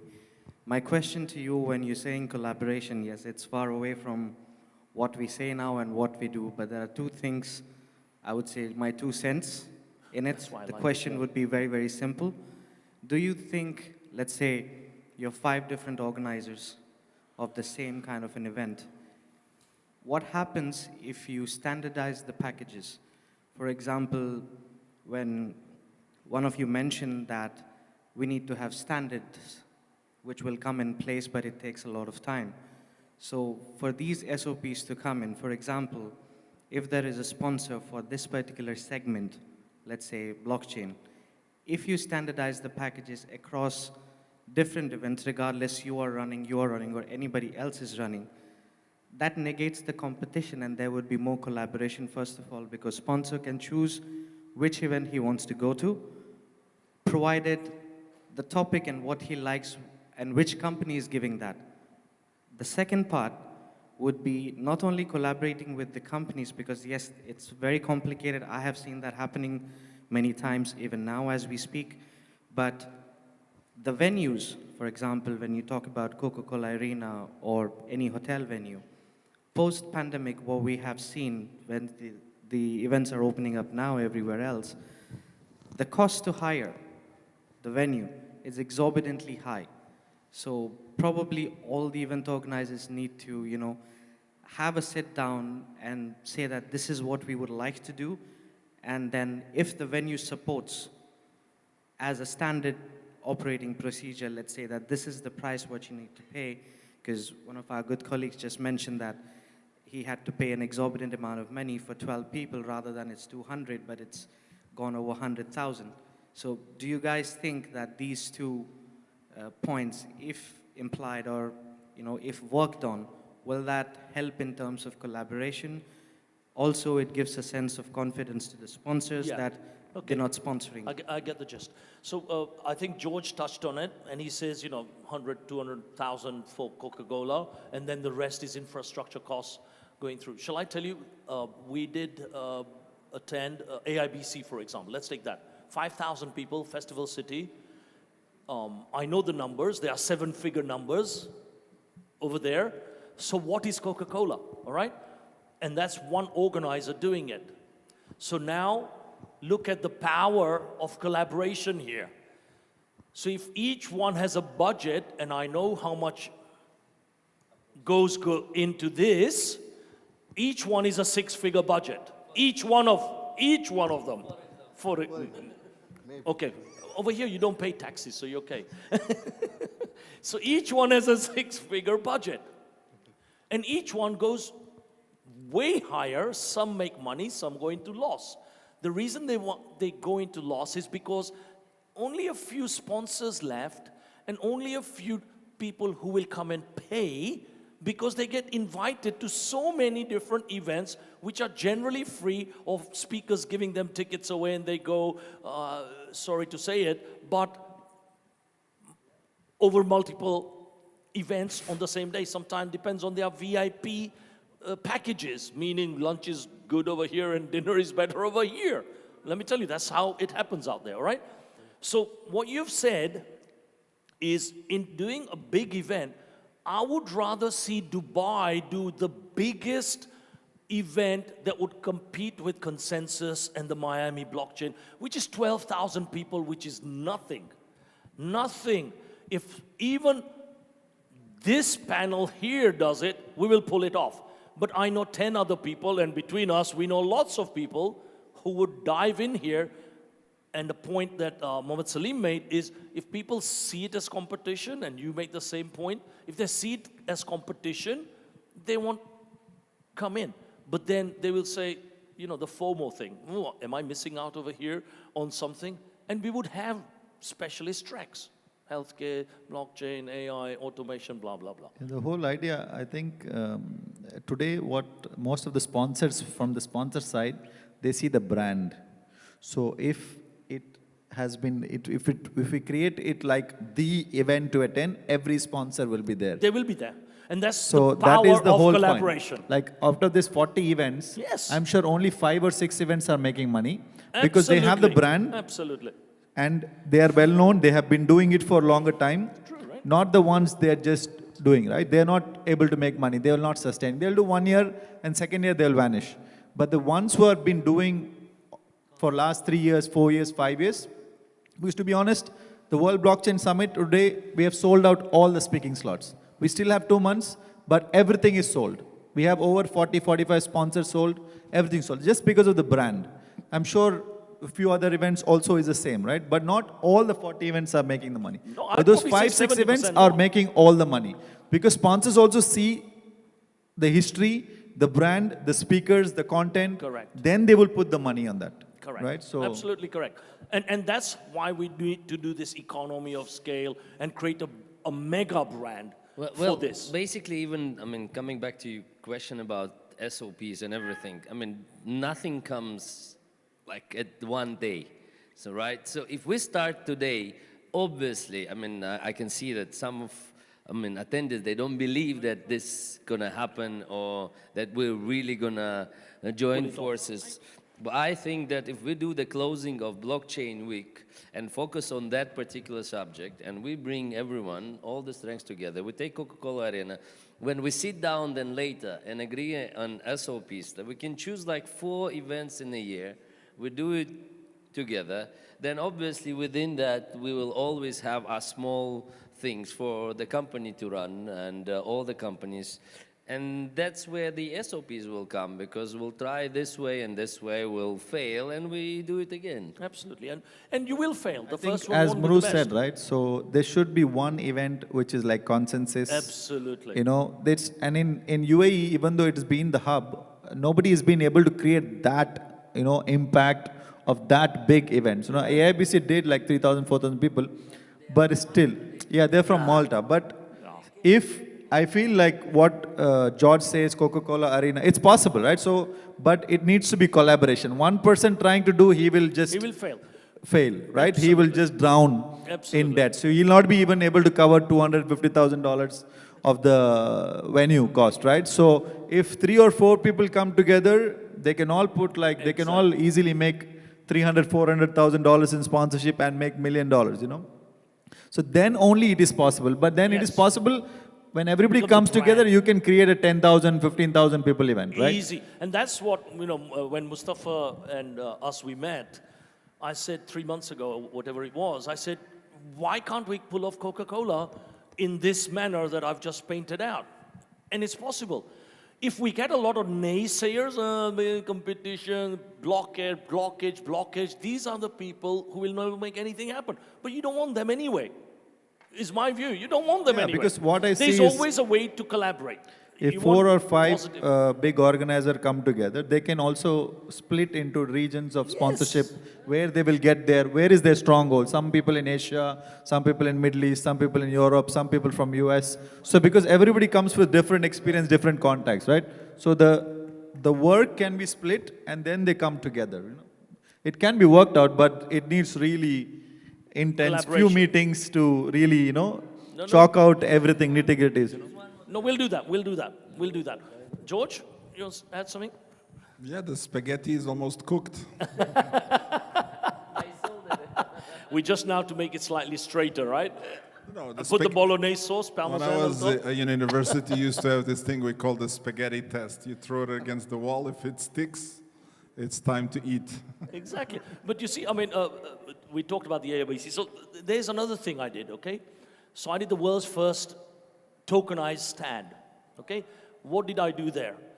I said, even sponsors and visitors, they have to go to huge places, 5,000 people, jump from one to the other, to the other, to the other. Why don't we make one of the biggest stands, and we did, the biggest stand, every sponsor pays a fraction towards the cost of that. I made a loss as well, but that was because of the pandemic, but it was a test. Sponsor space a little bit. So they have a space on the stand, they have use for the VIP area, sitting lounge, all that. They have interviews, they have NASDAQ people type of come there, do interviews, they can put their NFTs there and share the cost of the whole stand. It's not for profit, and tokenize it. And everyone shares something. If the pandemic hadn't happened and didn't have cancellations, people would earn it from the stand earnings.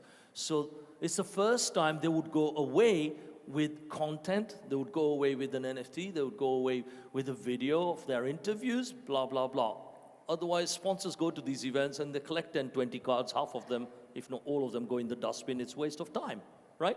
And it's cost them a lot of money to construct a stand, time and all that.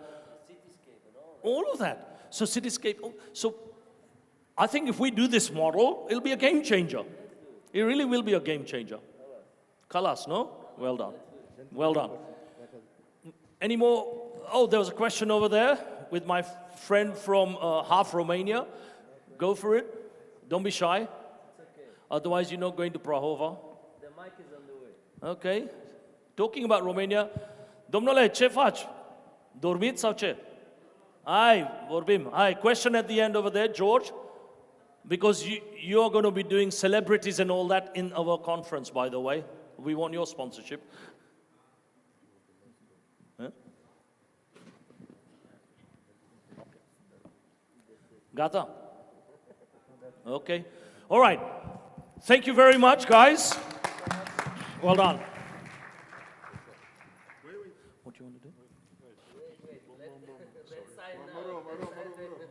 Oh. Camera. The inaugural meeting, eh? No, let's do it. Why not? No, I'm happy. We're doing it, right? Okay, I will share it. Done. I'll share it. Yeah. I'll share it. Done. Okay. So all we need Kalas. is just to meet one more time. This will be. NFT this picture. NFT. Oh, wow. We got a whole queue out there buying this picture. I'll have number one.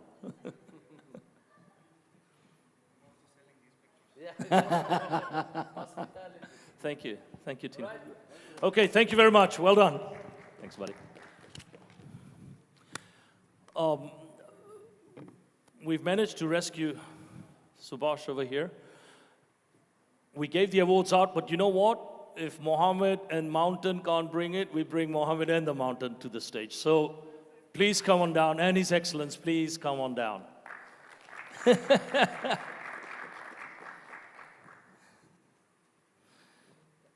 So thank you, Subhash, for your contribution. It was fantastic, all the kind of stuff I've been speaking about for 5 years, to hear from a hunter, gamekeeper, poacher, come out, leave the public sector, and talk about it after he's left. It's fantastic to hear that. Well done. Thank you. Round of applause, guys.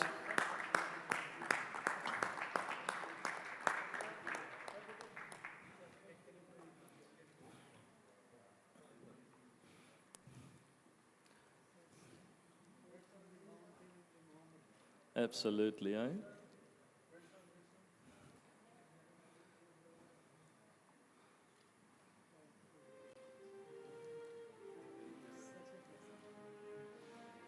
Joshji, thank you.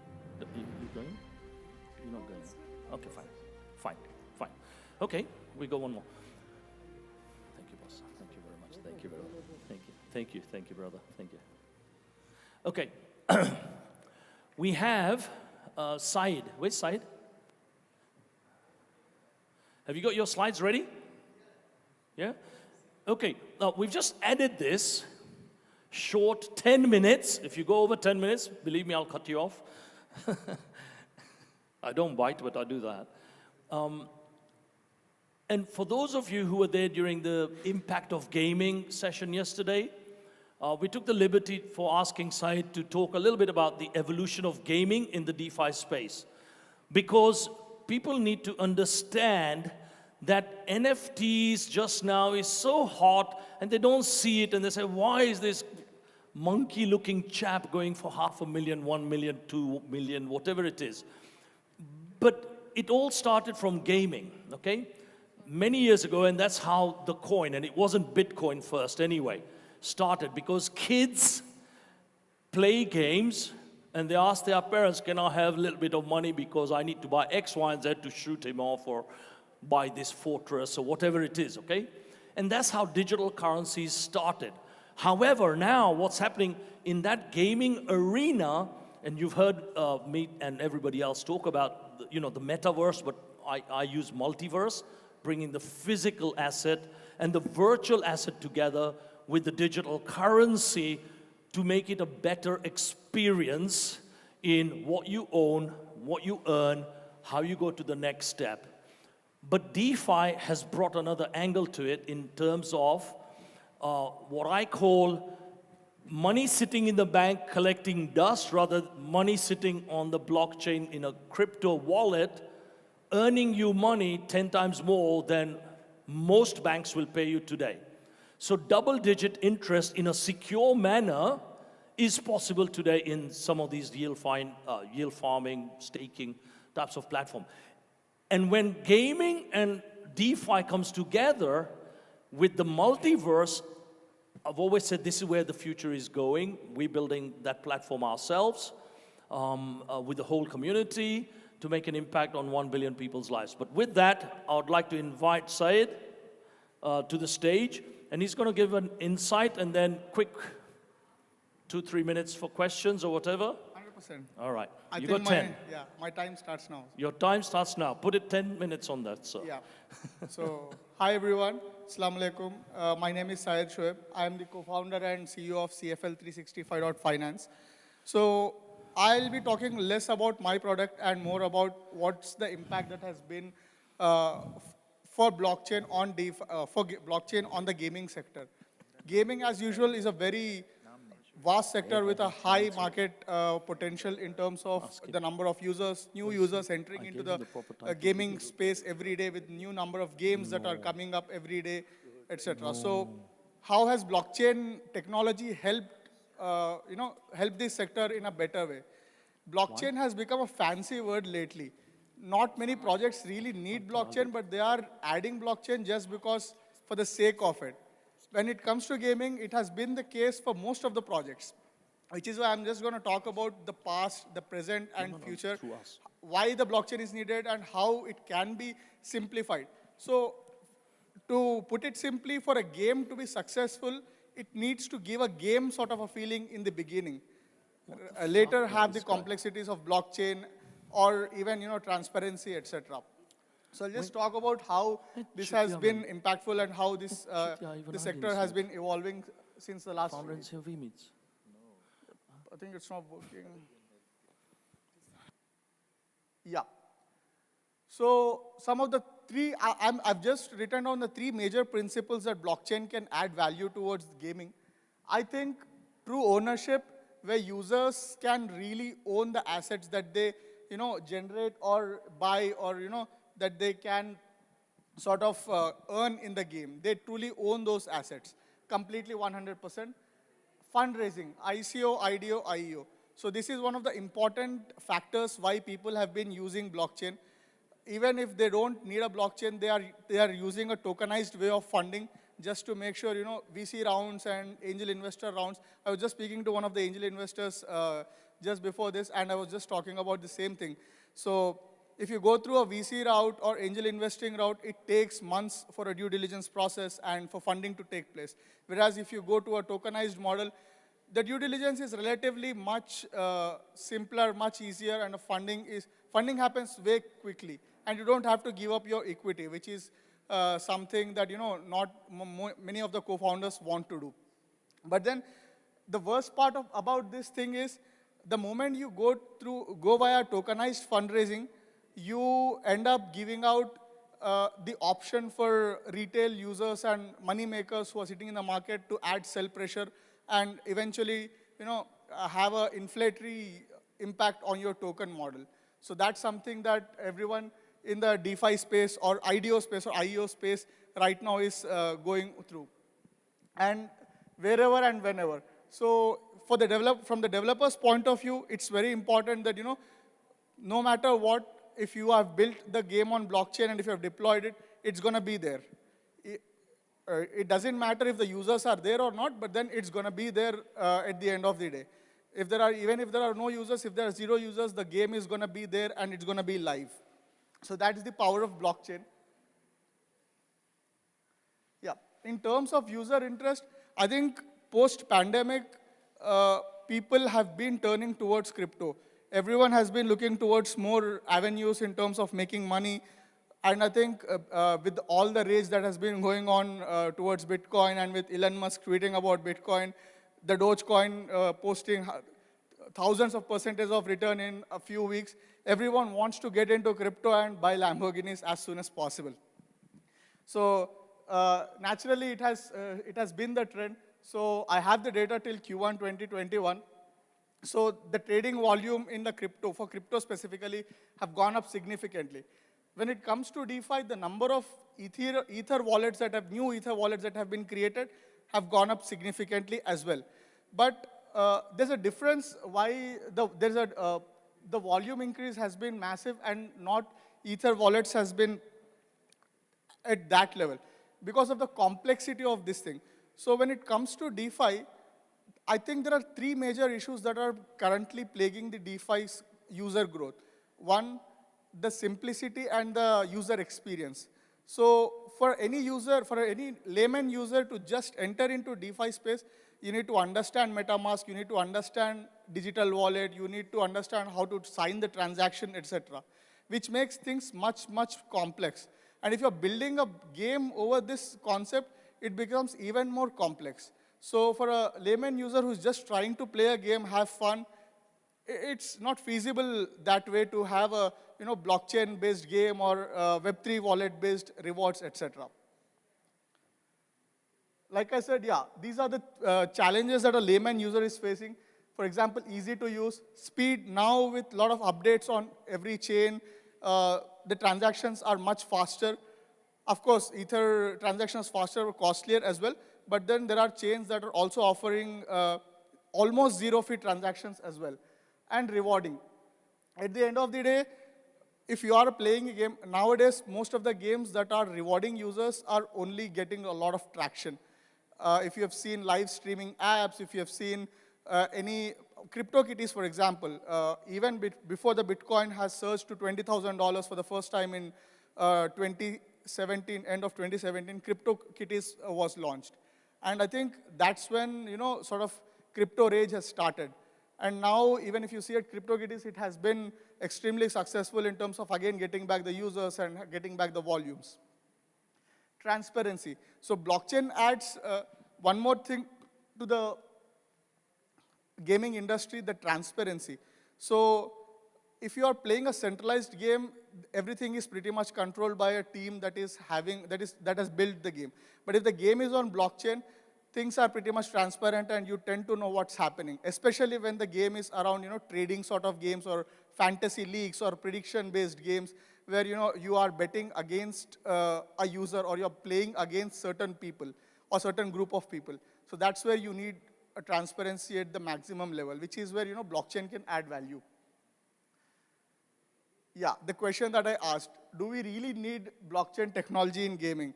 I think we need it to an extent, but not entirely, depending on the situation, right? So you don't have to include blockchain and make the product more complex. It's very important to have a product which is easy to use, and blockchain at the end of the day is just a technology. Most people confuse blockchain with cryptocurrencies. When they hear the name blockchain, they just tend to understand only cryptocurrencies. But cryptocurrencies is just one of the applications of the blockchain. That is very important thing that everyone needs to understand. And at the end of the day, like Mr. Patel says, you don't want to know what's happening behind. If you're pressing a switch, light comes on. What's the technology behind it? I don't care. It should be as simple as that. Blockchain should be treated the same way. Only then, blockchain as an ecosystem can prosper is what I feel. Which is why we've built a game. We are building a platform which brings the best of both worlds, both centralized and decentralized worlds, where we are trying to gamify both stock and crypto markets on one single platform. Here we are targeting users who don't at all understand crypto. And we are doing this on a blockchain, and we are not building it in a way such that users wouldn't be interacting with a chain on the front end. That's how we are building it. Everything happens on the back end. Users would be playing it like probably if you have traded on Coinbase. It's as simple as that. So that's the goal, to keep the cleanest UI possible, make the easy-to-use platform, which every user in a first time can entirely go through a complete flow. So that is the idea. And these are the problems that we are trying to solve. So, for example, when I say stocks and crypto on one single platform, most people confuse with how are these guys, going ahead with the jurisdictions, regulatory concerns, etc. The best part is we are building a virtual marketplace where we are not having any real assets, but users would be essentially buying virtual assets with virtual cash and would be getting rewarded in crypto. So that's the best part, which is why we are steering clear of many regulatory hurdles in most jurisdictions. And because we are building global stocks on one single platform, it's a virtual stocks. So it's up to us to add any number of stocks that we want from any exchanges across the world. All we need to do is create an API, create an oracle for the stock price API and integrate it on blockchain. And we can have the live price feeds. Of course, there's a latency period, but then we can have a live price feeds and users can pretty much trade in the real-time market prices with virtual stocks. And we are reducing geographical limitations. So for someone who is sitting in India and who wants to, trade, who wants to have a feel of trading in Tesla stock, can do that.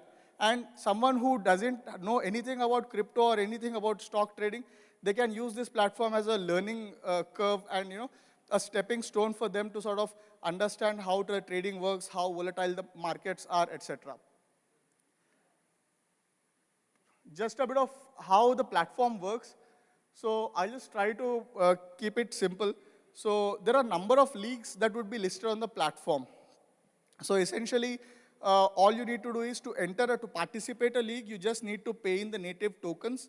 Once you are into the league, you would be given a virtual balance, let's say 100,000 USDT. And you can use this 100,000 USDT to build a portfolio with a combination of stocks and crypto, which would be virtual again. You're not buying real stocks or real crypto, but you're building a portfolio with a virtual stocks and virtual crypto, but in real-time market prices.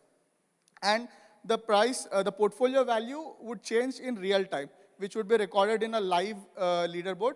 And at the end of the league, you would be receiving the users who is on the top of the leaderboard would be the winner of the league and would be taking the most percentage share of the pool that we have collected via the fees that has come in for the joining fee for that particular league. So the only part where we are using blockchain is to give rewards. So, and all the transactions, all the live leaderboard, all the number of users that are participating and everything would be on blockchain, but it would be on the back end. Users wouldn't understand if there is any smart contract that has been executing or if there is any gas fees that user has to pay. User has to just do a click and he can just go through the platform like that. And this has been our support system. We are backed by some of the notable investors in DeFi space, X21, 18 Ventures, GBV, Polygon, Matic is one of our partners as well. We are going to launch, we are building this on Binance Smart Chain, but we are also going to launch on Ethereum as well as Polygon in the coming quarter as well. And all the investors and all the partners are mentioned over here. And Yeah, that's about it. So if you have any questions, just please leave. Okay, any questions? Any questions? Half asleep, come on guys. Adrian, wake up. You usually have questions for these kind of people. You wanna go for it? Hi there, Fachim. Where's the microphones? No microphones even. All right, anyway, round of applause, everyone's shy. Thank you, Syed.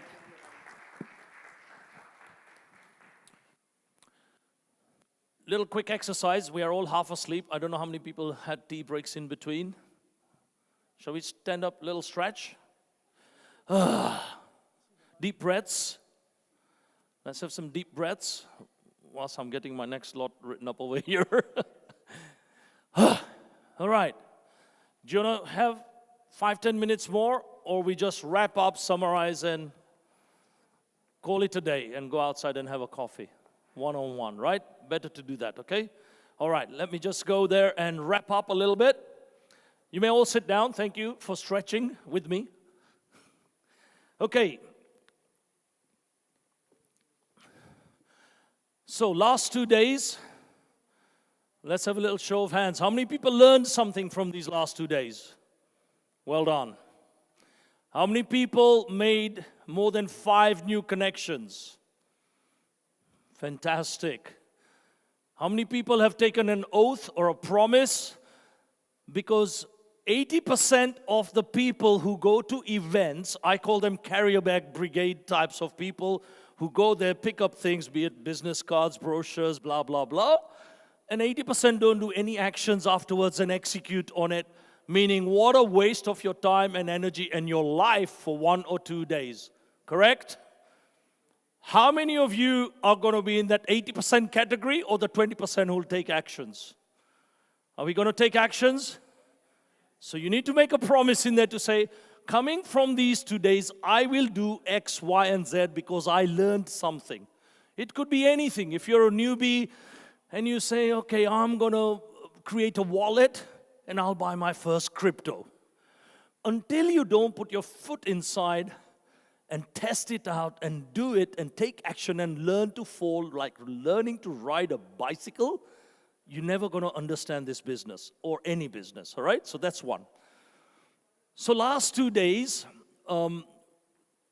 we've had a fantastic 2 days, I must admit. I enjoyed it.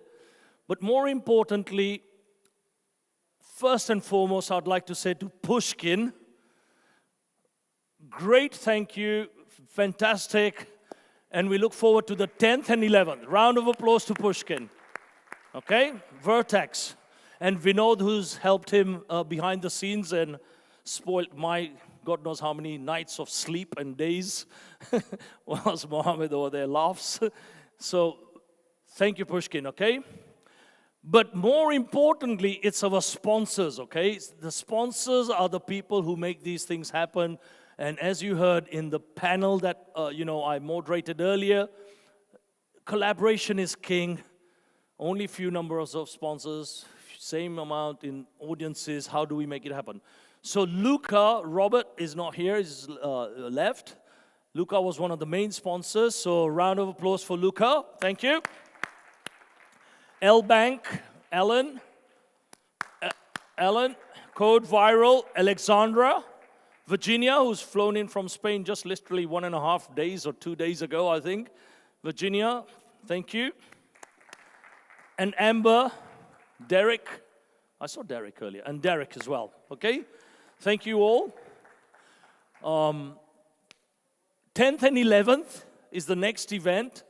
So please look out. Those of you who want to connect to me, very simple, Maru Patel on LinkedIn, M-R-U Patel on LinkedIn.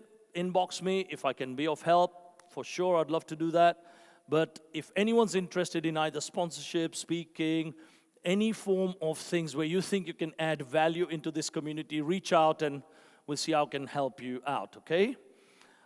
Next thing is, if anyone who is interested in adding value in that committee, that believe me, I will make it happen, have a view or something, just inbox me or something like that, that would be fantastic. With that, now, I think we bring this to a close. Pushkin, would you like to come in and say a quick thank you, or are you still camera shy? Yeah, camera shy. There you go. I'm going to make a speaker out of him, I tell you, if it kills me. I'm going to make a speaker out of it, if it kills me. All right, Pushkin, thank you very much. Final round. Thank you. All right, let's go outside and have a cup of chai. Thank you. Boss, मेरा एक photo इधर ले लो. Boss, just take a picture. Huh? Not a single. सब लोग के साथ